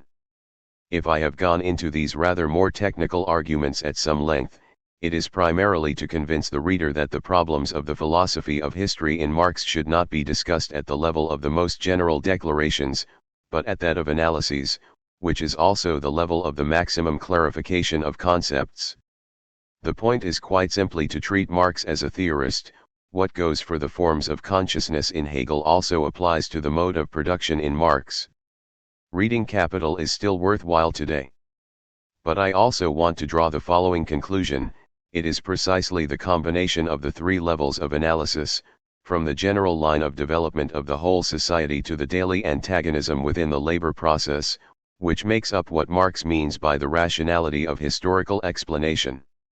To put it in more philosophical terms, it follows from this that Marx resorted less and less to pre-existing models of explanation and increasingly constructed a rationality which had no real precedent. That rationality is neither the rationality of mechanics, physiology or biological evolution, nor that of a formal theory of conflict or strategy, though it has recourse to all of these from time to time. In the incessant transformation of its conditions and forms, the class struggle is its own model. This is precisely the first meaning we can give to the idea of dialectic, a logic or form of explanation specifically adapted to the determinant intervention of class struggle in the very fabric of history. Althusser was right, in this connection, to stress the way Marx transformed the earlier forms of dialectic, particularly its Hegelian forms, whether we are speaking of the master-slave confrontation in the phenomenology or the division of subject and object in the logic. Not that he does not owe anything to those forms, in a sense, he owes everything to them, since he never stopped working on them, but he only does so insofar as he inverts the relation between the speculative figures and the concrete analysis of concrete situations, to use Lenin's phrase. Situations do not provide illustrations of pre-existing dialectical moments. They are, rather, themselves types of process or dialectical development, the series of which may properly be regarded as open-ended. This, at least, is the direction in which Marx's work sets out. The bad side of history. But this thoroughgoing change of perspective merely brings out all the more clearly the difficulties, if not indeed the aporias, this project of rationality encounters. We have first to clarify the meaning of that project, before returning to the way in which, ultimately, the relations between progress and dialectic are established in Marx. A striking formulation can serve as our guide here: history advances by its bad side. Marx had used this in The Poverty of Philosophy against Proudhon, who, in the case of each social category or form, tried to detect its good side, the side by which justice was advanced. 20 But it goes beyond that particular application and rebounds upon its author. Marx's theory was itself, in his own lifetime, brought up against the fact that history advances by the bad side, the side the theory had not foreseen, the side which challenges its representation of necessity and, ultimately, challenges the certainty, which it believes it can draw from the facts themselves, that history does indeed advance and that it is not, like Life for Macbeth, a tale told by an idiot, full of sound and fury, signifying nothing. When Marx deploys his irony at Proudhon's expense, what he is doing is rejecting a moralizing, optimistic, and thus, ultimately, conformist, version of history. Proudhon had been the first to attempt to adapt Hegelian schemas to the development of economic contradictions and the advent of social justice. His conception of the progress of justice was based on the idea that solidarity and freedom were compelling values by virtue of the very universality they represented. Marx, in 1846, was at pains to remind him that history does not proceed by the good side, i.e. by virtue of the intrinsic force and excellence of humanistic ideals. Nor, even less, is it made by force of conviction and moral education, but by the pain of the negative, the clash of interests, the violence of crises and revolutions. It is not so much the epic of right as the drama of a civil war between classes, even if that war does not necessarily take a military form. This was strictly in keeping with the spirit of Hegel, whom Proudhon and other representatives of reformism had very badly misunderstood in this respect. Now, this is a demonstration which, precisely because it is in accord with that spirit, cannot but give fresh impetus to our question. Nothing, ultimately, is more in keeping with the idea of a guaranteed final outcome than a dialectic of the bad side, understood in this sense. For it precisely has the function of showing, and this is indeed the case with Hegel, that the rational end of historical development, whether we term it resolution, reconciliation, or synthesis, is sufficiently powerful to come about through its opposite, unreason, violence, passion, poverty, and, in this sense, to subjugate or absorb that opposite. It might even be said, by a circular form of argument, that it is the capacity it displays for converting war, suffering and injustice into factors of peace, prosperity and justice which proves the potency and universality of this dialectic. If we can today read Hegel's work as something other than a long theodicy, as he himself put it, taking the term from Leibniz, i.e. a demonstration that evil in history is always particular and relative, whereas the positive end for which it prepares the ground is universal and absolute, do we not owe this to the way in which that work has been transformed by Marx? And even more to the way in which the Marxist transformation of the dialectic has historically run up against its own limits? Taking this critical thrust to its extreme, we come to a position formulated by Benjamin in the 9th of his Theses on the Philosophy of History, a work we have already cited above. This is how one pictures the angel of history. His face is turned toward the past. Where we perceive a chain of events, he sees a single catastrophe which keeps piling wreckage upon wreckage and hurls it in front of his feet. The angel would like to stay, awaken the dead, and make whole what has been smashed. But a storm is blowing from paradise, it has got caught in his wings with such violence that the angel can no longer close them. This storm irresistibly propels him into the future to which his back is turned, while the pile of debris before him grows skyward. This storm is what we call progress. 21. History not only advances by its bad side, but also to the bad side, the side of domination and ruin. This is a text in which, beyond vulgar Marxism and beyond Marx, one must surely detect a terrible irony directed particularly against that passage in the introduction to Hegel's lectures on the philosophy of history which describes the ruin of past societies as the condition of the progress of spirit, i.e. the conservation of what was universal in the principles of those societies. 22 Proletarian ideology might be said to be based on the blood-stained illusion of resuming and continuing this movement, which has always served not to liberate the exploited but to establish law and order. There then remains, as the only prospect of salvation, the hope of a caesura or an unforeseeable interruption of time, a messianic cessation of happening which would blast a specific era out of the homogeneous course of history, Thesis 17, and offer the dominated, the defeated of the whole of history the improbable chance of giving a meaning to their scattered, obscure struggles. A prospect which still presents itself as revolutionary but not as dialectical, primarily in that it radically disqualifies the idea of practice, or of liberation as transformation by one's own labors. Is there, then, a possible path between Hegel's and Benjamin's bad sides for a Marxist dialectic? If this was indeed the case historically, in the sense at least that but for Marx, and but for Marx's difference from Hegel, such a critique of Hegel would never have been made, our task must be to investigate the extent to which this historical singularity finds a corresponding theoretical formulation. But this is something we cannot discuss in isolation from the events which cut across the path of theory. Real contradiction, dialectic too. As I have pointed out above, Marx encountered the bad side of history at least twice, in 1848 and 1871. I suggested that the theory of capital was also, in a sense, a long-delayed, remarkably developed, but unfinished response to the failure of the revolutions of 1848, to the decomposition of the proletariat which was to have decomposed bourgeois society. Is it so surprising, then, that we can also read there the internal critique of the idea of progress?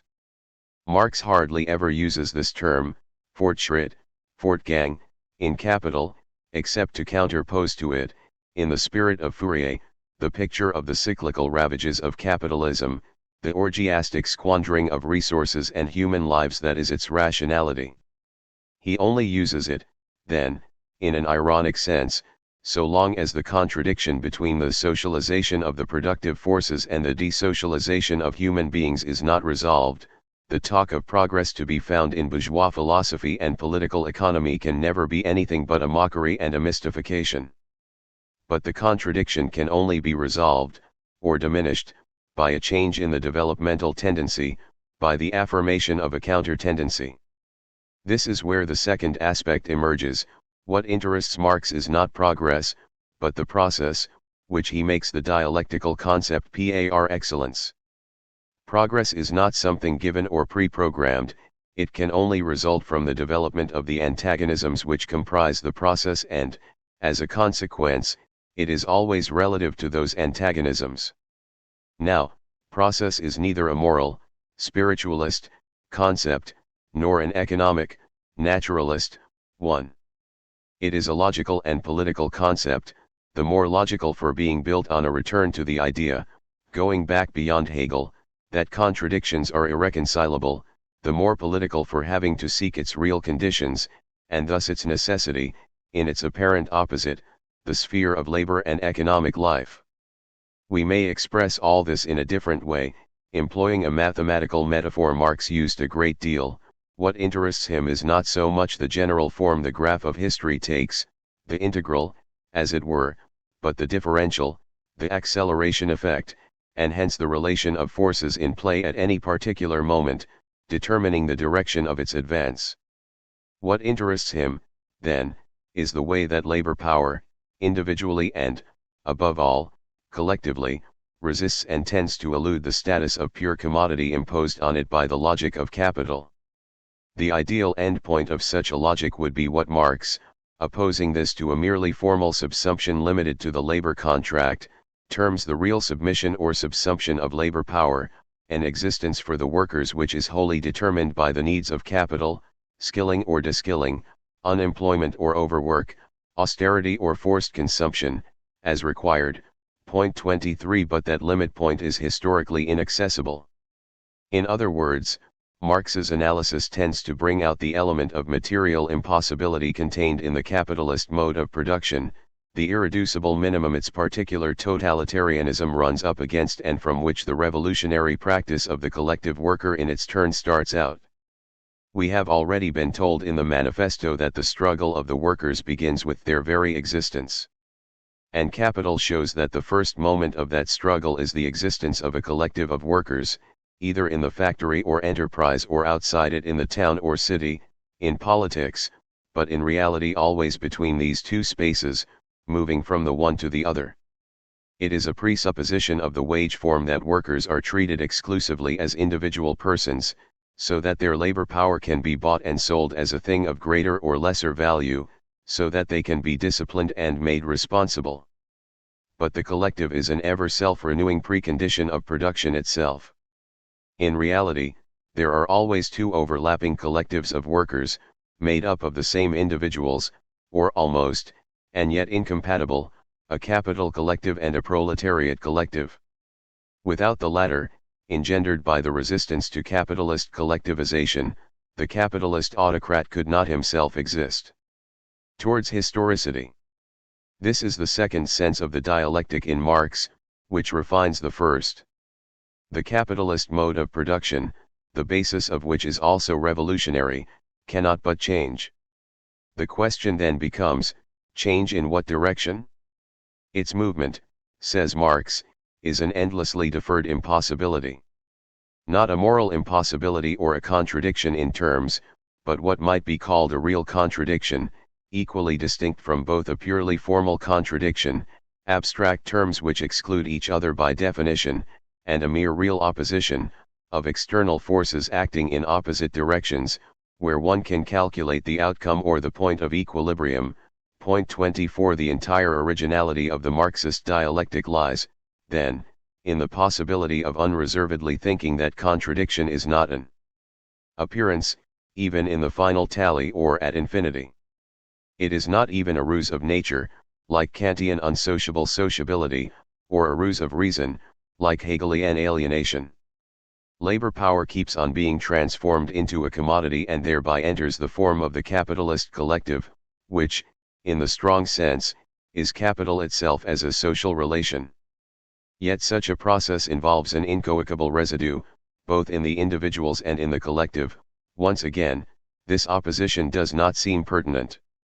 And it is this material impossibility which inscribes the reversal of the capitalist tendency in necessity, whatever the point at which it occurs. The three questions of contradiction, temporality, and socialization are, therefore, strictly indissociable. We can clearly see what is at stake here. It is what the philosophical tradition since Dilthey and Heidegger has called a theory of historicity. What we mean by this is that the problems of finality or meaning, which are posed at the level of the course of the history of humanity considered imaginarily as a totality, brought together in a single idea or a single grand narrative, are replaced by problems of causality or of reciprocal action on the part of the forces of history, problems which are posed at every moment, in every present. The importance of Marx in this connection is that, no doubt for the first time since Spinoza's Conatus effort, the question of historicity, or of the differential of the movement, instability, and tension within the present which are carrying it towards its own transformation, is posed in the element of practice, and not in that of consciousness, posed on the basis of production and the conditions of production, not of representation and the life of the mind. Now, in spite of the cries of alarm uttered preventively by idealism, it turns out that this reversal is not a reduction, still less the substitution of a natural determinism for historical causality. Once again, as in the theses on Feuerbach, we have left behind the alternative of subjectivism and old materialism, but this time we have done so on firmly materialist or, in any event, immanent lines. In this regard, contradiction is a more decisive operator than praxis, which it nonetheless includes. However, this does not remove the question of how a conception of historicity as real contradiction, developing among contemporary tendencies, could coexist with the representation of the totality of history made up of evolutionary stages and successive revolutions. It even renders it more acute. Now, in 1871, Marx once again encountered the bad side of history and, as I have said, the practical result was the interruption of his enterprise. He did not stop working, but from that moment on he was certain that he could no longer finish his work, that he could not come to a conclusion. There would be no conclusion. It is, however, worthwhile examining the rectifications prompted by this new situation. We know of at least two. One was conjointly determined by Bakunin's attack on the Marxist dictatorship within the International and by Marx's disagreement with the draft program drawn up by Liebknecht and Bebel in 1875 for the Unification Congress of German Socialists. That rectification led to the raising of what came to be known within Marxism as the question of transition. The other rectification, which followed immediately, arose out of the need to reply to theorists of Russian populism and socialism who questioned Marx on the future of the rural commune, Obshchina. Here the question of non-capitalist development was posed. Neither rectification put in doubt the schema of causality, but both induced a degree of wavering in the relation of Marx and his dialectic to the representation of time. The Truth of Economism, Dialectic 3. In the years following the repression of the Commune and the dissolution of the International, officially announced in 1876, but in practice a reality after the Hague Congress of 1872, it became very clear that the proletarian politics Marx regarded himself as advocating, and for which he believed he was providing scientific foundations with capital, had no sure foothold in the ideological configuration of the labor or revolutionary movements. The dominant tendencies were reformist and syndicalist, whether parliamentary or anti-parliamentary.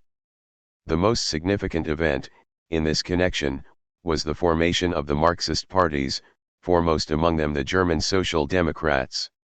After the death of Lassalle, Marx's old rival and, like him, a leader of the 1848 revolution, and the establishment of the German Reich, they had come together as a single party at the Gotha Congress, with Marx's disciples, Bebel and Liebknecht, taking the lead.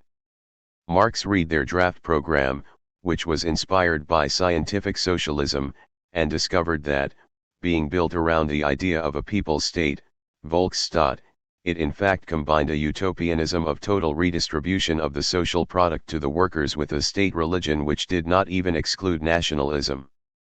Now, he had shortly before been very violently attacked by Bakunin, who had denounced Marxism for its twofold dictatorial ambition, its aim being, as he saw it, to achieve a scientific dictatorship of the leaders over the rank and file, the party being modeled on the state it claimed to combat, and a social dictatorship of the workers over the other exploited classes, the peasants, in particular, and thus of industrial nations over agrarian ones like Russia.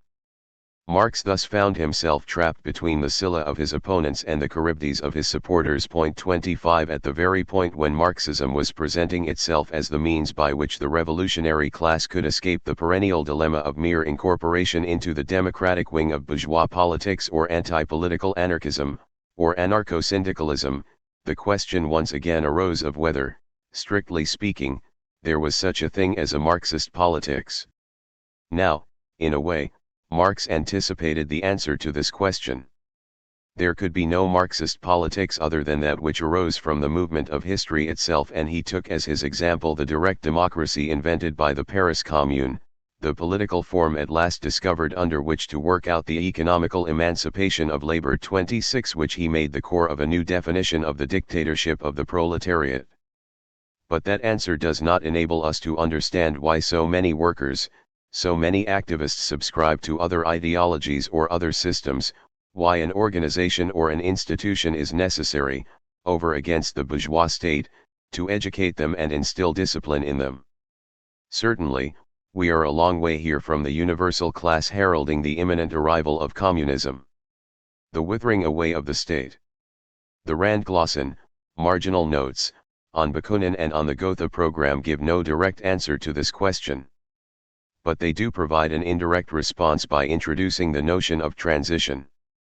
Between capitalist and communist society lies a period of revolutionary transformation from one to the other. There is a corresponding period of transition in the political sphere, and in this period the state can only take the form of a revolutionary dictatorship of the proletariat. 27. And, shortly before, Marx outlines a distinction between two phases of communist society, one in which commodity exchange and the wage form are still dominant as the principles of organization of social labor, another in which the enslaving subjugation of individuals to the division of labor has disappeared and in which labor is no longer just a means of keeping alive, but has itself become a vital need, which will make it possible once and for all to transcend the narrow horizon of bourgeois right and order social relations by the principle, from each according to his abilities, to each according to his needs. 28. These indications, taken as a whole, constitute an advanced description of the withering away of the state in the transition to communism or, more exactly, an anticipation of the historical moment, however long it may last, in which a mass politics will unfold which has as its content the withering away of the state. The tradition of orthodox Marxism, and particularly that of state Marxism in the socialist countries from the late 20s onwards, read these indications as an embryonic theory of the stages or phases of the period of transition to the classless society, a theory which culminated in the definition of socialism, as distinct from communism, as a specific mode of production, a conception which has since collapsed with the socialist states themselves and their systems. Quite apart from its legitimation functions, what Marx would have termed its apologetic functions, this use fitted quite naturally into an evolutionist schema.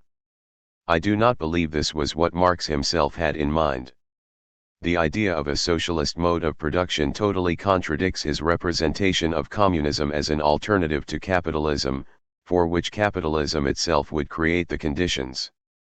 As for the idea of a post-revolutionary socialist state or people's state, this reproduces almost exactly what Marx criticized in Babel and Liebknecht, as Henry Lefebvre has so clearly demonstrated. Point 29. On the other hand, it is clear that the space cleared between capitalist and communist society, here described in terms of periods or phases, is the proper space of politics. All these terms do nothing but translate the return of revolutionary politics, on this occasion as an organized activity, into evolutionary time. As if that time was to open up or stretch out to make way, between the present and the future, for a practical anticipation of the classless society in the material conditions of the old one, what Lenin, in a logically revealing formula, was to term a state/non-state, clearly thereby marking its status as a question, not an answer. Equidistant from the idea of immanence and from that of a progressive maturation, the transition foreseen here by Marx is a political figure representing historical time's non-contemporaneity with itself, but a figure which remains inscribed by him in provisionality. The Russian Commune. A comparable opening up can be found in the correspondence Marx carried on some years later with the representatives of Russian populism and socialism. Scarcely had he finished defending himself against Bakunin's charge that he intended to create a hegemony of the industrially developed countries over the underdeveloped ones. In the preface to the first edition of Capital, we may recall, he had written that the more developed industrially showed the less developed, the image of its own future, when he was called on to settle a quarrel between two categories of Russian readers of Capital. On the one side were those who inferred from the law of the historical tendency of capitalist accumulation, expropriation of the small producers by capital, followed by the expropriation of capital by the workers, which was presented by Marx as historically inevitable, that the development of capitalism in Russia was a prior condition for socialism. On the other, those who saw in the vitality of the cooperative rural commune the germ of what we would today call a non-capitalist development, prefiguring communism. Marx gave a first theoretical response to this in 1877.30. Varazay Sulich, one of the leaders of the Emancipation of Labor group, once again sought his opinion on the subject in 1881. We know the four rough drafts he made of a reply, only a very succinct version of which was sent in the end. 31. A single idea recurs in each of these texts. What is very striking is that idea, whether or not it was correct, is perfectly clear. What is no less striking is the fact that Marx had the greatest difficulty not in formulating it, but in accepting it himself. 32. Firstly, the law of the historical tendency of capitalist accumulation presented in Capital does not apply irrespective of historical circumstances. We have to come down from the realms of pure theory to Russian reality to discuss this, Those who believe in the historical necessity of the dissolution of communal property in Russia cannot under any circumstances prove that necessity using my exposition of the inevitable course of events in Western Europe. They would have to provide new arguments, quite independent of the developments I advanced. 33. Secondly, the rural commune, established by the Tsarist government after the abolition of serfdom in 1861, has within it a latent contradiction, an intimate dualism, between the non-market economy and production for the market, which is most likely to be aggravated and exploited by the state and the capitalist system, and which will lead to the dissolution of the commune, i.e. the transformation of some peasants into entrepreneurs and others into an agricultural or industrial proletariat, if the process is not interrupted. To save the Russian commune, a Russian revolution is necessary. Thirdly and lastly, the communal form, a social grouping of free men, not attached by blood ties, which had been preserved by a peculiar evolution, a unique situation unprecedented in history, was, he wrote, an archaism, but that archaism might serve in the regeneration of Russian society, i.e. in the construction of a communist society, avoiding the antagonisms, crises, conflicts, and disasters which had characterized the development of capitalism in the West, given that communal form was contemporary, a term to which Marx insistently returns, with the most developed forms of capitalist production, the techniques of which it would be able to borrow from the surrounding milieu. What is proposed in these texts, then, is the idea of a concrete multiplicity of paths of historical development. But that idea is indissociable from the more abstract hypothesis that in the history of different social formations there is a multiplicity of times, each contemporary with one another, some of which present themselves as a continuous progression, whereas others effect a short circuit between the most ancient and the most recent. This overdetermination, as Althusser would later term it, is the very form assumed by the singularity of history. It does not follow a pre-existing plan, but results from the way in which distinct historico-political units, immersed in a single milieu, or coexisting in a single present, react to the tendencies of the mode of production. Anti-evolutionism. And so, by an astonishing turnabout, induced by a question from outside, as well as the doubts about the exactness of certain of his formulations prompted by the application Marxists were currently making of them, Marx's economism gave birth to its opposite, a set of anti-evolutionist hypotheses. This irony of theory is what we might term the third phase of the dialectic in Marx. Surely it is clear, then, that there is a latent convergence between the replies to Bakunin and Babel and the reply to Verazay-Sulich. The one is, as it were, the converse of the other. In the one case, the new always has to make its way in what are still the old conditions, after a political rupture has occurred. In the other, the old must short-circuit the most recent, exploiting its gains against the current. Engels. The collaboration of Friedrich Engels, 1820–85, with Marx over 40 years rules out any Manichean distinctions, e.g. between Marx the good dialectician and Engels the bad materialist, but does not prevent us from recognizing Engels's intellectual originality, or assessing the extent of the transformation he wrought on the Marxist problematic. The major moments of his intervention came in 1844, when he published The Condition of the Working Class in England, which contains a much more complete version of the critique of wage labor as alienation of the human essence than in Marx's writings of the same date, and in the period after 1875. In reality, it was Engels who set about giving a systematic form to historical materialism and, in order to do so, linking together revolutionary strategy, conjunctural analyses, and the critique of political economy. The most interesting aspect from our point of view is his reprise of the concept of ideology from Anti-Düring, 1878, onwards. Engels gives a primarily epistemological definition of ideology, centered on the appearance of the notions of law and morality as eternal verities. In the draft manuscripts he produced in the same period, which were later, 1935, published as Dialectics and Nature, see Dialectics of Nature, trans. Clemens Dude, Lawrence, and Wishart, London, 1940, that definition practically amounted to the converse of the theses of the German ideology. Far from ideology being without a history of its own, it formed part of a history of thought, the guiding thread of which was the contradiction between idealism and materialism, a contradiction overdetermined by the opposition between the metaphysical mode of thinking, what Hegel had called understanding Verstand, and the dialectical mode, which Hegel had termed Reason Vernunft. Clearly, the aim here was to provide Marxism with a guarantee of scientificity in the face of the challenge from academic philosophy. However, this project remained in abeyance, partly on account of its intrinsic aporias and partly because this was not the main problem to be confronted. That was the enigma of proletarian ideology, or the communist worldview, as Engels preferred to call it, since this enabled him to avoid the difficulty of the notion of a materialist ideology.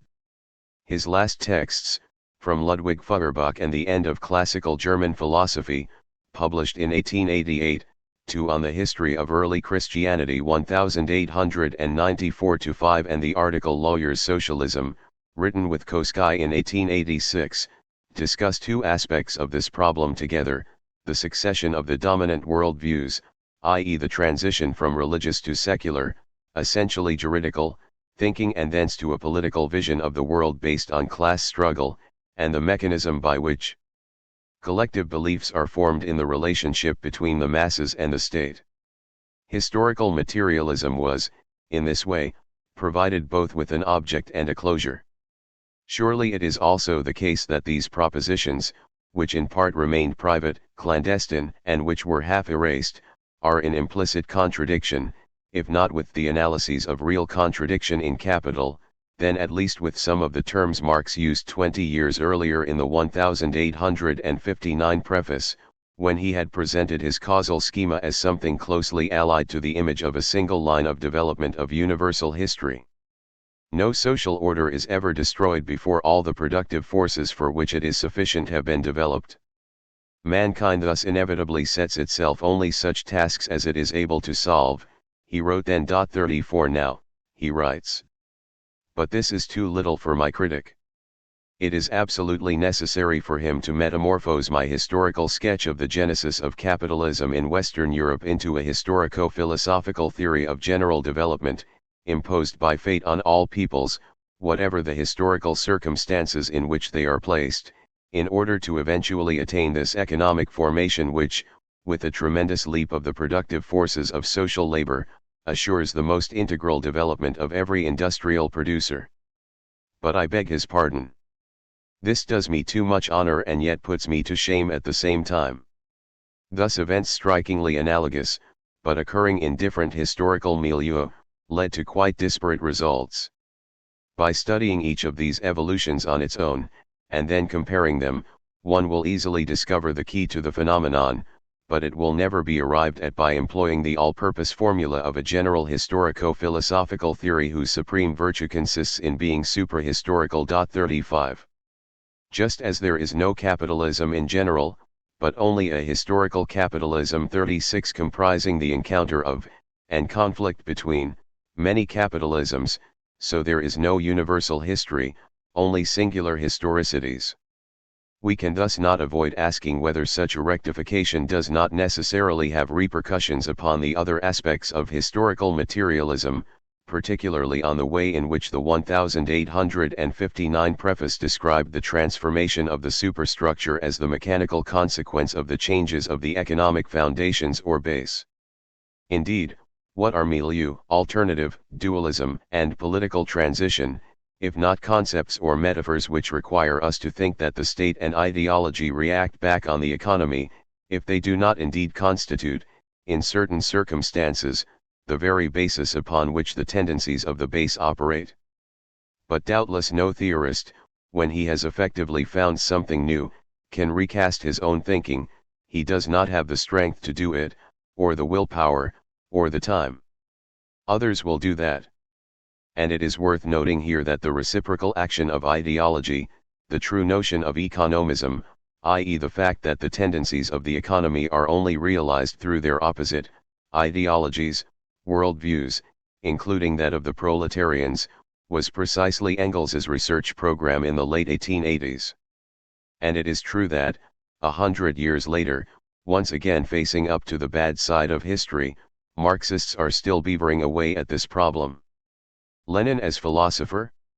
From the moment dialectical materialism was identified with Marxism-Leninism, as the embalmed body of the founder was placed in the mausoleum in Moscow's Red Square, the thought of Lenin, extracted from the 47 volumes of his collected works by thousands of commentators, became something other than a philosophy. In fact, it became an obligatory reference point which alone conferred the right to speak. Today, the converse applies. A recent exegete regards Leninism as a psychopathological phenomenon. See Dominique Collas, Le Leninisme, Presses Universitaires de France, Paris, 1982, and it will be a long time before anyone can really study Lenin's argumentation in its context and its specific economy. Within French Marxism, two otherwise diametrically opposed philosophers have each proposed free interpretations of Lenin's relationship with philosophy.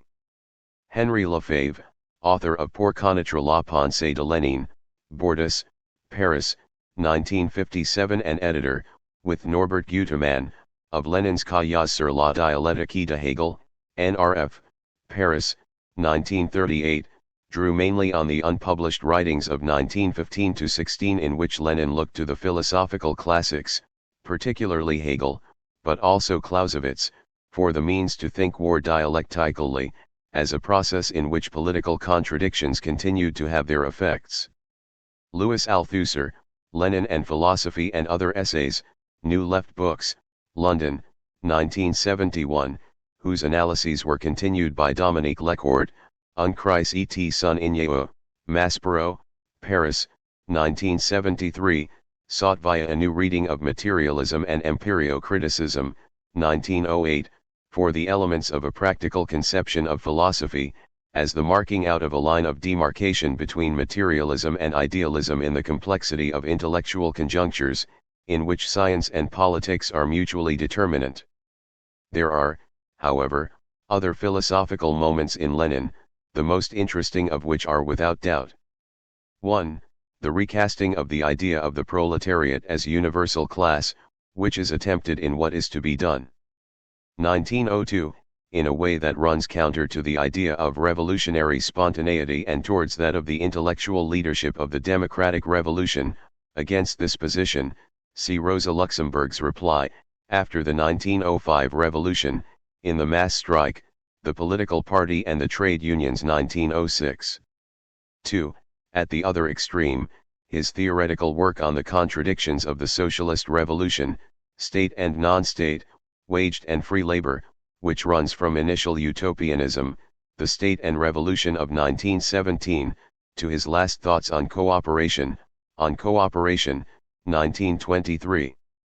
On this question, see also Robert Linhart, Lenin, Les Paysans, Taylor, Editions du Seuil, Paris, 1976, and Moshe Lewin, Lenin's Last Struggle, trans. A.M. Sheridan Smith, Faber and Faber, London, 1969. 5. Science and Revolution. Readers who have followed me so far will wish, I am sure, to express, at least, two criticisms. Firstly, they will be thinking, you have proceeded from an account of Marx's ideas to a discussion with Marx, but have done so without clearly marking the transition. Hence your readiness to project voices into the text and to interpret its silences or at least what it does not fully spell out. Secondly, they will add, you have not really provided an account of Marx's doctrine. If we did not know it from elsewhere, we have not learned how he defined the class struggle, how he justified the thesis of its universality and its role as the motor of history, how he demonstrated that the crisis of capitalism is inevitable and that the only possible outcome is socialism, or communism, etc. Nor, by the same token, have you provided us with any way of knowing where and in what ways he went wrong, whether anything in Marxism can be salvaged, whether it is compatible or incompatible with democracy, ecology, bioethics, etc. I shall begin with this last criticism and shall unreservedly plead guilty. Having chosen to concern myself with the way Marx worked in philosophy, and philosophy in Marx, I had to leave aside not just the systemic perspective, but the doctrinal also. Philosophy is not doctrinal. It does not consist in opinions, theorems, or laws of nature, consciousness or history, and certainly not in stating the most general of those opinions or laws. This point is particularly important, since the idea of a general synthesis, in which the class struggle is articulated with economics, anthropology, politics, and epistemology, is purely and simply the model which, in the form of diomat, was until recently the official doctrine of the international communist movement, and, it must be said, a great many critics of diomat share this same ideal of generalization, doing so, indeed, with no greater subtlety. That form of thinking is, of course, interesting in itself from the standpoint of the history of ideas. And there is some encouragement for it in certain of Marx's writings and even more in those of Engels, who had to contend with the competing claims of the theories of knowledge, philosophies of nature and sciences of culture of the last third of the 19th century. It found some of its most fervent admirers among the Neo-Thomists of the Pontifical University. This amazing episode is documented in Stanislas Breton's De Rome à Paris, Itinéraire philosophique, point 1. Turning my back resolutely on the idea of doctrine, I have sought to problematize some of the questions which governed Marx's thought. For if it is true, as he himself suggested in the German Ideology too, that where there is mystification, it is in the very questions asked before it is in the answers, must we not take it that this applies a fortiori to demystification, i.e. to knowledge? I have therefore attempted to re-examine from within the theoretical impetus which ceaselessly shifts the angle of these questions. To this end, I have chosen to take three pathways through Marx's work which seem to me to afford the greatest insight, though other choices were certainly possible. Three philosophical pathways. The first of these, setting out from the critique of the classical definitions, both spiritualist idealist and materialist sensualist, of the human essence, what Althusser termed theoretical humanism, though one might also call it speculative anthropology, leads to the problematic of social relations. The price to be paid for this move is a significant oscillation between a radically negative, activist point of view, that of the theses on Feuerbach, where the social relation is merely the actualization of praxis, and a constructive, positive point of view, that of the German ideology, where it coincides with the division of labor and with intercourse, Verkehr, commerce, or communication, which are forms of development of the productive forces.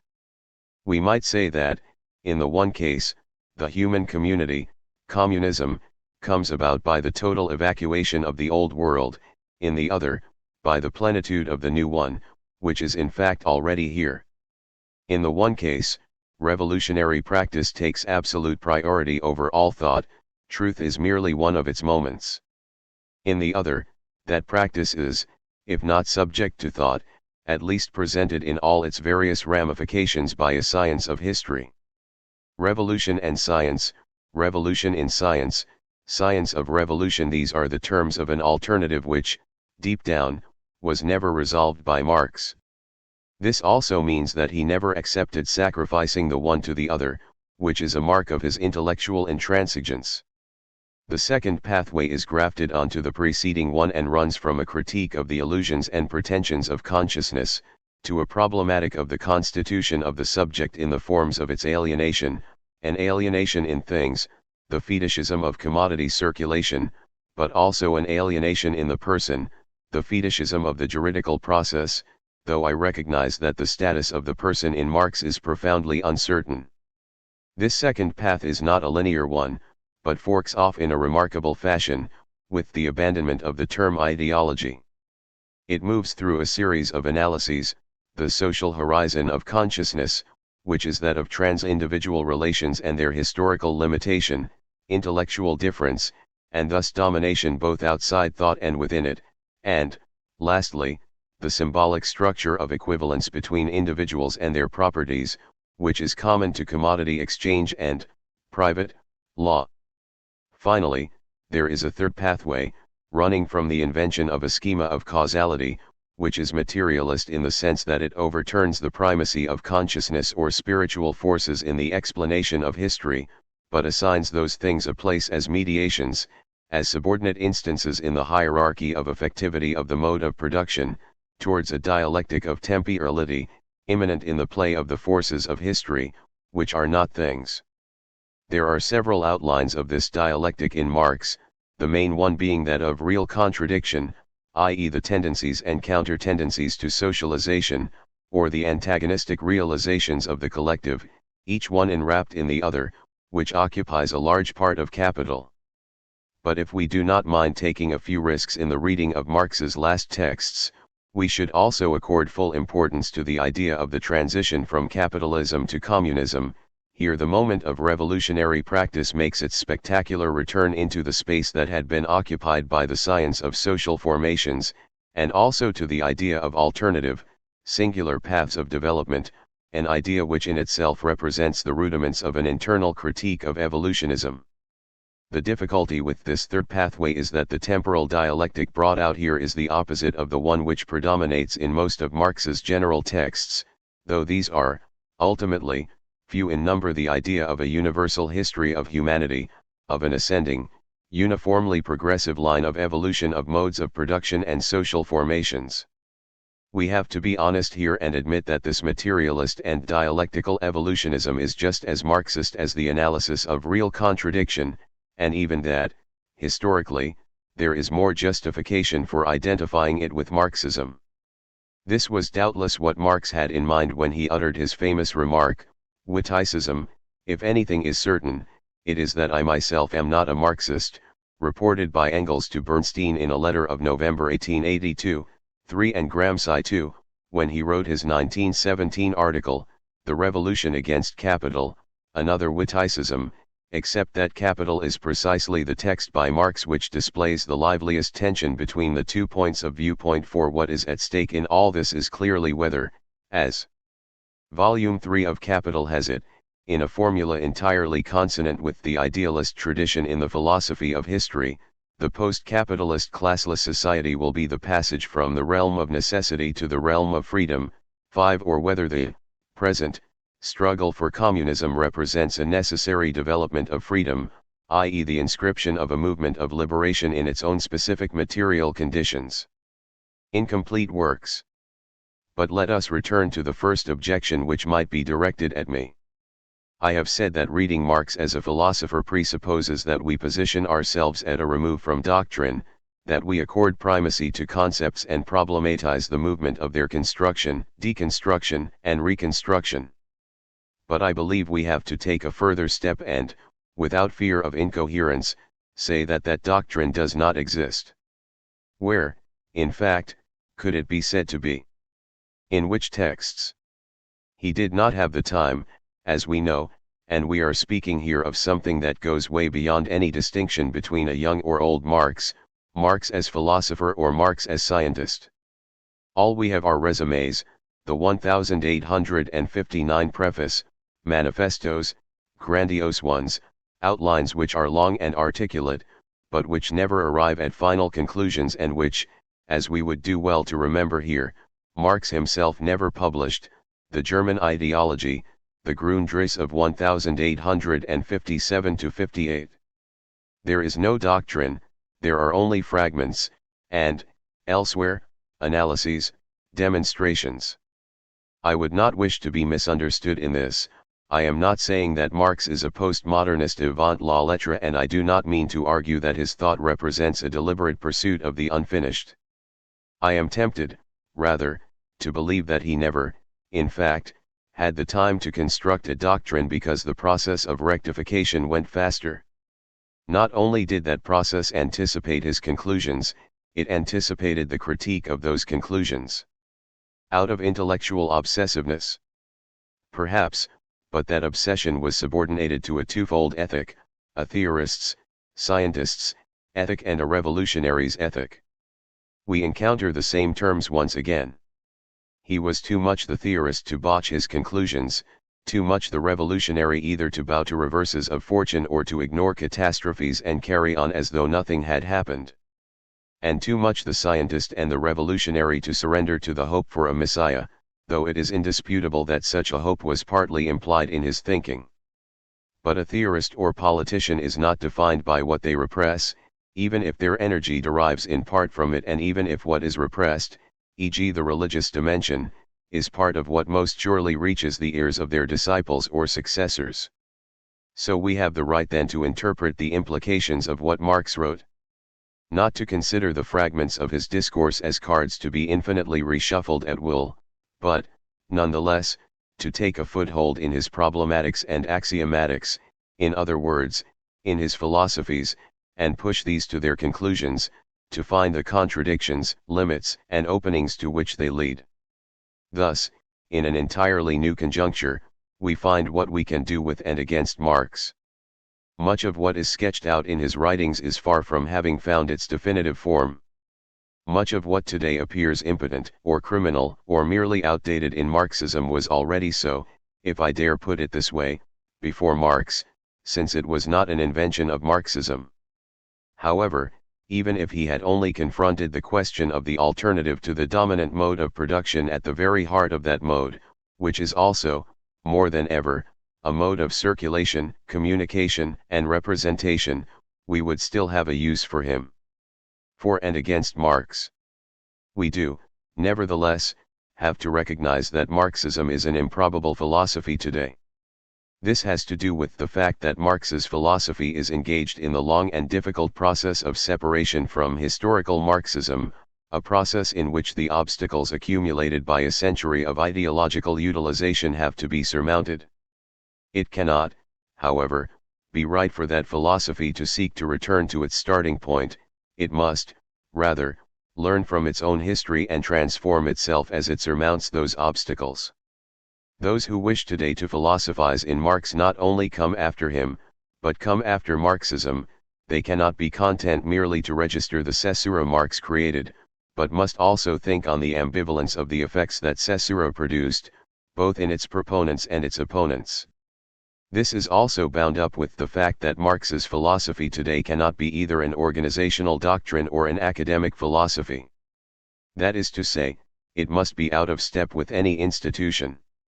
The century-long cycle to which I have referred, 1890 to 1990, certainly marks the end of any mutual attachment between Marx's philosophy and an organization of whatever kind, and hence, a fortiori, between that philosophy and a state.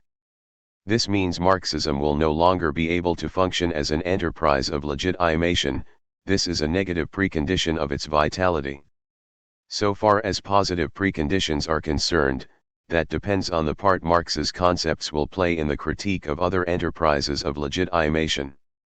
But just because the conflictual bond between Marxism and political organizations is dissolved, this does not mean it will be easier for it to transform itself into an academic philosophy, if only because the academy itself will take a long time to perform the analysis of its own anti-Marxism.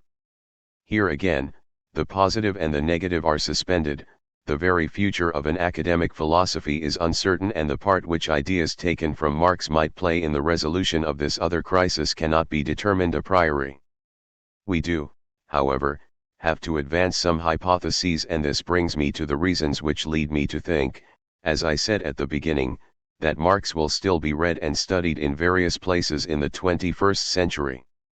Each of these, as will become evident, is also a reason to oppose Marx, but to do so in a relation of determinate negation, i.e. by drawing from his work questions which can only be developed by taking the opposite view, on particular points, to the arguments he advances. Firstly, a living practice of philosophy is always a confrontation with non-philosophy.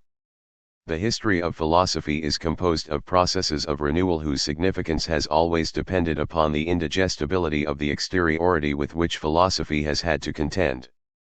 The displacement Marx inflicted on the categories of the dialectic is one of the clearest examples of this migration of philosophical thought, which leads it to reconstruct the very form of its discourse starting out from its other. But that displacement, resolutely as it was undertaken, is not complete, and it is not even near to being so, for the foreign land that has to be reached here, namely, history, is ceaselessly changing its configuration. Let us say that humanity cannot abandon a problem which it has not yet solved. Secondly, historicity, since this is what we are speaking of, is one of the most open questions of the present time. This is so because, among other things, the universalization of the social relation heralded in the philosophies of history is now a fait accompli. There is now one single space of technologies and politics, of communications and power relations. But that universalization is neither a humanization nor a rationalization. It coincides with exclusions and splits more violent than before. If we put aside the moral discourses which counter the situation with the reformulation of juridical and religious principles, there are, it seems, only two possibilities, either to return to the idea of the war of each against all, referred to by Hobbes, which requires the creation of an external power of constraint, or to plunge historicity into the element of nature, which seems to be an emergent tendency in the current revival of vitalist philosophies. There is a third possibility, which Marx sketched out, to think the change of historical institutions, or, more precisely, the change of change, and thus the alternative to immediately observable changes, on the basis of the relations of force which are immanent in them, in a way that is not merely retrospective but, above all, perspective, or, if one prefers the term, conjunctural. Here, against the models of linear evolution and overthrow, alternately adopted by Marx and periodically rediscovered by his successors, we have to liberate the third notion which gradually took shape within his writings, the notion of tendency and its internal contradiction. Thirdly, a critical philosophy is not just a reflection on the unexpected in history, it has to think its own determination as an intellectual activity, i.e. it has to be, according to a very old formula, a thought of thought or the idea of the idea. In this regard, Marx is in the most unstable possible situation as a result of the theorization of ideology he outlined. I have said above that philosophy has not forgiven him for this concept, or has done so only grudgingly, which makes it something of a permanent and at times openly declared nuisance. A good recent example is Paul Ricoeur's book Lectures on Ideology and Utopia. Point 6. The thing is that ideology points to the element in which philosophy itself is formed, not just as something unthought within it, but as a relation to social interests and intellectual difference itself, a relation forever irreducible to a simple opposition between reason and unreason. For philosophy, ideology is the materialist name of its own finitude.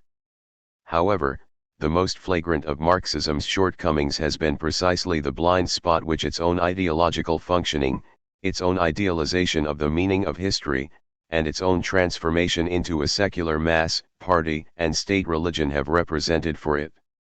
We have seen that at least one of the causes of this situation relates to the way in which Marx, in his youth, counterposed ideology to the revolutionary practice of the proletariat, at the same time elevating that class into an absolute. This is why we must simultaneously defend two antithetical positions here.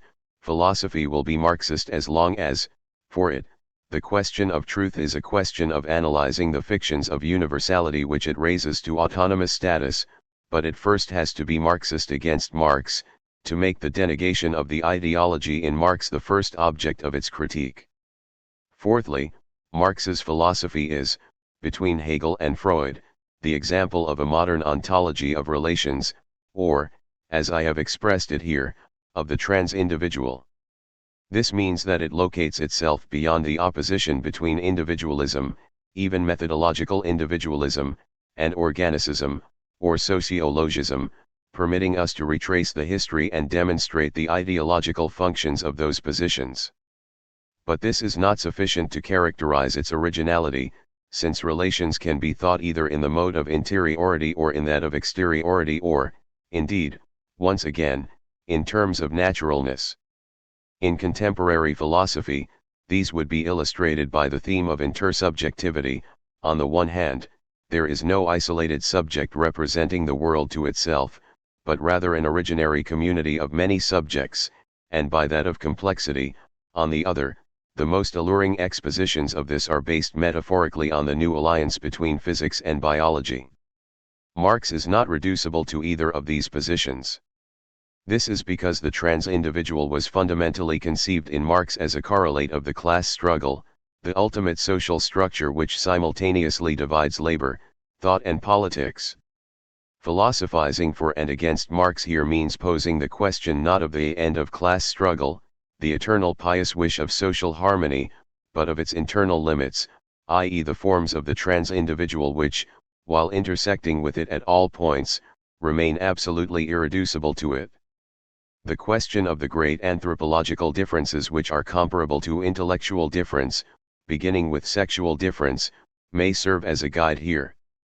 But it might also be that, even in distancing ourselves from Marx to this extent, the model of articulation between a problematic of modes of production, or of the economy in the general sense of the term, and a problematic of the mode of subjection, and therefore of the constitution of the subject as an effect of symbolic structures, remains a constantly necessary reference, precisely because it expresses that dual rejection of subjectivism and naturalism which periodically brings philosophy back towards the idea of dialectics. Fifthly and finally, I have tried to show that theorizing social relations is, in Marx, the counterpart of the primacy accorded to revolutionary practice, changing the world, countervailing tendency, change in change. It is first of all the reciprocity established between the individual and the collective in the movement of liberatory, egalitarian insurrection which is trans-individual. The incompressible minimum of individuality and sociality that Marx describes with regard to capitalist exploitation is a fact of resistance to domination which, as he wished to show, did not have to be invented or incited, since it had always already begun. We may take it that it was in order to ground this argument that he took over a periodization of universal history which allowed him to conceive the struggle of those at the bottom as arising from the very core of collective history. We must, however, take one step further for, if Marx had merely been the thinker of revolt, the sense of his constant opposition to utopianism would be completely lost. That opposition never sought to be a return to a standpoint which could not encompass the insurrectional and imaginative power represented by the utopian spirit. It will be even less like such a return if we recognize ideology as the element, the very stuff, of politics, renouncing once and for all the positivistic vein in Marxism. But this will simply emphasize all the more the element of questioning contained in Marx's dual anti-utopian thrust, one strand of which goes by the name of praxis, the other by that of dialectic. This is what I have called action in the present and what I have attempted to analyze as a theoretical knowledge of the material conditions which constitute the present. Having long designated the reduction of rebellion to science, or vice versa, it may now be that the dialectic will simply come to designate the infinitely open question of their conjunction. The term is used by Jean-Claude Milner in his book Constat.